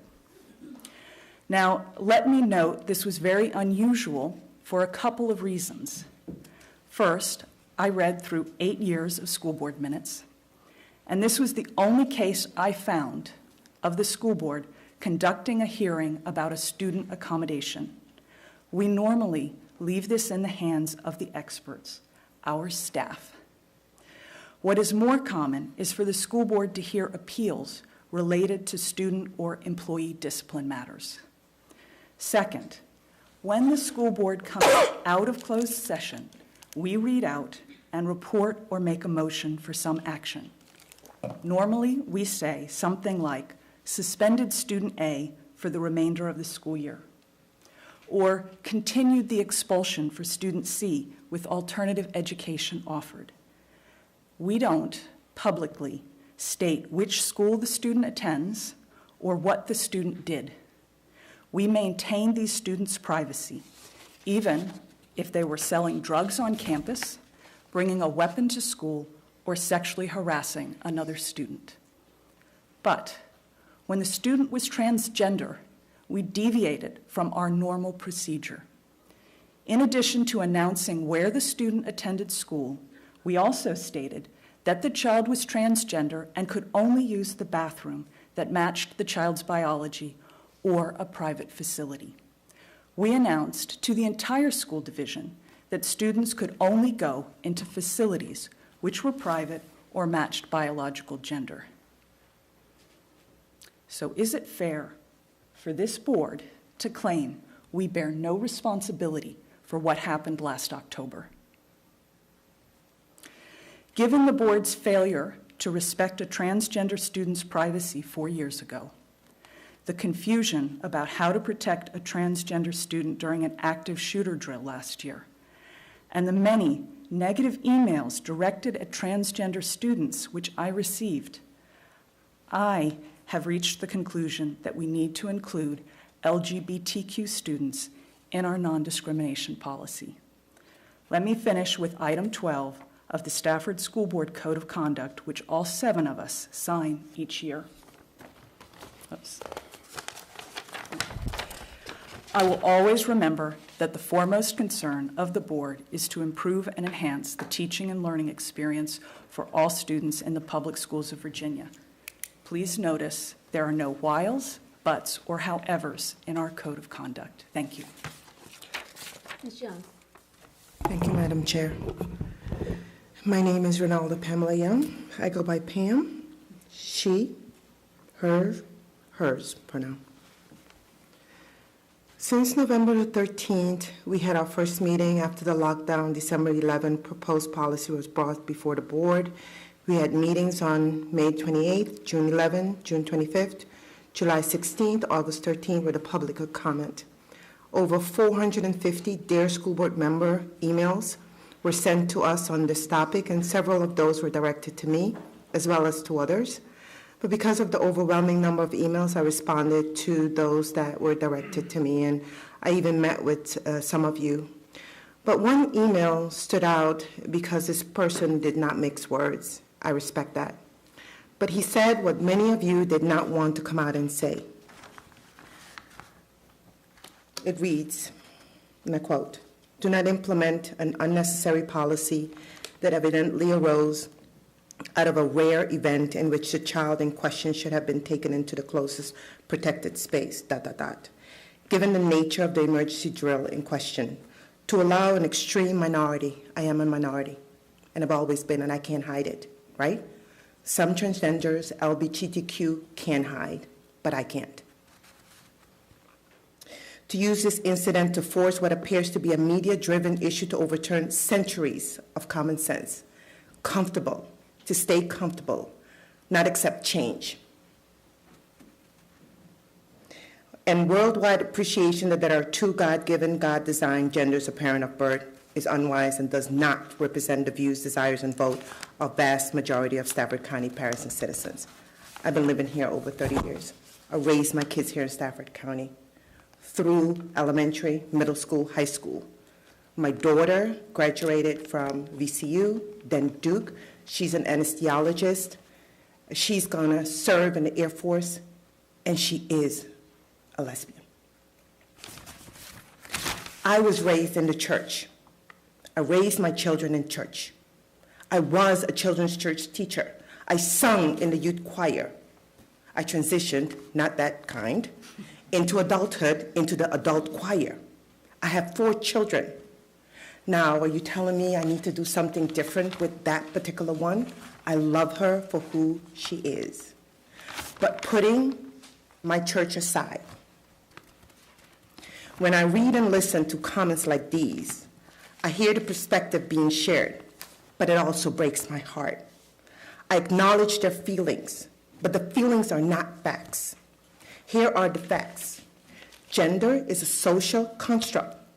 Yes, there are 2 sexes, male and female, assigned at birth. But we as a society created what gender is, which means we have the ability to update that definition with our current understanding. Remember when we blacks were 3/4 of a person, right? Chased by dogs. So that understanding suggests that people ought to decide for themselves what gender they identify with. But that is not what I'm here to do. That point about the media-driven issue that does not represent the views and desires of the vast majority of Stafford County parents and citizens, that simply is false. For one, the media is influenced by society as much as the other way around.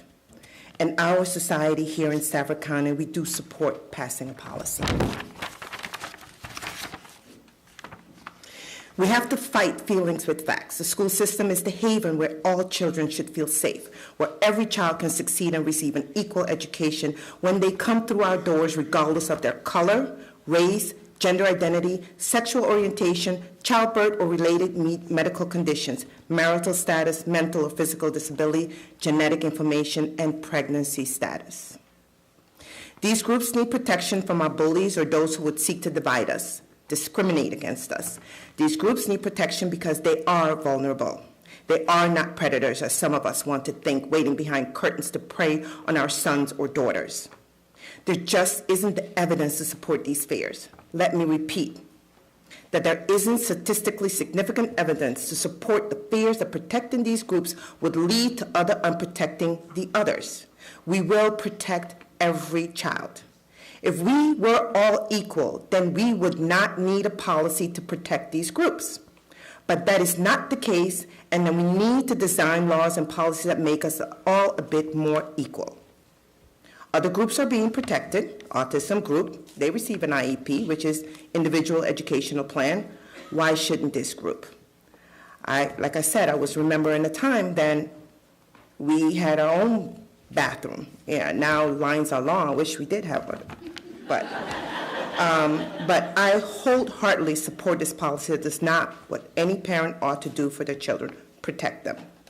Currently, 13 school districts in Virginia have non-discrimination protection for students and employees that include sexual orientation and gender identity. Include Albemarle, Charlottesville, Manassas, Prince William, Richmond, Norfolk, Virginia Beach. This accounts for more than 35% of Virginia's public school students and employees, according to the advocacy group Equality Virginia, source Fredericksburg. Let's not fall behind the trend in the Commonwealth. Let's pass the policy and protect our children, making sure they feel safe in schools, the place they often call their second home. I vote yes. Mr. Cater. It's not time to vote yet. Okay. Oh, it will be tomorrow. I wish it was. That's right. I'm exhausted. You guys have spoken so eloquently. I just want to thank everyone for being here. I was brought to tears multiple times this evening by the respect that you all showed one another. Guys, we're each other's neighbors. Look around this room. We're all neighbors, and I appreciate that you afforded each and every one the opportunity to come up here and speak tonight. And you did it differently than we did last time, and I'm so wholeheartedly thankful for that. Wish you would have afforded me that opportunity a few minutes ago, but I'm not going to get on you for that. I sit up here, and that's that's what happens. So I've received hundreds of emails. I've spent hours on the phone with my neighbors here. We've talked about the Bible. We've prayed for each other. We've talked about family issues. I mean, hours and hours. This has been such a process, and if my eyes are crossing, it's because I was cross-eyed growing up, and it still comes back when I'm exhausted. I've had 3 surgeries. Yes, I was bullied. Thank you. Guys, we can have this conversation all day long, and everyone in this room is not going to agree. I've said it over and over again. This conversation can be about morals, religion, politics, theories, or just based on principle alone. We could argue it all day long and never come to a conclusion that we all agree on. I find that as a member of the school board, the best conversation I can have without being a parent of these children is, how can I best serve this child in the public school setting? How can I ensure that they have equitable access to an inclusive education that promotes and values every person? What can I do to ensure that our staff understand how they're supposed to treat every person? What does dignity and respect for every person within a school building mean? Guys, I want to make it very clear that this conversation didn't start because of a lockdown drill. This conversation has been ongoing for a very long time. However, it did become apparent when we had a lockdown drill that our staff don't know what they're supposed to do. For me, that was a large reason why this policy was so important. It's not an easy conversation to have, guys, but it's one that I find required opening ourselves up to acceptance of all people whose values aren't necessarily the same. It's taken a lot of research, a lot of talking to families who have experiences that I don't have, and it's taken a lot of prayer. I do believe that implementing this policy is the right thing to do for the children in Stafford County, and for that reason, I'll be supporting it. Thank you. Ms. Hazard? I don't really have that much to add. I would like to thank the board, though, with regard to the anti-discrim language. I thank you for including the mental and physical disability. That was something that I had suggested, and I feel very, very strongly about that in this policy. I know we have many other focuses, but I do thank you to the board for that. I have, talked about, I'm not concerned with who this covers. I think it covers everybody, and I'm comfortable who it covers and that part of it, that we should not discriminate. I have no problem with that. I am concerned with the how and the board's involvement and the public's involvement going forward. We are charging Dr. Kisner, and I will certainly work with him with my concerns. I have tried to lay them out. But he is charged with implementing the intent of the board. I think that's a very difficult thing to charge anybody with. For me, the only way to know the intent of the school board is to have the school board vote on it. And because the how and the implementation plans right now may not be coming back to the board, at least under how I read this, I have serious reservations. However, I do not have reservations about who we protect. We protect everybody. I believe we have to have a dialogue, and I would just ask the superintendent and this board for us all to take in. We all have so much information to us that we really need to think about the plan. And it may not be just a plan of who does what to whom. It may require, as we talked very early on in this process last fall, of education, training, and just understanding. I think there are groups, I believe at least 2 spoke tonight, and if I missed somebody, I apologize. I heard 2. I would like to learn how that can help our community as well. So those are my comments. All right, it's officially tomorrow. I'm last. First, I'd like to suggest, Dr. Chase, you may want to go back and look at the public comment period from when that matter was discussed. Was it 8 years ago? Because as I recall, there was an identification by a relative of the student. Could be wrong, it's getting late, but that was my recollection. That was not something the school board just, threw out there. Also, appreciate you reading the emails, but the buts had to do with how it affected someone's child. And it wasn't an accusation that there was harm or something like that, but there were concerns that it was I have concerns about the policy. So I just wanted to clear that up. And anyone can get any of our emails.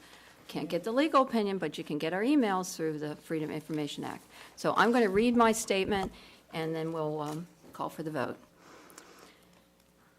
I have grave concerns about the process that was employed to get to where we are today with respect to the non-discrimination policy before the board for action. First, I do not believe that a transparent and unbiased approach was used to get the policy to this point.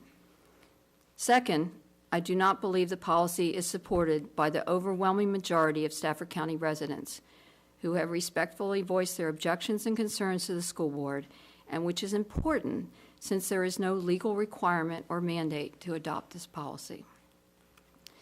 I've heard from many residents of Stafford County, including persons associated with Stafford County Public Schools and those without direct ties to the schools. All who have contacted me have expressed compassion and concern for all students in Stafford County Public Schools, a desire that all students be treated with dignity and respect, and a desire that the privacy of all students be protected. The proposed policy does not protect the privacy of all students. The issues presented by the proposed policy are complex and involve potential privacy invasions for all students, in addition to personal and religious concerns expressed by students, staff, parents, and other Stafford community members. It has been suggested by some that this matter should be addressed only by persons who have children in our school. I disagree.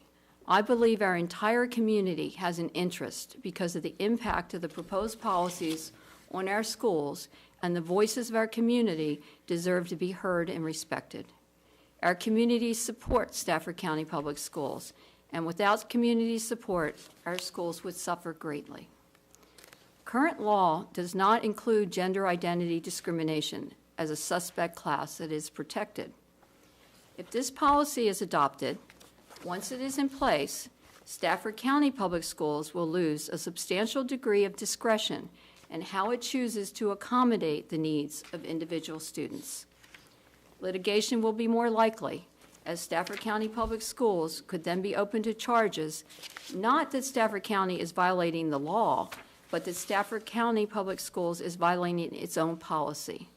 A cardinal principle of law is a board must follow its own rules.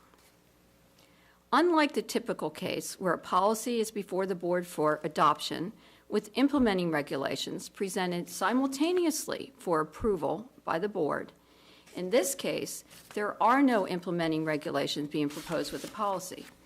Instead, the policy delegates development of, quote, a plan that implements the intent of the board as set forth in this policy, close quote, and further states that, quote, such plan shall be shared with the board for input and review.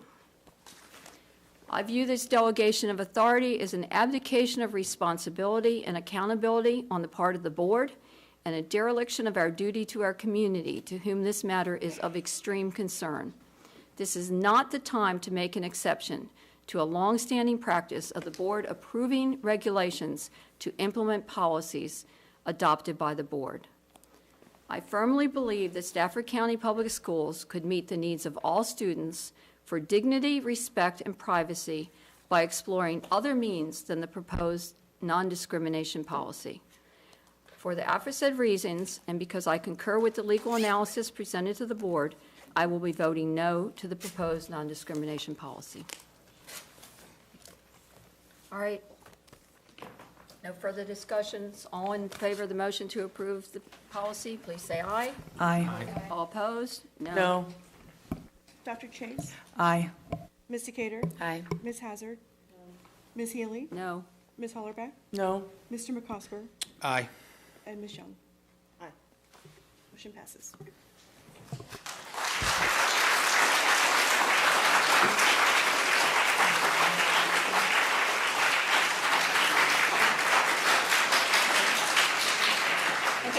We still have a lot more to cover this evening, unfortunately for us.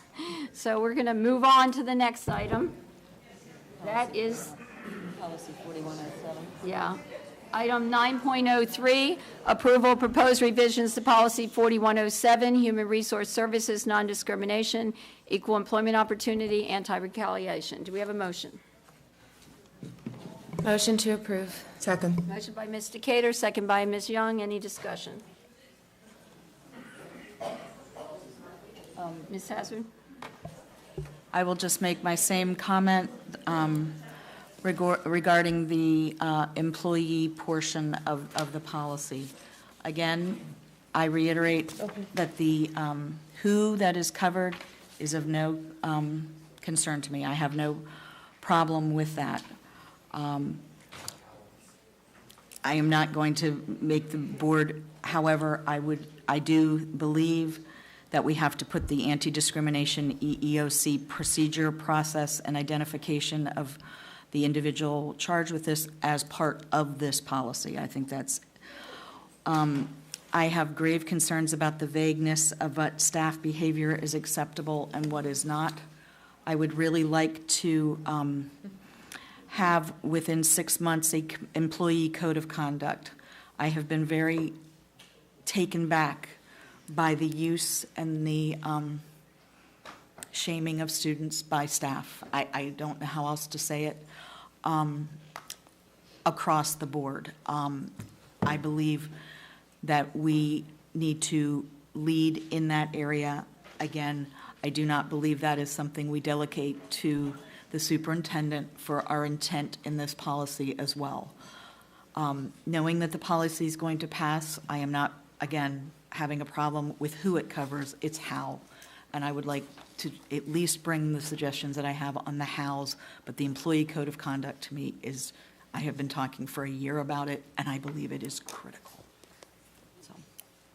Any other discussion? I just think that, I'm going to be supporting this as well, but I think that now that it is passed, I think we will have significant input to talk about specific actions on both of these policies with the superintendent. I don't think he is not, we've got to base it on his credibility since the time he's been here. He's been very inclusive and very, for the most part, very inclusive. So in all what he does. So I have no qualms about that.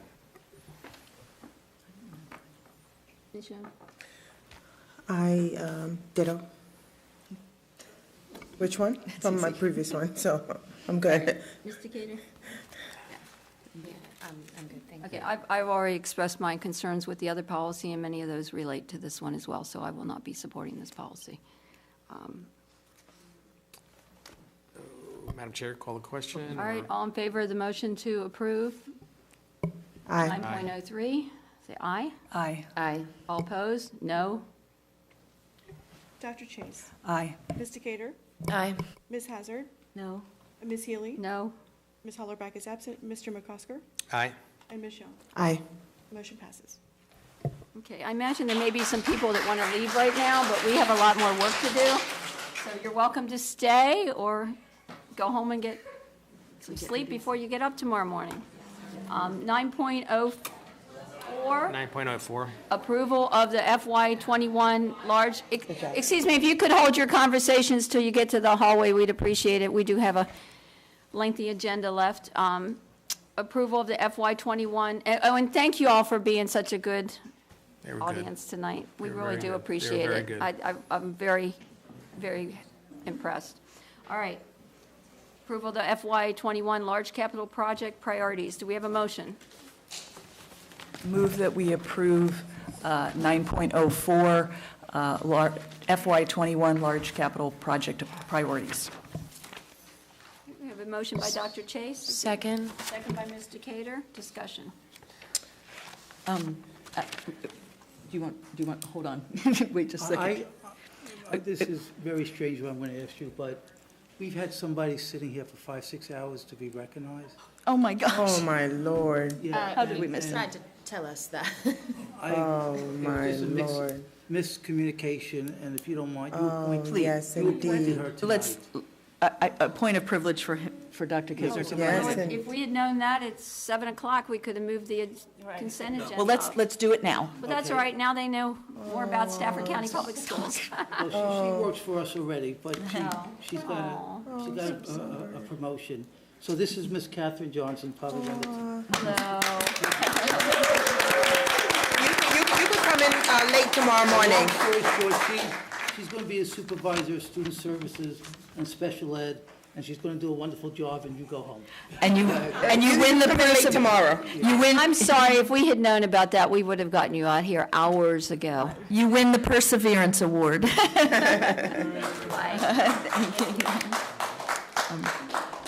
I was, I think, I did defer my time to Dr. Kisner, because We'll give you another chance, Ms. It'll just be Hazard. quick. The day is, it's early now. Instead of being late, it's now early. First, I do appreciate the board's consideration of moving the high school 6 and into giving the Board of Supervisors actual dates. I know it is late, so I'm not going to reiterate exactly what I said at the work session, but I'm going to give you the theme. You've heard it. If we don't go across the street and tell them exactly when we need things, it is on us. It is up to the Board of Supervisors to figure out how to fund it. I have some real concerns coming up with our elementary areas. This TDR program, what is being come up with there. I believe that we are giving the Board of Supervisors a pass on actually getting some of these projects done. I do believe that the North Stafford, I do serve on the Fine Arts Committee, I don't want them to wait until potentially after a new high school is built to get that, that done. I do believe that the Hartwood renovation, there is information coming in about Westlake and new proffers coming in. I believe that we are behind. So this evening, I'm going to vote against it because I don't think it's ambitious enough, but I do hope that when we get the new figures for us, I know we're supposed to not get a second bite at the apple, but we need to have a second bite at the apple with the Board of Supervisors. But tonight, based on some of this, I really think we should be more ambitious in the asking. But it is not that I disagree with the projects, it is the timing. Madam Chair. We could change the high school. Yeah. I know, and I That's said I significant. appreciated that. Okay. That's significant. I think And some of just, the other ones have to move up too. I don't know if everyone's going to jump. I just have, Madam Chair, if I could be recognized, I'm not going to support this tonight either. I do believe in most of the stuff on here, whether it's the Hartwood renovation and the Drew renovation. But to be honest, the fight that I had to fight and the team had to fight here on the board for Ferry Farm's miserable $12 million, and to have additional childhood special education, 10 classrooms for $7 million. And then when you see Hartwood for $27 million on this thing, which probably should be about the amount that Ferry Farm should be getting for its renovation, it's a disgrace. And I just want that for the record. I'm very happy that later on this evening, hopefully we'll approve Ferry Farm, getting its $7 million for its needed renovation, but I can't approve this, just for the record. I'm sure the next board member will have a great opportunity to do something else with it, but that's my piece. Are you suggesting that there may be changes you could make to support it, or that you just can't support it at all? I can't support it tonight. I would like to discuss how we could maybe add a little bit. Once the project at Ferry Farm is moving, right now it is not moving. Okay? So let's be very clear about that. So I know the supervisors have asked for this to move forward, but would there be an objection to deferring this until the next meeting to give us more time? We could set a work session. Oh, joy. I think you have to send it over, and that's not because. Why do we have to send it over now as opposed to 2 weeks from now? The difference is it going to make? Well, the difference is last year, we also waited until after, they put it in with all the other projects and rank it, and so if our stuff isn't there, last year, they agreed that, yes, they should go ahead and take it, even though it was late, given that we had no superintendent during the summer and all of that. But the expectation this year was that we would have it done. And we have a meeting with them in October, and so we could certainly, at that meeting in October, talk about other concerns that we have. So, Madam Chair, point of privilege, if the board so desires, would at least sending over now an approved high school number 6 date and cost for now, I think we all agree on that. Mm-hmm. And I think, speaking to a few members, and at least my member of the supervisors, about the other things on this list, they're not so pressing. Okay, that's a good suggestion. And so I just, friendly amendment. Is there any objection to that, for an amendment to send over our first priority with the high school number 6 with the August 2023 date and the dollar amount in here, and wrap this up at the next meeting? I didn't speak, so I don't know. No, I'm just asking, is there any objection to that? I want to be able to be heard first, Madam Chair, and then I could agree or disagree, but because maybe my information is worthwhile also. Is that okay, Madam Chair? It's just only 12:20, right? That's right. So I guess I could take my time now. So my concern, and because I don't have the FAB updates right now, but my discussion in the FAB was about this facility index, right? I have a problem with that I don't know when the last time we did it.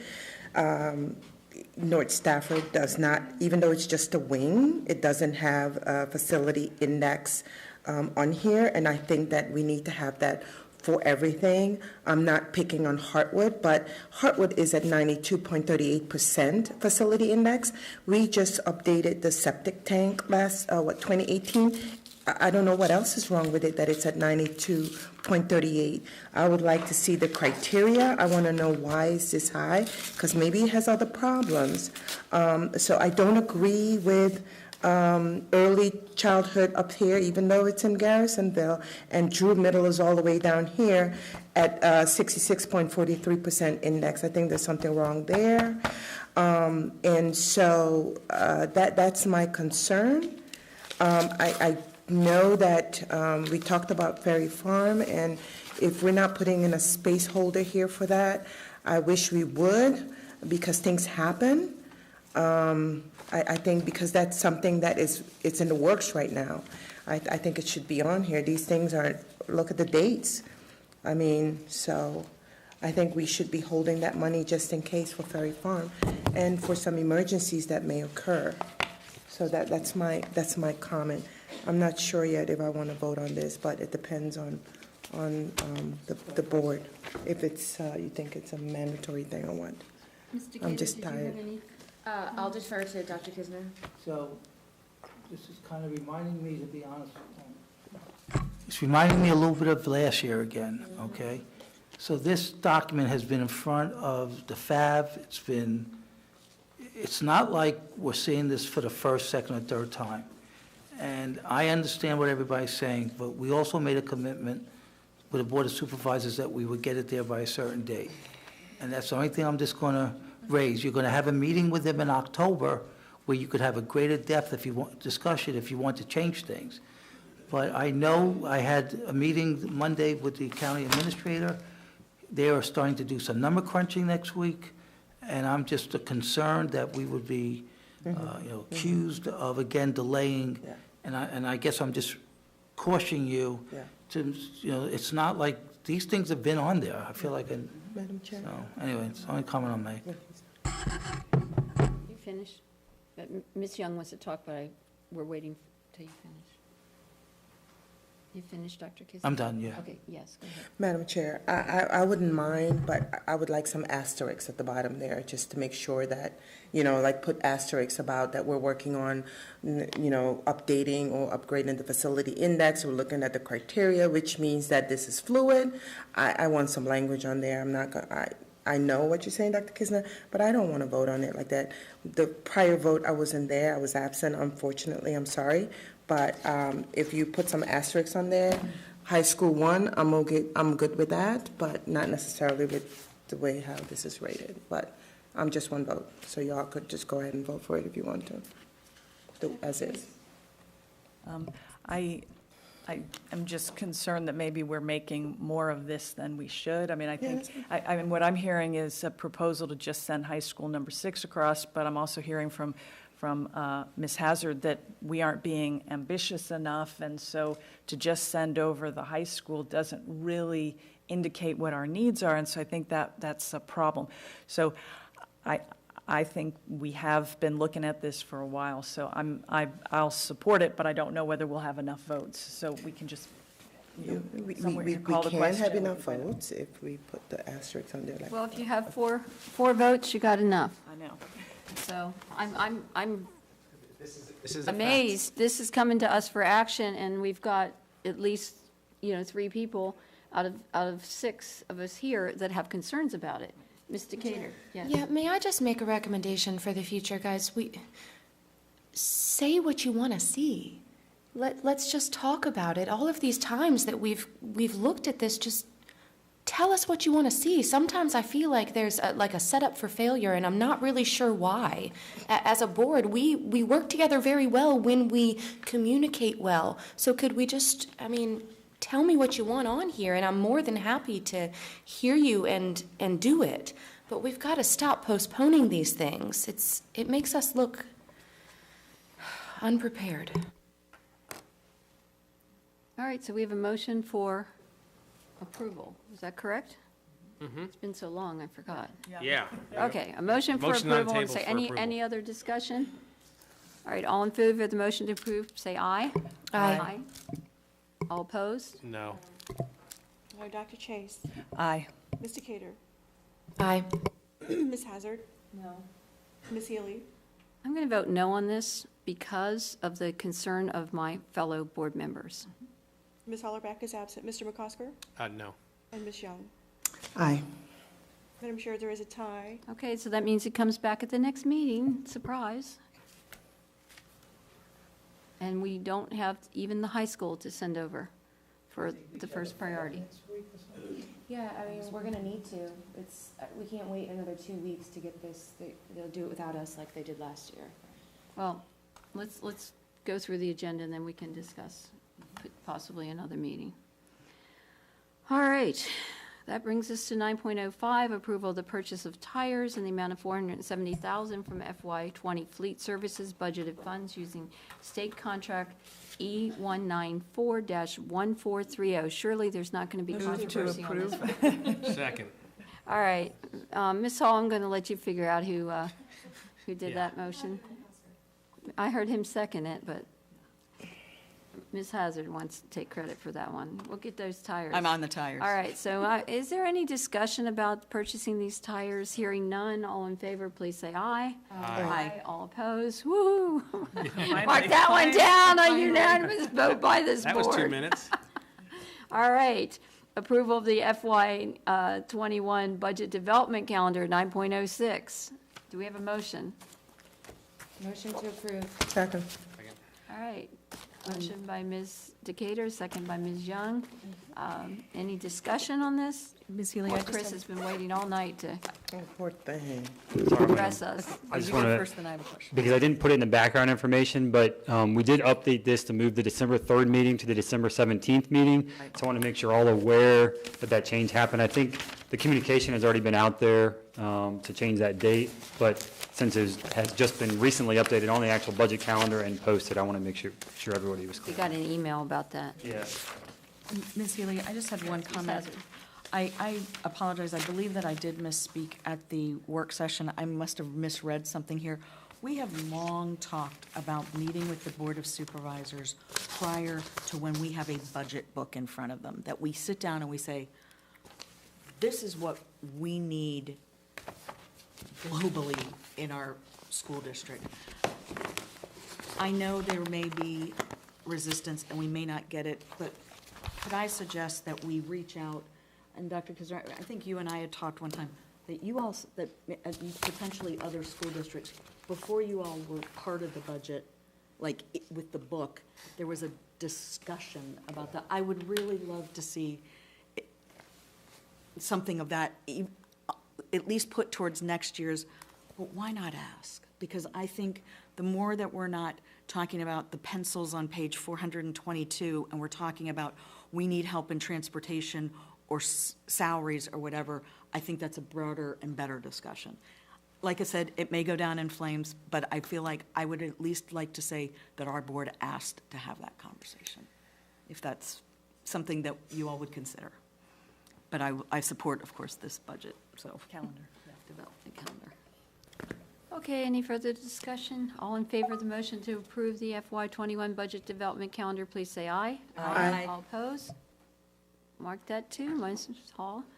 9.07, adoption of a resolution authorizing an application to the VPSA for the sale of bonds in amount not to exceed $7,335,000 with the objective of providing net proceeds of $6,825,000 for the 2019 fall bond pool. Mr. McOsker, do you have a motion on this one? You've been waiting all night. Yes. Move to approve, Madam Chair. Second. All right, motion by Mr. McOsker, second by Ms. Young. Any discussion? All in favor, please say aye. Aye. All opposed? Motion carries unanimously. All right, we've got a number of information items here. I think the first one, did First they one, need, Madam they Chair, need they that want one it- signed yeah. tonight? They want us to move They to they action. want us to move that to tonight. action. Is there any, if there's no objection to that, can we have a motion? Motion to move item 10.01 to action. Second. All right, motion by Mr. Cater, second by Motion Dr. to approve the Chase. authorization for the school board chairperson to sign a 21st Century Grant First, we application. have to approve the motion to move Oh, it to sorry. action. That's okay. I thought we I did. appreciate We you were trying. jumping in there. Aye. All right, all in favor of the motion to move it to action, please say aye. Aye. Aye. All opposed? All right, that passes unanimous. Motion to authorize the school board chairperson to sign a 21st Century Grant application. Second. A motion by Mr. Cater, second by Dr. Chase. Any discussion? All in favor, please say aye. Aye. All opposed? Motion carries unanimously. Well, now, we've got 1, 2, 3, 4, 5 information items. I don't know if there's anybody here that is just waiting to hear us discuss that. If not, these, we can send our questions in. I just wanted to mention that I'm sure that we all received those emails from bus drivers today, and I want to thank the bus drivers I contacted. I let them know that this was probably not the meeting they wanted to come speak at, but we do know that not everybody is cut out to be a bus driver. We really appreciate our bus drivers and know that they're an important part of the community. And feel free to contact us between now and the next meeting to let us know your thoughts. But the FAB had a conversation yesterday. We would love to do more, but we don't have the money in the budget right now. I don't know if Mr. Fulmer and Dr. Kisner have had any luck in locating more funds. It's not that we don't wish to do more. It may just be that we can't do more. And I'd like to just state very quickly that, option one is there is a cost on option one.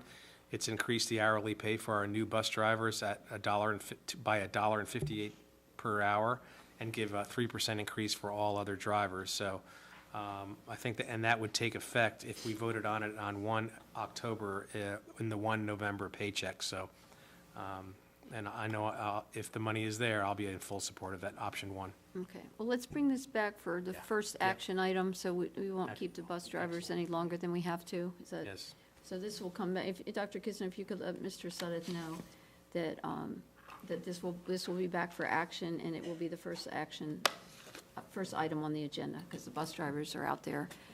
Early. Right, before 6 o'clock in those buses, so we want them to get a good night's sleep. Madam Yes, Chair? Yes. I'm just pausing, waiting, yeah. I just wanted, I'm learning. I just wanted the board to also know that the FAB did recommend option one. We did have 3 tiers, but this is the one that we thought that we could support, and that we thought that they could come up with that amount. But there was an additional option that was even higher than that. But we chose option one, so there were 3 tiers, but this is the one that we think, we were recommending. All right, well, is there anything else the board wants to discuss this evening? Otherwise, I'd say any questions, send it to the superintendent. I just want to encourage everybody to take the time to look at the 3R list so that we are a little more ready to approve that. And the repair of the 9 schools with the air conditioning units, from what I understand. The kitchen. kitchen. Air conditioning in the kitchen. Yeah. I understand that the supervisors, from what my supervisor tells me, is they're all kind of on board with that. So Yeah. just put Yeah. it out there. And Ms. Healy, if I could just, also, if everybody could also just look over the legislative priorities. There's probably still some wordsmithing, but overall, I believe that it has hit most of the highlights that we have discussed, but please send us any, if there are no major ones, Missy will contact the legislative committee members tomorrow, seeing there's not like an overwhelming rewrite, it appears, we may be able to have a fairly limited meeting, so we'll follow up with that tomorrow. All right, the next regular meeting of the school board is September 24th. I think we have something next Monday, don't we, Ms. Hall? For the next Tuesday, okay, next Tuesday, okay. All right, now, the question is, Dr. Kisner has a personnel item, he said would take 5 minutes that we didn't get to. Is there any objection if we can go into closed session very quickly? Okay, so can you read it in, Dr. Chase? Wait, hold on. Here. Madam Chair, before we officially close, I'd like to thank Greg Martin and the security team, Oh, my gosh. as well as the officers of the Stafford County No, they're going to hang, We're not dismissing, please don't go. Somebody's but- going to wait. We literally will be less Thank you than so 5 much. minutes, Thank you okay? very much for being here. I move that the Stafford County School Board convene a closed meeting pursuant to Section 2.23711A1 to discuss or consider a potential candidate for an administrative position. All right, do we have a Motion? motion? Do we have a second? Second. Second, all in favor? Aye. Aye. All right. We're in executive session, and by the time we're out there, we're going to be done. Dr. Kidd, walk out. Get your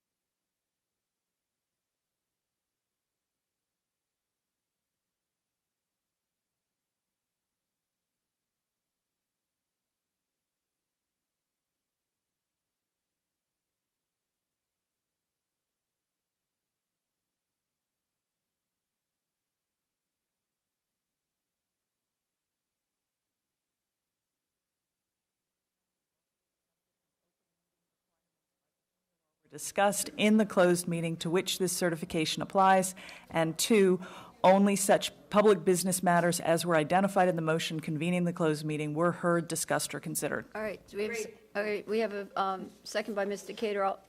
Pull the board, please. Aye. Yes. Aye. Okay, do we have a motion? Yeah. Ms. Hazard, please. I move that the board accept the superintendent's recommendation regarding compensation for a new employee. Is that? Second. That's good enough. Second. All right, all in favor? Please. Aye. All opposed, motion carries unanimously.